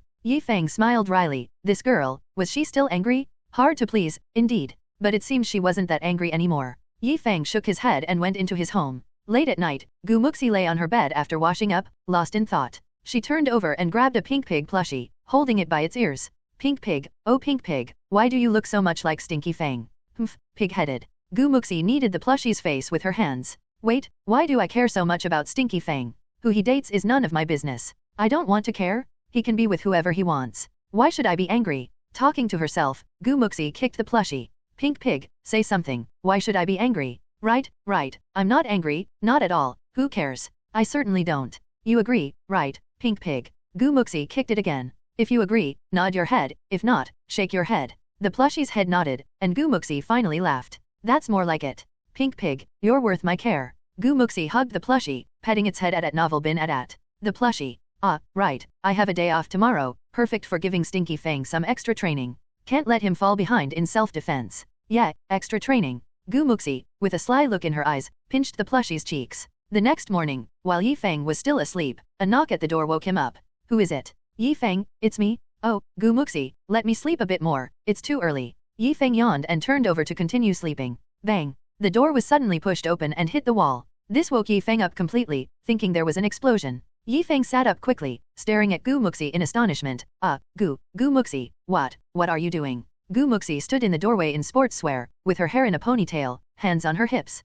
Feng, how can you sleep in on such a beautiful day? Let's get up and exercise, do some morning exercises or something, Muxi said earnestly. Morning exercises. Feng said weirdly. Yes, the plan for the day is in the morning, young man. Why sleep so much? When you're dead, you'll have plenty of time to sleep, Muxi stated. Feng was speechless. Muxi, are you cursing me? Cough cough, no, how could I? The early bird catches the worm. Let's have breakfast and then go for some exercise, Muxi said, fist raised. Let's forget it. The early worm gets eaten by the bird. Let me sleep a bit more. Feng lay back down. Muxi's eyes flashed with a cold light. She rubbed her fingers and said ominously, really not getting up. Bang. She punched the door, the sound echoing loudly, showing her strength. Feng jumped up again. Muxi, you're not going to use violence on me, are you? I warn you, my mom is at home. If you dare to lay a hand on me, I'll tell my mom. Muxi. Then, Muxi switched to a warm and friendly smile. Feng, how could I lay a hand on you? We grew up together. Don't worry, I won't. Feng, seeing her kind smile, felt goosebumps all over. He swallowed and said, all right, I give up, I'll get up in a bit, okay. Don't wait, let me help you. Thinking he was delaying, Muxi went straight for the blanket. Feng, don't, I'm not wearing. He hadn't finished speaking before Muxi pulled off the blanket. At the moment Muxi pulled away the blanket, both of them were stunned. Muxi stared at Feng, blinking, her mouth slowly opening. Feng also froze for a while before reacting, hurriedly pulling the blanket back. For a moment, the two looked at each other speechlessly, the air filled with awkwardness, so awkward one could dig a villa out of it with their toes. Muxi's cheeks suddenly reddened. Cough cough, didn't see that coming, quite surprising, huh? Feng, is that a compliment? Muxi, what are you standing there for, do you want to see it again? Muxi turned her head away, her face reddening as she haughtily said, who cares, psh. After saying that, she turned and ran, dashing out the door. Feng scratched his head. This girl, why is she so different from other girls? If it were another girl, probably they could have screamed the highest note in the world. Feng got out of bed, dressed, and went out with messy hair. In the living room, aside from Muxi, there was no one else. Muxi, where are my parents? Feng yawned and asked. Uncle and auntie went for a walk after breakfast. What did you think, that everyone is like you? A big lazybones. Muxi, munching on an apple, glanced at him. But her gaze inadvertently drifted downward, her cheeks reddening further, matching the apple she was eating. Seeing this, Feng immediately put on a deeply insulted expression, looking at her with mournful eyes. Muxi, you have to take responsibility for me now. Pfft. Muxi choked on the apple in her mouth. Stinky Feng, what's with that face? Why should I, just because I glanced at you? Now I have to take responsibility? You're kidding. Not just a glance, it was a stare. Now that you've seen everything, how am I supposed to find a wife if you don't take responsibility? Feng retorted. Muxi rolled her eyes at him. Stinky Feng, keep dreaming. It's not the first time I've seen it, so what are you going to do, bite me? Wanting me to take responsibility? Hmph. Hurry up and brush your teeth, wash your face. If I don't see you in 3 minutes, you know what will happen. As she spoke, the apple in Muxi's right hand was crushed with a snap. Hiss. Feng gasped in shock. Damn, how is Gu Muxi's grip so strong? What about the future then? Yi Feng felt a bit physically uncomfortable. Okay, no problem, I'm going now. Yi Feng dashed into the bathroom, and sure enough, he reappeared 3 minutes later, having combed his hair to look somewhat neater. Gu Muxi, why are you so eager to exercise early in the morning? Did you eat something wrong yesterday? Yi Feng sat at the dining table, eating white rice porridge with pickles. You're the one who ate something wrong. If people don't exercise, they'll waste away. Look at you, you're even weaker than a girl. Gu Muxi scornfully said. Yi Feng. Girl? Please, is there a girl who can break a door with one punch? Which girl has a black belt in Taekwondo? Gu Muxi, is it possible that you're not an ordinary girl? Gu Muxi snorted. I'm not ordinary, so what, am I second class? Stop wasting time, we need to go exercise. Under her needle-like gaze, Yi Feng hurriedly scarfed down a bowl of porridge. After breakfast, Yi Feng and Gu Muxi put on their sports shoes and left together. They walked to Chenjing Park, the only park in the nearby old district, frequented by many elderly people for walks and dog walking, and a popular choice for morning exercisers. In a pavilion by the lake in the park, Gu Muxi started with stretching exercises for Yi Feng. To exercise without getting hurt, stretching is essential. Yi Feng, focus. Gu Muxi, moving her ankles, turned to look at Yi Feng, who looked utterly lethargic. I wish I could, but I'm still a bit sleepy from getting up too early, Yi Feng mumbled, his head drooping. Gu Muxi's eyes sparkled with determination. Alright, then I'll show you how to wake up a bit. Yi Feng, bend over, try to touch your toes with your hands. Huh? I can't reach. Yi Feng attempted to touch his toes but failed at novel bin at. Hihi, let me help you. Gu Muxi walked over, her hands pushing him down. Ow, ow, Gu Muxi, lighter. Instantly, Yi Feng was fully awake, thanks to the pain. Ah, Yi Feng, your muscles are too stiff, looks like you need to exercise more. Gu Muxi chuckled secretly. Alright, can we change the position? Is there another one that works? Hihi, Yi Feng, what position do you prefer? Let's start by warming up the neck, how about that? You've been moving your neck for quite a while now, want to twist it 180 degrees? Don't think about slacking. Next, we continue stretching the lower limbs.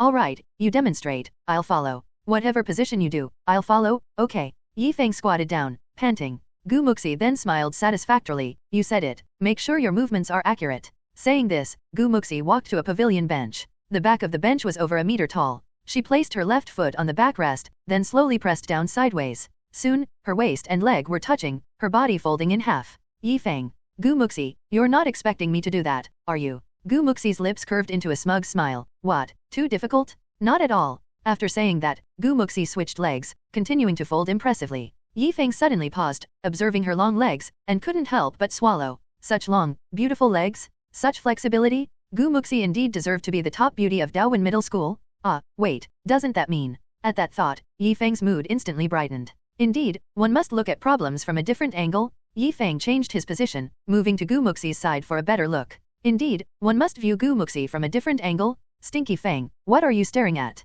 Don't space out. Gu Muxi glanced at him. Cough, I'm admiring the mountain view. The ancients said, from the side, a mountain ranges, from the front, a peak. The ancients truly did not deceive me. Yi Feng grinned cheekily. Mountain view. Gu Muxi looked towards the artificial hill across the lake. What's so good about a fake mountain? She turned and glared at him. Stop thinking about slacking off, let's continue stretching those muscles. Yi Feng, next to her, tried to emulate her by placing his leg on the back of the chair. Just placing it there was hard enough, let alone pressing down. I can't press down, I should try a different position. Just as Yi Feng was about to give up, Gu Muxi's leg came to rest on his, pressing him down. Yi Feng, didn't you say men can't say they can't do it? Don't wimp out, I'll help you, Gu Muxi said, placing one hand on his shoulder, pushing him down. Ow. 10 minutes later, Yi Feng lay on the bench, gasping for air. Gu Muxi, I can't do this anymore, let me rest a bit. You're giving up already? No, let's do it again. What? Again? My legs are jelly. Is it that exhausting? I don't feel it. There's no such thing as a dead ox that's not tired. Besides, you're just watching me do it, not doing it yourself. Tisk tisk, Yi Feng, you're really too weak. I'll tell Auntie to make you some soup, add some goji berries to nourish your blood and energy. Come on, get up, Yi Feng. I'm not getting up, you can kill me but I won't get up. Let me rest. Alright, consider that a warm-up. Let's start the main event. Huh? That wasn't the main event? Gu Muxi, what are you planning now? Of course, we continue training you in self-defense. Gu Muxi stated earnestly, hands on her waist. Yi Feng thought back to the self-defense techniques learned in her room last time, which barely didn't disassemble his bones. No, she's definitely using this as an excuse to torment me. Let her disassemble me again? Only a fool would do that? Cough, Gu Muxi, it's not good to practice here, what if we attract a crowd? Yi Feng played his trump card, knowing Gu Muxi hated being watched. But to his surprise, Gu Muxi was unfazed. It's okay, we're practicing judo, not doing anything else. Let them watch. Hehe, Stinky Feng, trying to outsmart me? If I don't train you properly today, am I, Gu Muxi, easy to bully? Yi Feng was reluctantly pulled up from the bench by her, looking very much like a wronged little wife. Help, help. My grandson fell into the water, help. Suddenly, an old man nearby cried out. The shout startled both Yi Feng and Gu Muxi, who almost simultaneously looked towards the source. Not far from the pavilion, an elderly man in traditional attire was desperately shouting, while a little boy struggled in the water. The old man was frantically stomping his feet, looking ready to jump into the lake to save his grandson. Yi Feng was shocked. The old man was in his 70s or 80s, jumping in might mean 2 lives lost. The situation was extremely critical. Without a second thought, Yi Feng rushed from the pavilion and dove into the lake. Gu Muxi's expression changed. Stinky Feng. In a moment of grave urgency, Yi Feng didn't think too much, with only one thought in his mind. To save someone? As he plunged into the icy lake water, he immediately swam towards the spot where the little boy had fallen in at the fastest speed he could muster. Within just a few breaths, Yi Feng reached the boy, supporting his body, and immediately shouted, "Don't move, kid. Don't move. I'm here to save you." The boy, around 5 or 6 years old, obediently stopped struggling and clung tightly to Yi Feng's neck after being shouted at. Yi Feng swallowed a couple of mouthfuls of water but was relieved that the boy calmed down, knowing he could get them to shore as long as the boy remained still. After stabilizing in the water, Yi Feng kicked his legs, moving towards the shore. Fortunately, the place where the boy fell into the water was not far from the shore, about 3 or 4 meters, and Yi Feng quickly got the boy to the bank.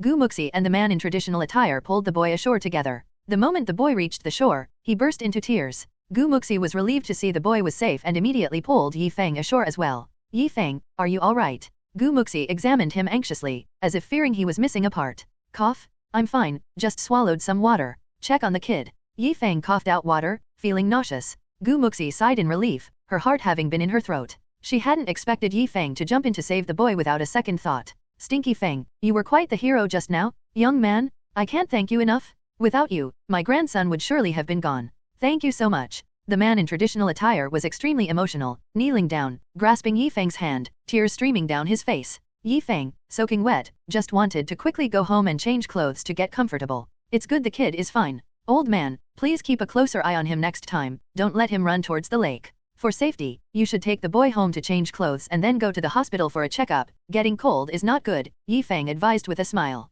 "Alright, thank you so much. Young man, what's your name? I must repay you properly." The man in traditional attire expressed his gratitude. "I'm Yi Feng. No need for repayment, we have other things to attend to, so we'll be going." Yi Feng helped him up and then left without looking back. The old man urgently called out, "Young man, wait, leave me your contact information. I must thank you properly." "No need, old man," Yi Feng replied without turning back. Doing good deeds without leaving a name, not seeking repayment, that's the spirit of the new generation. The old man, holding his grandson's hand, watched Yi Feng's departing figure with great emotion. "This young man is truly a good person. We must find him and properly thank him." Yi Feng ran towards the residential area, feeling a bit chilly in the morning air and sneezing several times, drawing curious looks from passers-by. Finally home, he headed straight for the bathroom to get rid of the itchy feeling all over. After using the shower gel and shampoo a few times, Yi Feng realized he hadn't brought clothes with him. It seemed he had no choice but to ask Gu Muxi for help. He cracked the bathroom door open and called out, "Gu Muxi, could you get me some clothes, please?"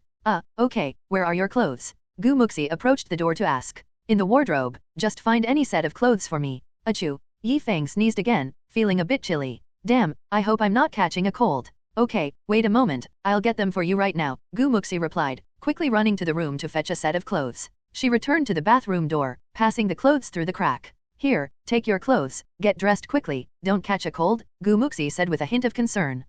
Thanks, I'll be done soon," Yi Feng replied. Gu Muxi owed and sat down on the living room sofa somewhat dazedly. Her mind was filled with the image of Yi Feng bravely jumping into the river. At that moment, she truly panicked. An unprecedented sense of panic and anxiety. She was genuinely worried about Yi Feng's safety in the rescue. But fortunately, Yi Feng has always been a good swimmer since he was young and managed smoothly in the end. Seeing him save the child moved her. At that moment, she seemed to see a light in Yi Feng. Stinky Feng is really a good person. Was I too harsh on him before? Gu Muxi, reflecting on how she had treated Yi Feng that morning, felt a bit guilty. Considering how well you performed today, I won't hold it against you. Gu Muxi. Yi Feng's voice came from the bathroom again. "Yi Feng, what's up? Did you forget to bring something else?" "What? What else?" "You know, that thing, the triangular one, at novel bin at triangular thing." Gu Muxi was taken aback, then quickly realized what he meant, her face flushing instantly. "Alright, wait a moment, I'll get it for you." Gu Muxi ran into the room and pulled out a purple one. "Yikes, this color, spooky enough." After coming out, she pinched it with 2 fingers, a look of disgust on her face as she stuffed the underwear through the crack in the door. Feng, is it necessary to be like this, Gu Muxi? I'm not poisonous. Stop complaining and catch it. Gu Muxi yelled, holding her nose. Feng caught it, shaking his head secretly. This girl must have something against me? Dressed and out, Feng saw Gu Muxi cooking something in the kitchen, the air filled with a pungent odor. Gu Muxi, what are you cooking that smells so bad? Ginger soup. You seem to have a cold coming on, so I'm making you some ginger soup to ward off the chill, Gu Muxi responded without turning around. Feng felt touched inside. Gu Muxi does care about me? That's really nice. I'm moved to tears. Feng walked into the kitchen, only to be dumbfounded at the sight. This is ginger soup. He saw at least 5 whole pieces of ginger in the pot. Whole pieces? The water was almost boiled away. This wasn't ginger soup, it was ginger juice. And, she didn't even slice the ginger, and there was still dirt in the crevices. Damn, was I supposed to savor the fragrance of soil? Yes, I put 5 pieces of ginger in it. The medicinal effect should be excellent. You won't catch a cold after drinking it, Gu Muxi said, stirring the pot with a spoon. The juice in the pot, turning almost black, looked nothing like ginger soup. It was practically poison. Feng gasped, thinking that a sip might not cause diarrhea but would definitely cause inflammation. Cough, Gu Muxi, you're really nice to me. I'm very moved, but, let's skip the ginger soup. I don't feel like I have a cold at all. Feeling great. Feng forced a smile, patting his chest to show his health. No way, you just sneezed. If we don't expel the cold, you're bound to catch a cold. It should be ready now. Give it a try. Gu Muxi turned off the fire, seemingly very pleased with her creation. If it weren't for your heroic act of saving someone, I wouldn't bother making ginger soup for you. Try it. Feng, covered in sweat, knew that a taste would likely be the end of him. I'll pour you a bowl. You have to drink it all. Gu Muxi casually grabbed a bowl and filled it with the soup, just enough to fill the bowl. 5 whole pieces of ginger boiled down to 1 bowl of water. Feng looked at the murky juice, swallowing hard. Gu Muxi, isn't that a bit much? Do we have to? Gu Muxi rolled her eyes at him, earnestly saying, what do you mean, too much? Drinking more will help dispel the cold faster. Feng paused, was that even a thing? Where did she learn that? That's too much. Gu Muxi pouted, looking reproachfully at him. What, are you going to reject my kindness? He couldn't stand Gu Muxi's look, gritting his teeth and saying, fine, I'll drink it. Feng, with a tragic expression, tremblingly lifted the bowl to his lips and took a sip. The moment the soup touched his tongue, the intense and spicy flavor of ginger shot straight to his brain. He almost ascended to heaven. How is it? Tasty, right? Gu Muxi looked at him expectantly. Delicious. Feng, struggling to keep the turmoil in his stomach at bay, managed a smile. Suddenly, the sound of the door opening was heard, seemingly Feng's parents returning. Hey, Gu Muxi, my parents are back. Go open the door. Feng saw a glimmer of hope and quickly called out. Oh, okay. Gu Muxi turned and ran out of the kitchen to open the door. Feng quickly poured the ginger soup down the kitchen sink, then carried the bowl out of the kitchen. At the door, Yi Jianbing and Meng Xiaoun entered, chatting with Gu Muxi. Son, what's that smell? What were you cooking in the kitchen? Meng Xiaoun curiously asked. Gu Muxi sweetly replied, Auntie, I thought Feng seemed to have a cold, so I made him some ginger soup. Ah, Zixi, you're so nice, even making ginger soup for little Feng. You're so good to him. Meng Xiaoun exclaimed, clasping Gu Muxi's hand with a warm smile. Hehe, it's nothing, just a small thing, Gu Muxi replied demurely. Feng forced a smile, knowing that finishing the soup would have been a big deal, at novel bin at. Gu Muxi turned back to see Feng holding the empty bowl, asking, Feng, did you finish it all? Ah, yes, I drank it all in one go. It was so delicious. Now, I just feel warm all over, even sweating. Feng wiped the sweat from his forehead, forcing a laugh. Hearing this, Gu Muxi's heart bloomed with joy, feeling she had done something significant for Feng, very pleased with herself. That's good. If you catch a cold again, I'll make it for you. Don't worry, leave it to me. Gu Muxi confidently stated. Feng, does she actually want me to catch a cold? Drink it again? I'd like to live a few more years. Meng Xiaoun patted her hand, saying, Zixi, stay for dinner today. I'll cook something delicious for you. Gu Muxi, holding her hand, sweetly replied, okay, thank you, Auntie. The next morning, Feng got up early to prepare for work. While washing up in the bathroom, he noticed a small pimple on his lip. Damn, Gu Muxi's ginger soup was too potent. I got inflamed already. Feng was speechless. He didn't catch a cold, but he ended up with inflammation. Well, I'll just go buy a bottle of herbal tea to cool down. Feng went downstairs, ready to cycle to the office, when suddenly a call came in from an unknown number. Curious, Feng still answered the phone. Hello, who is this? Ah, is this President Yi? Hello, I'm Hmph from Shend. Feng narrowed his eyes. The CEO of Shend Company was calling him personally, and the tone was surprisingly polite. He roughly guessed the reason. After cooperating with Shend Company, Feng had met Hmph a few times and exchanged a few words. Oh, President Pan, I'm sorry, I almost didn't recognize your voice. Is there something you need? Ha, President Yi, you jest. How could I dare to instruct you? I'm calling to apologize. Those last 2 shipments were Nai Xian doing on his own, and I only found out afterward. I've severely reprimanded Nai Xian, deducted his annual bonus, and I'd like to invite you to dinner. I'll have him apologize to you in person. Rest assured, any losses caused by those shipments, any and all of your losses, our Shen company will take full responsibility. Yi Feng knew they must have guessed something, like the online exposure of Shen company being related to him. They were calling to make peace now? Everything was as he expected? Oh, if President Pan insists with such sincerity, it would be rude of me to refuse. All right, I'll follow President Pan's arrangements, Yi Feng replied cheerfully. Haha, great, President Yi, you're so straightforward, and you're giving me a lot of face. I'm truly grateful. Let's do this, today at noon, 12 o'clock, at Tao Taoju, I'll book a private room and send you the details. Pan Chinfo laughed over the phone. After a bit more polite chit-chat, they hung up. Inside the Shen company office, Pan Chinfo put down his phone, relieved but with a somber expression. Nai Xian didn't dare speak, the office deathly silent. After being bombarded by calls and internet backlash for 2 days, he hadn't slept well, looked haggard, and sprouted more white hair. He realized the only person he'd offended in the past 2 years was Yi Feng, and seeing the online posts and screenshots, he guessed it was probably Yi Feng's doing. He hadn't expected Yi Feng to be so ruthless. For the little benefit from Zhao Xingyi, he ended up in this sorry state, possibly even losing his job. He was full of regret. Under Pan Chinfu's questioning the day before, he had no choice but to confess about offending Yi Feng, but he hid his collaboration with Zhao Xingyi. If Pan Chinfu knew he took benefits from Zhao Xingyi to harm Yi Feng, he would be furious. To defuse the situation, Pan Chinfu had called Yi Feng personally, hoping to smooth things over. After all, to undo the damage of the online post, they needed Yi Feng to retract it. Pan Chinfu glared at Nai Xian, gritting his teeth. Nai Xian, look what you've done. I just called him, invited him to lunch. If you can't settle this, I'll deal with you. Damn it. Nai Xian trembled, nodding quickly. Yes, President Pan, I will sincerely apologize to President Yi. Yi Feng arrived at the office, where Wang Tai was busy planning the opening of a new store. He called Wang Tai into his office. Wang Tai, come have lunch with me at noon. There's a free meal, and it would be a waste not to eat it. Yi Feng took out 2 cigarettes and handed one to Wang Tai. After taking the cigarette, Wang Tai asked in surprise, where are we going for a free lunch, Brother Feng? Yi Feng lit his cigarette, blew out a smoke ring, and said with a smile, President Pan of Shen Company is treating us. How could we not go? Ah, Pan Chinfu of Shen Company? That old guy who tricked us is now suddenly inviting us to lunch. Wang Tai was astonished. Yi Feng flicked off some ash, chuckled, and said, I left some clues in the post. That old guy Nai Xian could definitely guess it was us who made the post. Pan Chinfu wants to smooth things over, so of course, he has to treat us to a peacemaking meal.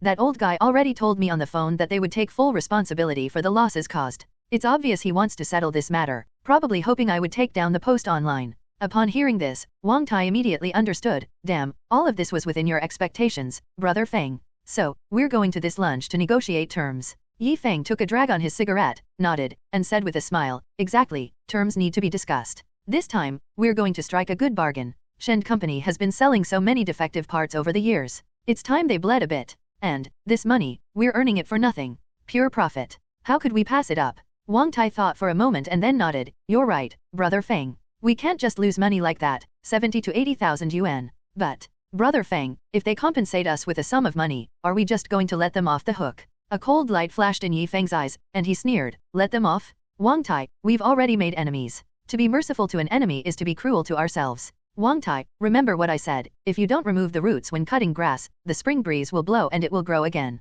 I said before that this time, we're going to crush Shen. Thinking that just compensating us with some money would settle everything, as if I'm a saint. Wang Tai was startled, feeling Yi Feng's words chilling to the bone for the first time. Perhaps it was only in the brutal world of business competition that Yi Feng's ruthless and cold side would show. Suddenly, Wang Tai felt the man in front of him was somewhat unfamiliar, not the innocent and playful Yi Feng he grew up with.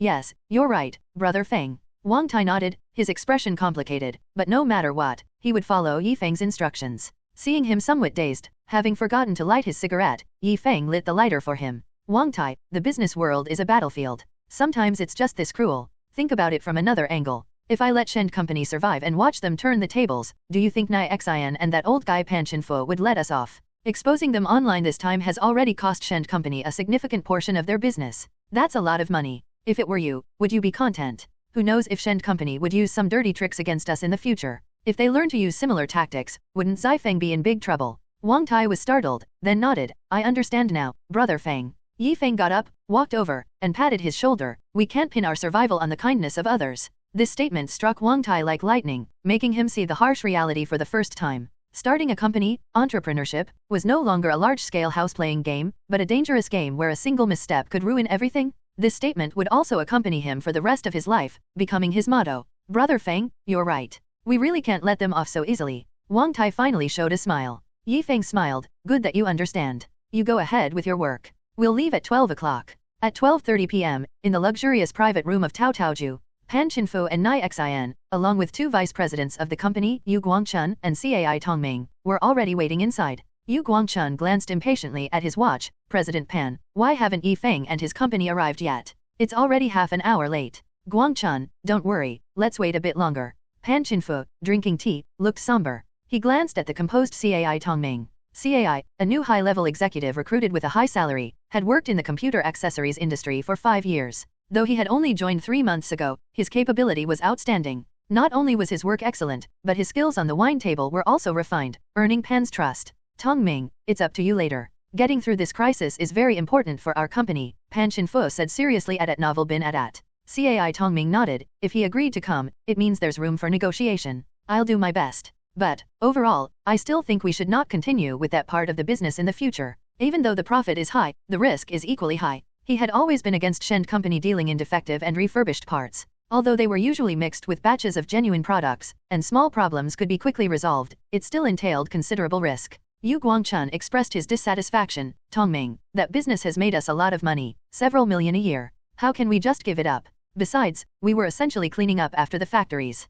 Without that, could we maintain such good relations with them? If we drop that business, the factories will definitely have complaints. If we don't do it, other dealers will eagerly take it over. As for this matter, it's all Xion's fault for sending batches of B-grade goods exclusively to Feng's company. Absolutely foolish. Xion bowed his head, not daring to speak. Pan Qinfu just drank his tea, remaining noncommittal. Cai Tongming glanced at Pan Qinfu, instantly understanding his thoughts. He probably didn't want to give up such a large profit and shook his head secretly. After a moment of silence in the private room, Pan Qinfu finally spoke. Let's talk about these issues later. The most important thing now is to settle this matter. First, we need to get Feng to retract the post. Then we'll issue a statement to get through this crisis. We'll discuss the rest later. Suddenly, footsteps approached from outside, getting closer. Pan Qinfu stood up, a cold light flashing in his eyes, and said coldly, the Yi kid is here. The door to the private room opened, and Feng and Wang Tai appeared at the door. Pan Qinfu's expression changed, and he greeted them with a warm and friendly smile. Ah, haha.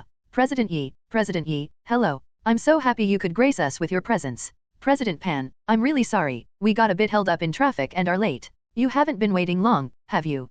Feng also responded with a smile. Both men smiled broadly, shaking hands tightly as if they were old friends who hadn't seen each other for many years. Not long, I've only just arrived myself. Please, President Yi, take the seat of honor. Pan Qinfu warmly invited Feng to sit in the main seat, with Wang Tai sitting beside him. After sitting down, Pan Qinfu first introduced two vice presidents to Feng to get acquainted. After the introductions, Pan Qinfu covertly glared at Xion, sending him a look. Xion understood and stood up to bow respectfully to Feng. President Yi, I'm really sorry about the previous incident. I'm here to offer my sincere apologies. I'll toast to you with tea instead of wine. Xion held up his teacup, waiting for Feng's reaction, with everyone else also looking towards Feng. However, Feng seemed not to hear him, his smile fading to a cold expression as he tapped on the table with one hand. He remained silent, and so did everyone else, creating an awkward atmosphere in the room at Novel Bin Adat. Xion stood, holding his teacup in midair, his face growing more embarrassed and nervous, with cold sweat breaking out on his forehead. To break the silence, Pan Qinfu scolded Xion, this is all because of your foolish actions.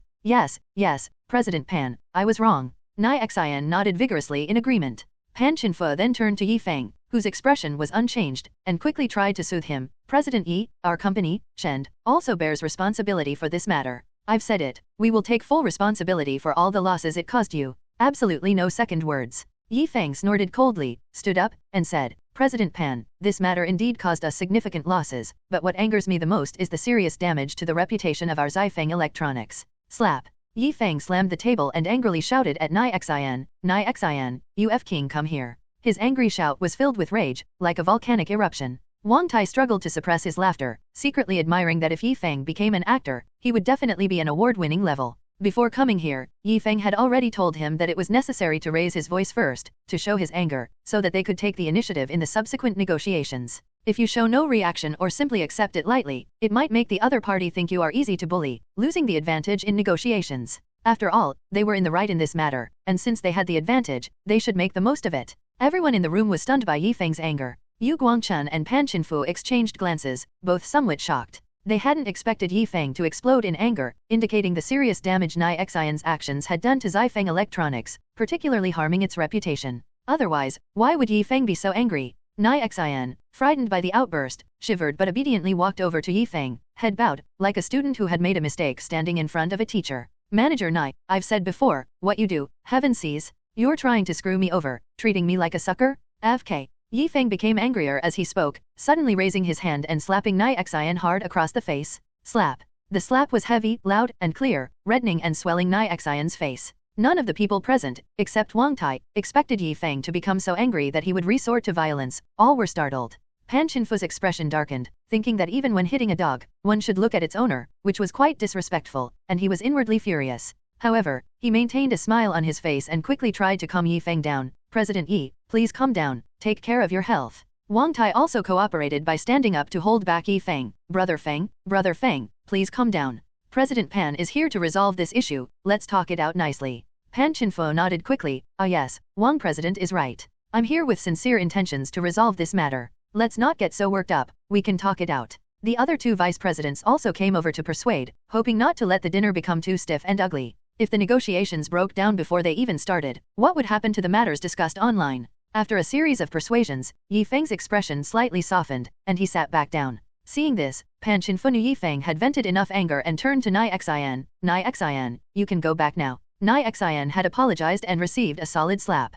Keeping him here was useless and would only affect Yi Feng's mood. Nai Xian, holding his face, looked sorrowful, nodded without speaking, and turned to leave the room. After Nai Xian left, Pan Qinfu poured another cup of tea for Yi Feng, then lifted his own cup, smiling, come, President Yi, have some tea, smooth things over. This matter is also due to our company's poor management, and I, on behalf of Shen Company, offer my apologies. Yi Feng's lips curled into a smile as he stood and clinked cups with him. The atmosphere in the room relaxed slightly, and Pan Qinfu had the waiter serve the dishes. The waiter brought in a feast of delicious dishes and premium Maotai liquor. Cai Tongming opened the wine and poured it, making small talk. I haven't been with Shen for long, but I've heard President Pan mention that President Yi is one of the younger partners in our company, truly young and successful. It's said that young talents like you can do great business at such a young age. I really admire that. When I was your age, President Yi, I only knew how to chase girls, all lovey-dovey, nowhere near your determination. The praise was heartwarming. Pan Qinfu joked, so Tongming, did you end up catching any girl?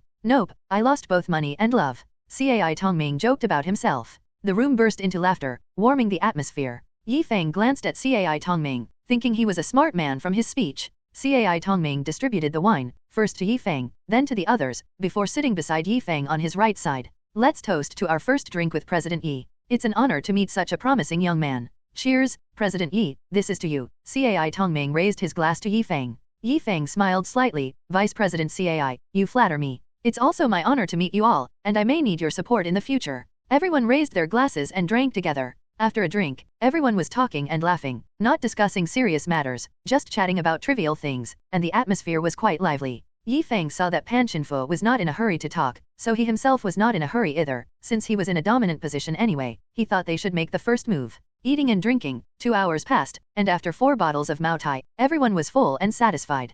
Pan Qinfu saw that the timing was almost right, stood up again, and started distributing cigarettes, offering one to Yi Feng first, then to the others. Cai Tongming lit the lighter and personally lit Yi Feng's cigarette. Yi Feng smiled and did not hesitate to light the cigarette. During this meal, he was the one receiving cigarettes, not the one offering them. Since the other party needed him, he could naturally accept it gladly. This is the rule of different drinking gatherings. When you are seeking favors from others, or it's a gathering of acquaintances, you naturally need to be more attentive. When others need you, you have to hold yourself with a certain dignity, otherwise, people will think you are easy to talk to and dare to make any requests. Pan Qinfu lit a cigarette for himself, turned his head towards Yi Feng, and said, Mr. Yi, I am truly sorry about the Nai Xian matter. Our Shen company is responsible, and we will bear all the losses caused. For those 2 batches of goods, I will compensate you double the price, a total of 240,000. How about it? He also knew that compensating at the price would not make Yi Feng happy, so he made a condition to double it, showing his sincerity. He thought Yi Feng would gladly accept, but Yi Feng just smoked his cigarette, did not speak immediately, and his expression even became a bit colder.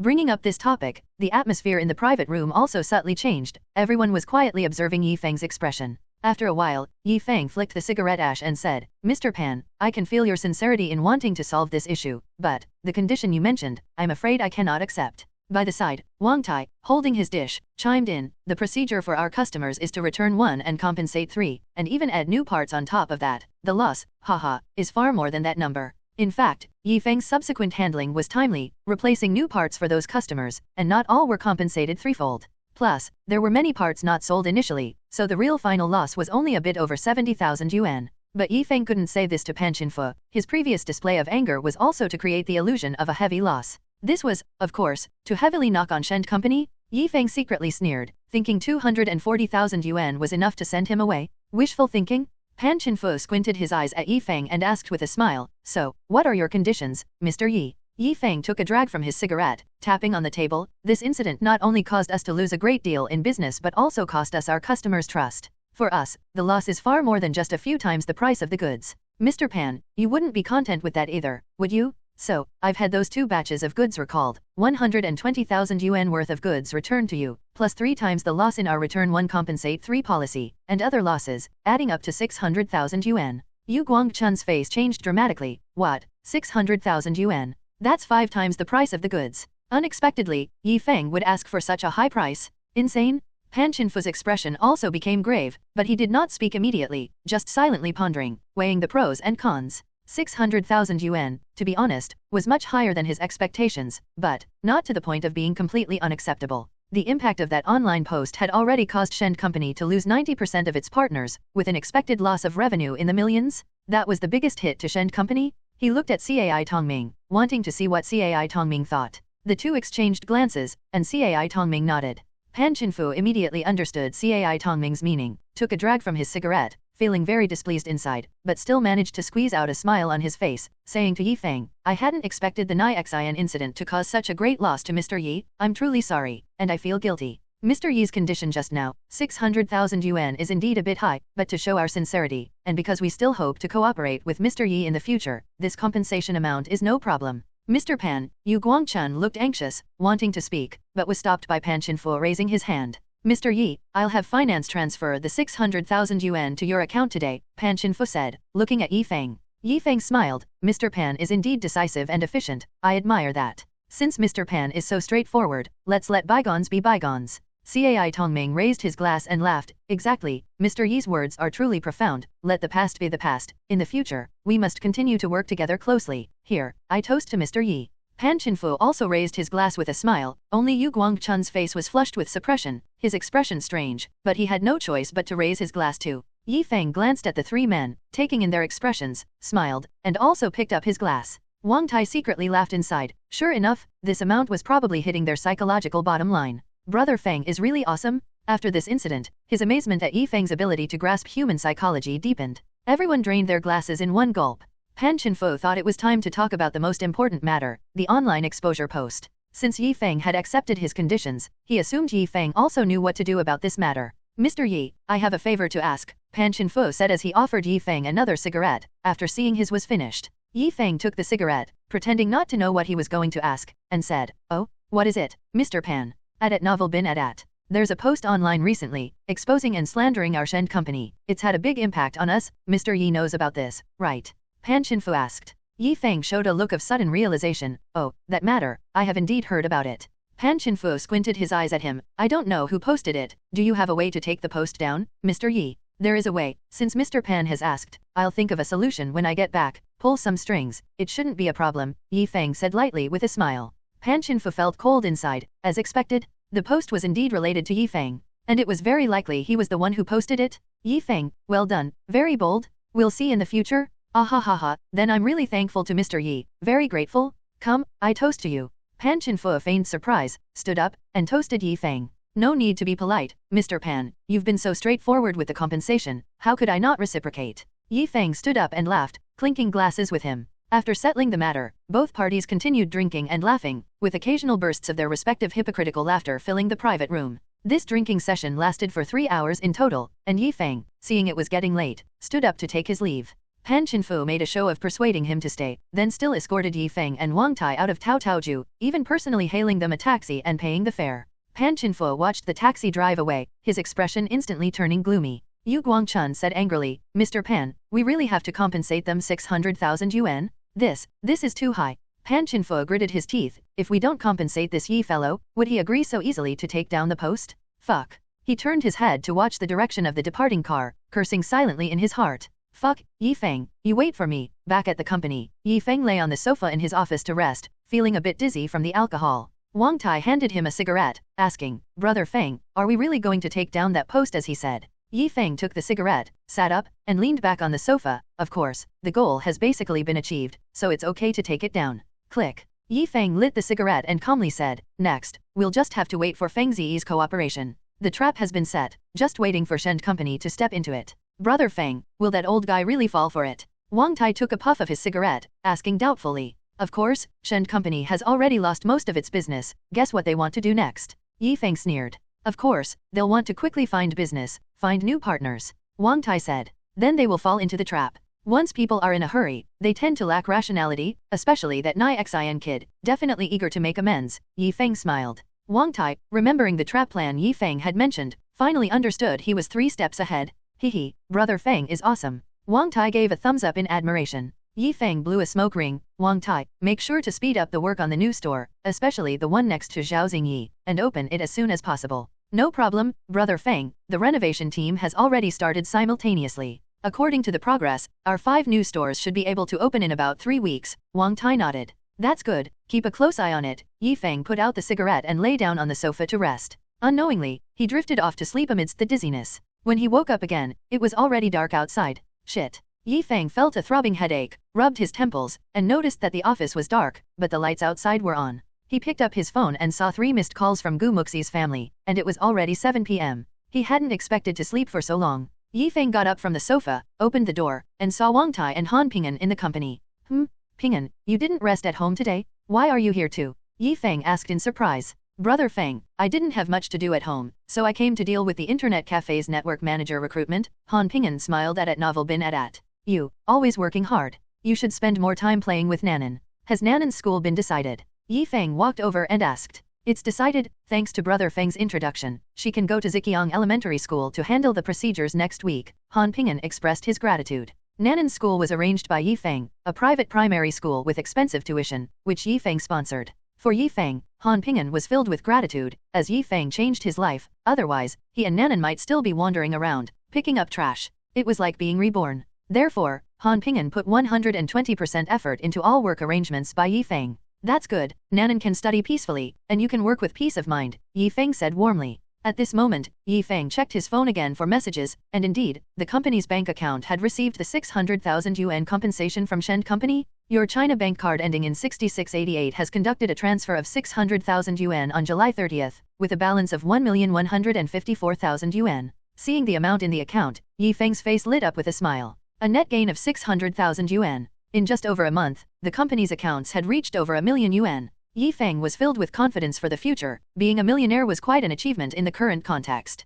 Currently, Feng Company's main revenue came from Feng Electronics, with 3 main income sources: the fastest-growing online parts and whole machine sales, offline computer repair services, and offline parts and whole machine sales, with a monthly gross profit of about 800,000 yuan. After deducting labor, rent, materials, taxes, and other operating costs, the net profit could reach about 500,000 yuan per month. Initially, the revenue was higher due to marketing activities, and though it decreased a bit after the activities, it stabilized. However, Feng Electronics still had 2 areas with growth potential. The first was the online platform, which, after the official promotion of 361 Computer Security Manager, would experience a surge through traffic. The second was expanding offline stores, including repair services, parts, and whole machine sales. Yi Feng recognized that the next 20 years would be a golden period for computer popularization and renewal, especially the next 5 years, when the market demand for computers and parts would surge. With internet cafes becoming widespread and computers entering millions of homes, Xia had hundreds of millions of potential computer users.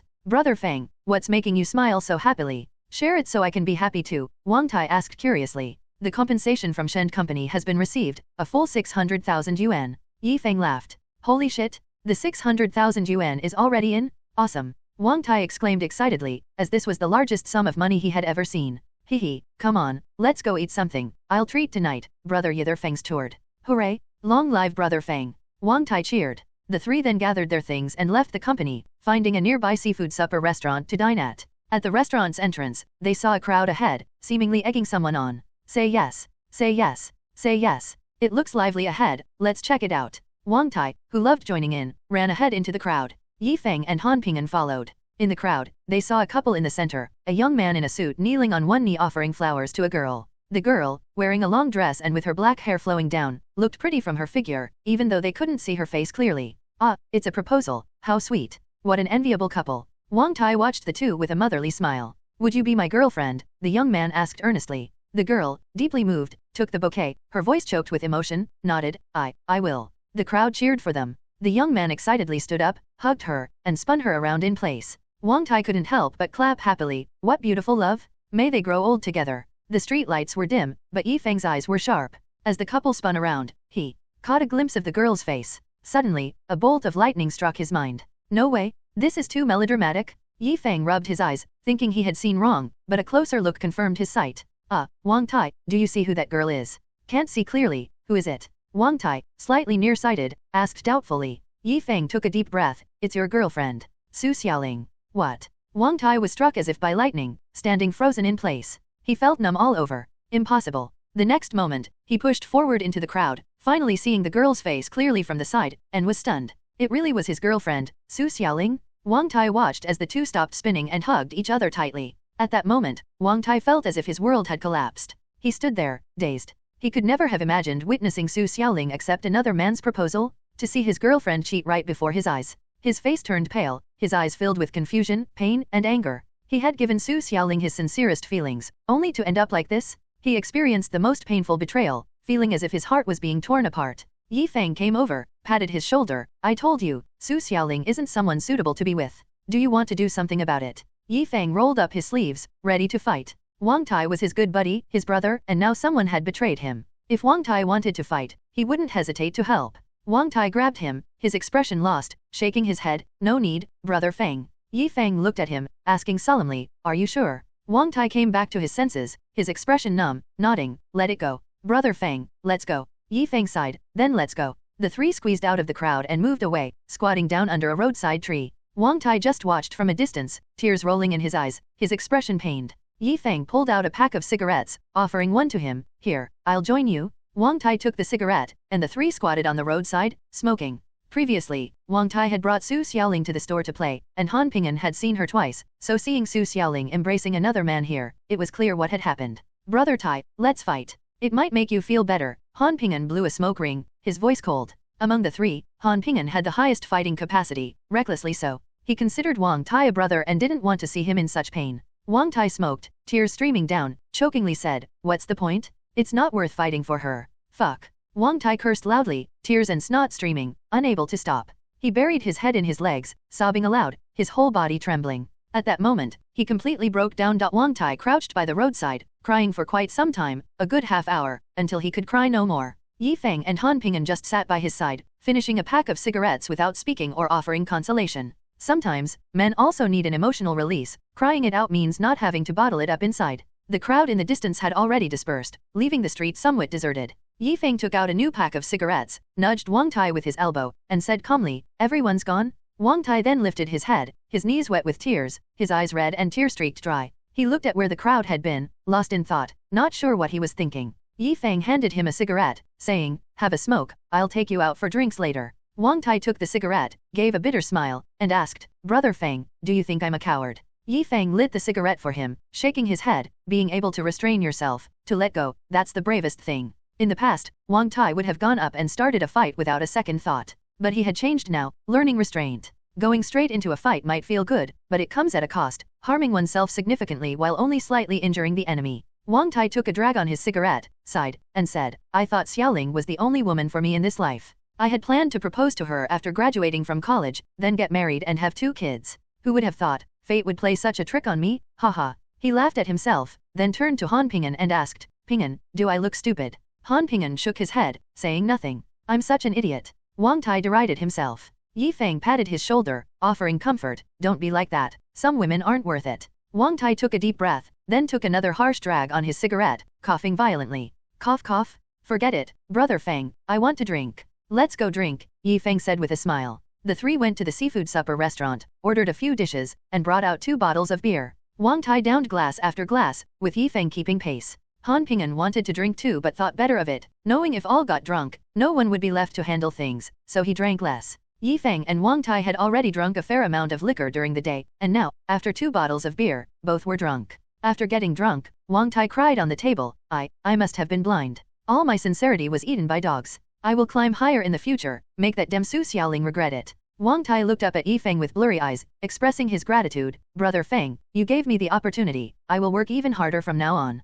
Feng, also drunk, put an arm around his shoulder, laughing. Wang Tai, remember, I am your brother for life. Just remember this, and that's enough. Brother Feng. Wang Tai, moved, wiped away his tears, finally smiling. After Wang Tai got drunk, Feng paid the bill and eventually couldn't hold up any longer, lying down under the table along with Wang Tai. Hmph looked at the two, smiled helplessly, knowing he had his work cut out for him. The next day, Feng woke up, opened his eyes to the familiar ceiling, then turned to look out the window. The sunlight had already come in, and it was no longer early. My head really hurts. Feng suddenly felt a throbbing headache, the aftermath of a hangover. Lying in bed for a while longer, he finally came to his senses. He had indeed blacked out the night before, unable to remember anything after paying the bill, not even how he got home. What time was it?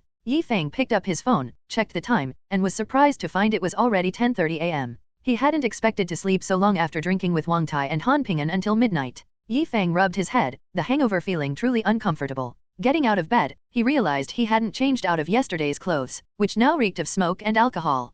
Feng decided to freshen up and take a shower to clear his head. Just as he was about to leave his room, he saw Muxi reading in the living room. You finally woke up, young Master Yi? I thought you were going to sleep forever. Why didn't you drink more? Muxi's eyes flashed with anger, glaring at him. Muxi had been genuinely worried about Feng the previous night, calling Hmph in the middle of the night to find out that Feng was dead drunk, which kept her up all night in frustration. Stupid Feng, drinking so much? Really? Feng scratched his head, awkwardly laughing. Hey, last night, something happened. I ended up drinking a bit too much with Wang Tai. Hey, where are my parents? They don't seem to be home. Your uncle took your aunt to the hospital for a checkup. They asked me to look after you. Otherwise, I wouldn't bother with you. Muxi turned her head away, pretending to be haughty at novel bin at. But then she turned back, pouting. I bought you hangover soup. It's on the table. Remember to drink it. And, I bought you soy milk and buns. Eat them if you're hungry. The hangover soup is a bit bitter. I left hawthorn slices and rock sugar on the side. Hearing these caring words, Feng felt a warm feeling in his heart. Muxi really does care about me, got it. Thanks, Muxi. I didn't expect you to be so thoughtful. I'm so happy I could faint. Feng pretended to be weak, about to faint, leaning on the bathroom door, then made faces at Muxi. Ugh. Muxi feigned vomiting and glared at him. You think I wanted to? Stop being disgusting and go take a shower. Feng shamelessly smiled. I understand, no need to pretend anymore. I know your intentions. Let me bathe and change first, and then I'll try it out. I won't let down your kindness. Muxi. This stinky Feng, always acting smart even after gaining an advantage? More than 10 minutes later, Feng finished washing up and came out of the bathroom, drying his not yet dry hair. Hey, Muxi, I just remembered, isn't today Monday? Aren't you going to work? Feng curiously asked. I took a day off. How else could I buy you breakfast and hangover soup? Muxi rolled her eyes at him. Feng placed the towel on a chair and laughed. Is that so? I am deeply moved. Approaching the dining table, Feng drank the hangover soup and ate breakfast, feeling much better, except for a slight headache. He planned to rest at home for the day. He walked over to the sofa and sat next to Muxi. Have you already started looking into college courses? Feng was somewhat surprised to see the book she was holding, Fundamentals of Architectural Drawing and Modeling. Of course, I need to enroll in a month. I'm pre-studying in advance. This was given to me by a senior at the company, and there are many more like it. Muxi proudly stated, mentioning her habit of pre-studying and reviewing. Truly a scholar. But, little Miss Gu, I have a favor to ask of you. Feng cheekily moved closer at novel bin at. Muxi turned her head to glance at him. What is it? Considering your previous heroic actions, I won't refuse if I can help. I have a bit of a headache. Can you press it for me? Feng asked, then began to massage his own head, looking pained. Such a hassle. Who told you to drink so much? You deserve to suffer. Lay down then, Muxi said, somewhat irritably. Feng chuckled, knowing Muxi was the type with a sharp tongue but a soft heart. He quickly lay down on the sofa, smoothly making himself comfortable. Muxi put down her book and gently massaged the temples on either side of his head. Feng was so comfortable he almost made a sound, but he held it in. Muxi, my neck feels twisted and uncomfortable. What do you want? Can I rest my head on your legs? Hey, hey, hey. I'm warning you, Stinky Feng, don't push your luck. Ah, but someone just said they wouldn't refuse, guess I'll just bear with my neck pain, it's just a strained neck muscle, no big deal. Fine, fine, I give up on you. Muxi lifted his head, placed it on her legs, and continued to massage his temples. Feng immediately felt a gentle fragrance filling his nose, refreshing his spirit. So this is Muxi's scent? Cough cough, although it feels a bit sleazy, it's indeed very comfortable. Why did you and Wang Tai get drunk last night? What happened to make you so happy? Muxi asked curiously. It wasn't something to be happy about. Wang Tai got cuckolded, and as a brother, I was just drowning his sorrows with him, Feng explained reluctantly. What does being cuckolded mean? Muxi had never heard the term before. It means his girlfriend cheated on him, and he saw it happen right in front of him. Feng explained, summarizing the previous night's events. Muxi was stunned. No way, he actually encountered that? That's too melodramatic. Not even soap operas dare to plot like this. Poor Wang Tai. Too tragic. Feng sighed, I hope he gets over it soon. He was genuinely devoted to Su Xiaoling, almost doing everything for her, spending his money on whatever she wanted, only to end up like this. I really don't understand what Su Xiaoling was thinking. Wang Tai might be a bit naive, but he's honest. To cheat on him just half a month into the relationship, Muxi shook her head, her words filled with disdain. Feng chuckled, the guy she left him for is more handsome than Wang Tai and knows how to sweet talk. Su Xiaoling must have changed her mind because of him. Her reputation wasn't great even back in school. I had advised Wang Tai to think it over before deciding, but he was determined to pursue her, leading to his own heartbreak. There was nothing I could do. Indeed, sometimes love makes people blind, Muxi commented with the air of an expert. Feng gave her a look. Have you ever been in love? Where did you get such insights? Where did you learn these phrases? From romance dramas, like A Dream of Splendor, Muxi replied. No way, you dug up such an old series to watch. Feng asked, surprised. Muxi pouted, what do you know? I've been collecting material for a novel recently, planning to write an wuxia story myself. An wuxia novel? You really want to write a novel? I advise you, writing novels is a dead end unless you can hit it big on Kidian. And why are you watching romance dramas if you're writing an wuxia novel? Wuxia novels might mainly revolve around martial arts feuds, but they need a bit of romance too, don't they? How else can the characters be fully developed? So, you're specifically watching romance dramas for inspiration. Of course, it's the most direct way. Hey, Muxi, you don't have to go through all that trouble. If you date me, I'll give you an unforgettable romance that will help you make your book a hit, hee. Get lost.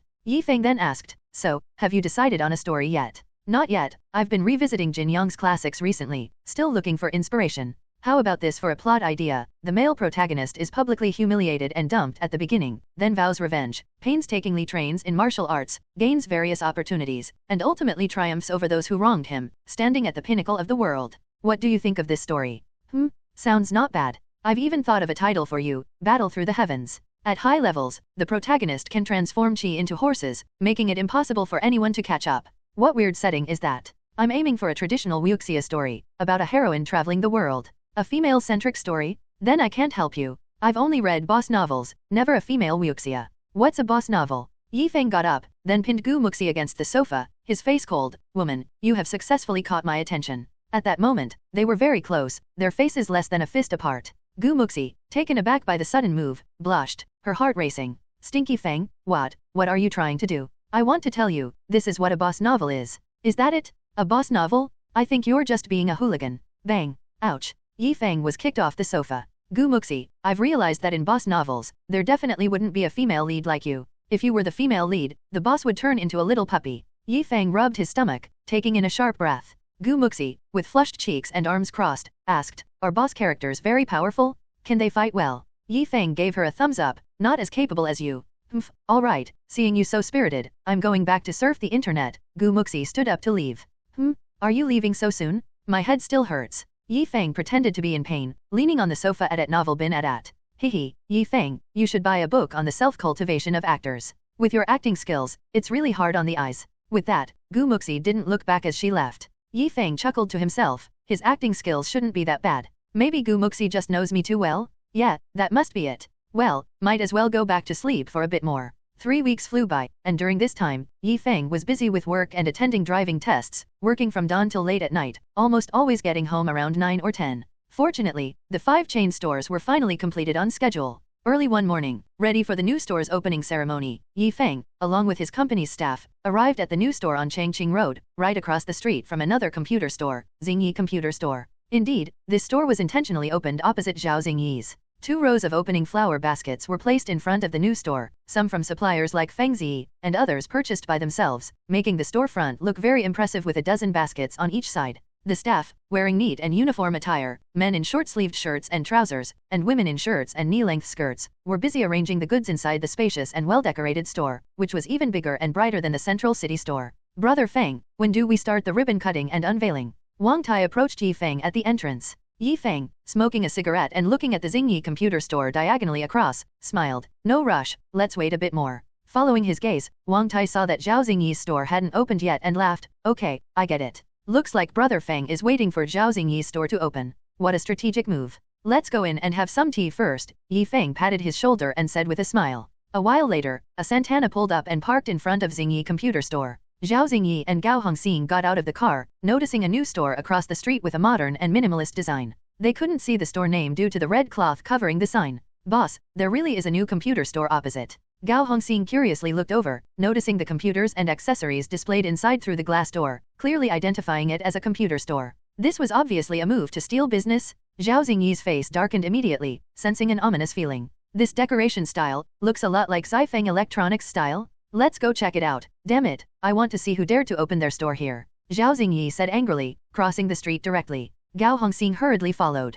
Upon reaching the entrance, they were greeted by 2 female staff in maple red uniforms and skirts. Welcome, are you here to buy a computer or accessories? The girl on the right asked warmly. Just looking, Zhao Xingyi replied with a sullen face. As he was about to look inside, a figure appeared in front of him. Hehe, Boss Zhao, long time no see, Yi Feng said with a light chuckle, smoking a cigarette. So it's you, President Yi. Zhao Xingyi's expression turned very ugly, not expecting the new Feng Electronics store to be Yi Feng's. To open a store right across. This was a blatant provocation, a deliberate attempt to steal business. Indeed, this new store is mine. Oh, and it's my 6th chain store, Yi Feng boasted intentionally to irritate him. As expected, Zhao Xingyi was shocked and angry, feeling bitter inside. Damn it, this kid Yi Feng has made so much money? Boss Yi is indeed doing great business, but what do you mean by opening here? Zhao Xingyi asked coldly. Yi Feng blew a smoke ring, arrogantly saying, nothing much, just aiming to put you out of business. You. Zhao Xingyi almost choked with rage. Yi Feng smirked, continuing, don't think I don't know you and that old Nai Xin teamed up against me.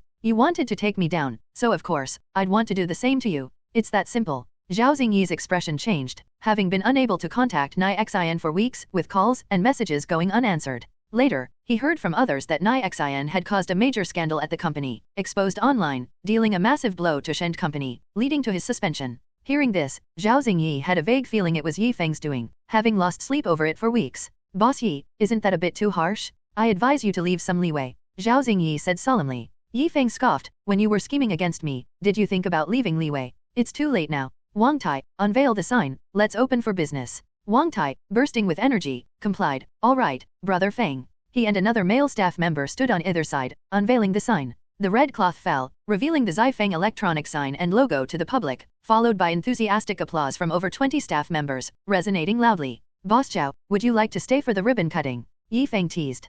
Hmph. Yi Feng, don't get cocky, we'll see. Zhao Xingyi left angrily after dropping a harsh word. Wang Tai watched them leave and whispered to Yi Feng, Brother Feng, are we proceeding with the plan against that guy? Yi Feng nodded, yeah, just follow the original plan. For the grand opening, everything in this store, whether it's complete machines or accessories, will be on discount. Computer repairs will be delivered within 48 hours, and we'll only charge 100 yuan for labor, lasting for a month. Sponsor all the nearby wall and store signs, get the ads out. In less than a month, even a week is enough, Zhao Xingyi won't have any business left. Zhao Xingyi returned to the store and moved a chair to sit at the entrance, staring at the West Maple Electronics store. The Feng Electronics store was bustling with people coming and going, a stark contrast to his own store, which was cold and empty, without a single customer. Boss, their business is really good on their first day of opening, Gao Hongxing said with envy. PSH, it's just for a day or two. Don't worry, we have our loyal customers, Zhao Xingyi said with a faint calmness on his face. In reality, he was starting to panic, but with Gao Hongxing there, he couldn't show it.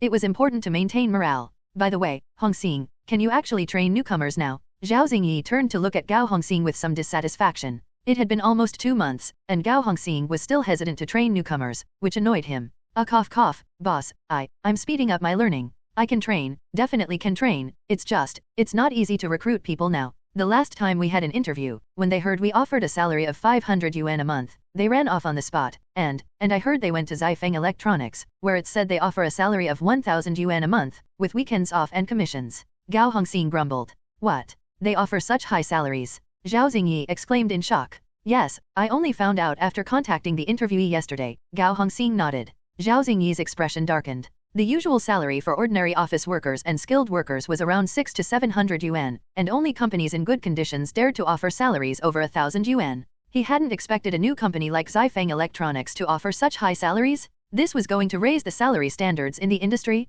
Boss, shall we also increase our salary? Gao Hongxing asked quietly, implying that if the recruitment salary increased, his own salary would definitely need to increase as well, considering his own interests. Zhao Xingyi coughed twice and said, cough cough, well, let's talk about this later. First, you need to improve your skills. Last time, you broke a customer's computer, and I had to pay a few hundred yuan for it. Once your skills in repairing computers improve, raising your salary won't be a problem. Okay, Gao Hongxing was somewhat disappointed. Just then, two customers walked towards the shop entrance. Zhao Xingyi saw they were regular customers and quickly got up to greet them. Hey, is Mr. Wang here to buy computer parts again? Are you buying a graphics card or RAM this time? Or changing the monitor? The young man surnamed Wang asked, how much is your Jinxiang No. 6 graphics card? It's not expensive, 385 yuan. But for you, as a regular customer, 370 yuan is fine. Come on in and take a look. Zhao Xingyi said with a smile, trying to welcome the customer into the store. What, 370? I saw the new store across the street selling it for only 280 yuan.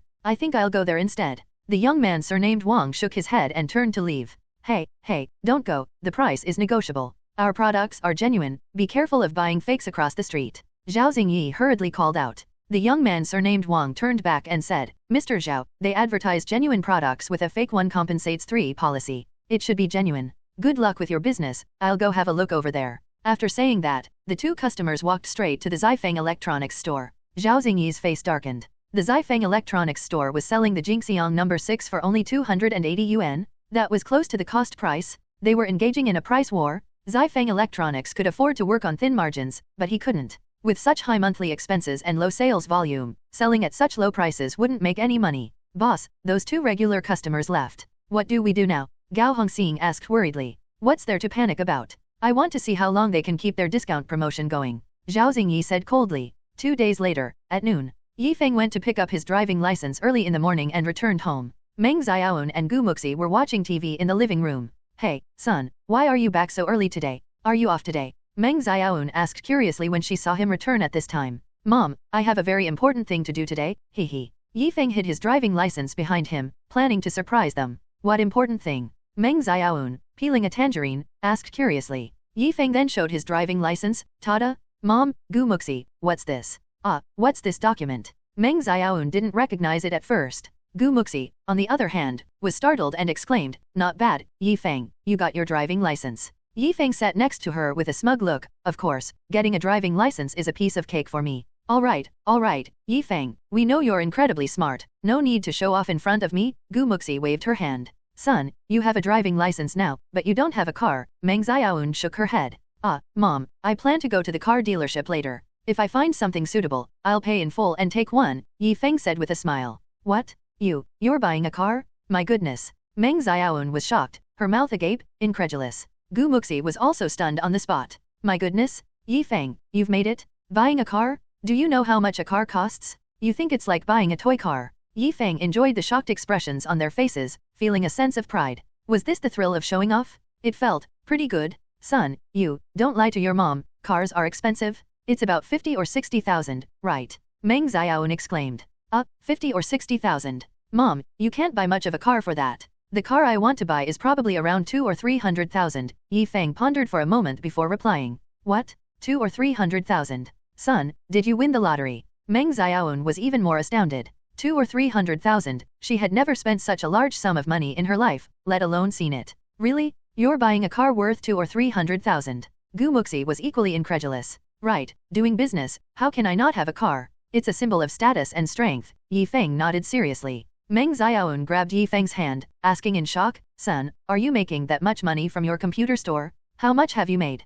Feng casually replied, not much, there's just over 2 million on the books, net profit. What? Over 2 million? Meng Xiaoun exclaimed, slapping her forehead. completely stunned and speechless. Gu Muxi covered her mouth, almost shouting out loud at novel bin at. My goodness, Yi Feng wasn't just rich, he was filthy rich. No wonder they dared to add more pork offal to their rice noodles lately. And, add more noodles, 3 liang of noodles. The two were stunned for a long time and couldn't recover, especially Meng Xiaoun, who was so shocked she couldn't speak. Hey, Mom, don't get too excited, be careful of your blood pressure, Yi Feng quickly comforted, worried about Meng Xiaoun's blood pressure spiking. Meng Xiaoun patted her chest, took a deep breath, and excitedly grabbed Yi Feng's face. My son is really capable. Hehe, Mom, that's because of your good genes, how else could you have given birth to such a smart son? Yi Feng joked. This made Meng Xiaoun laugh heartily. You child, always know what to say. Now that you've made money, I won't stop you from spending it, but even if you make more, it's best to be frugal. 200,000, she didn't even know what that meant, but their family's annual expenses were only over 4,000 yuan.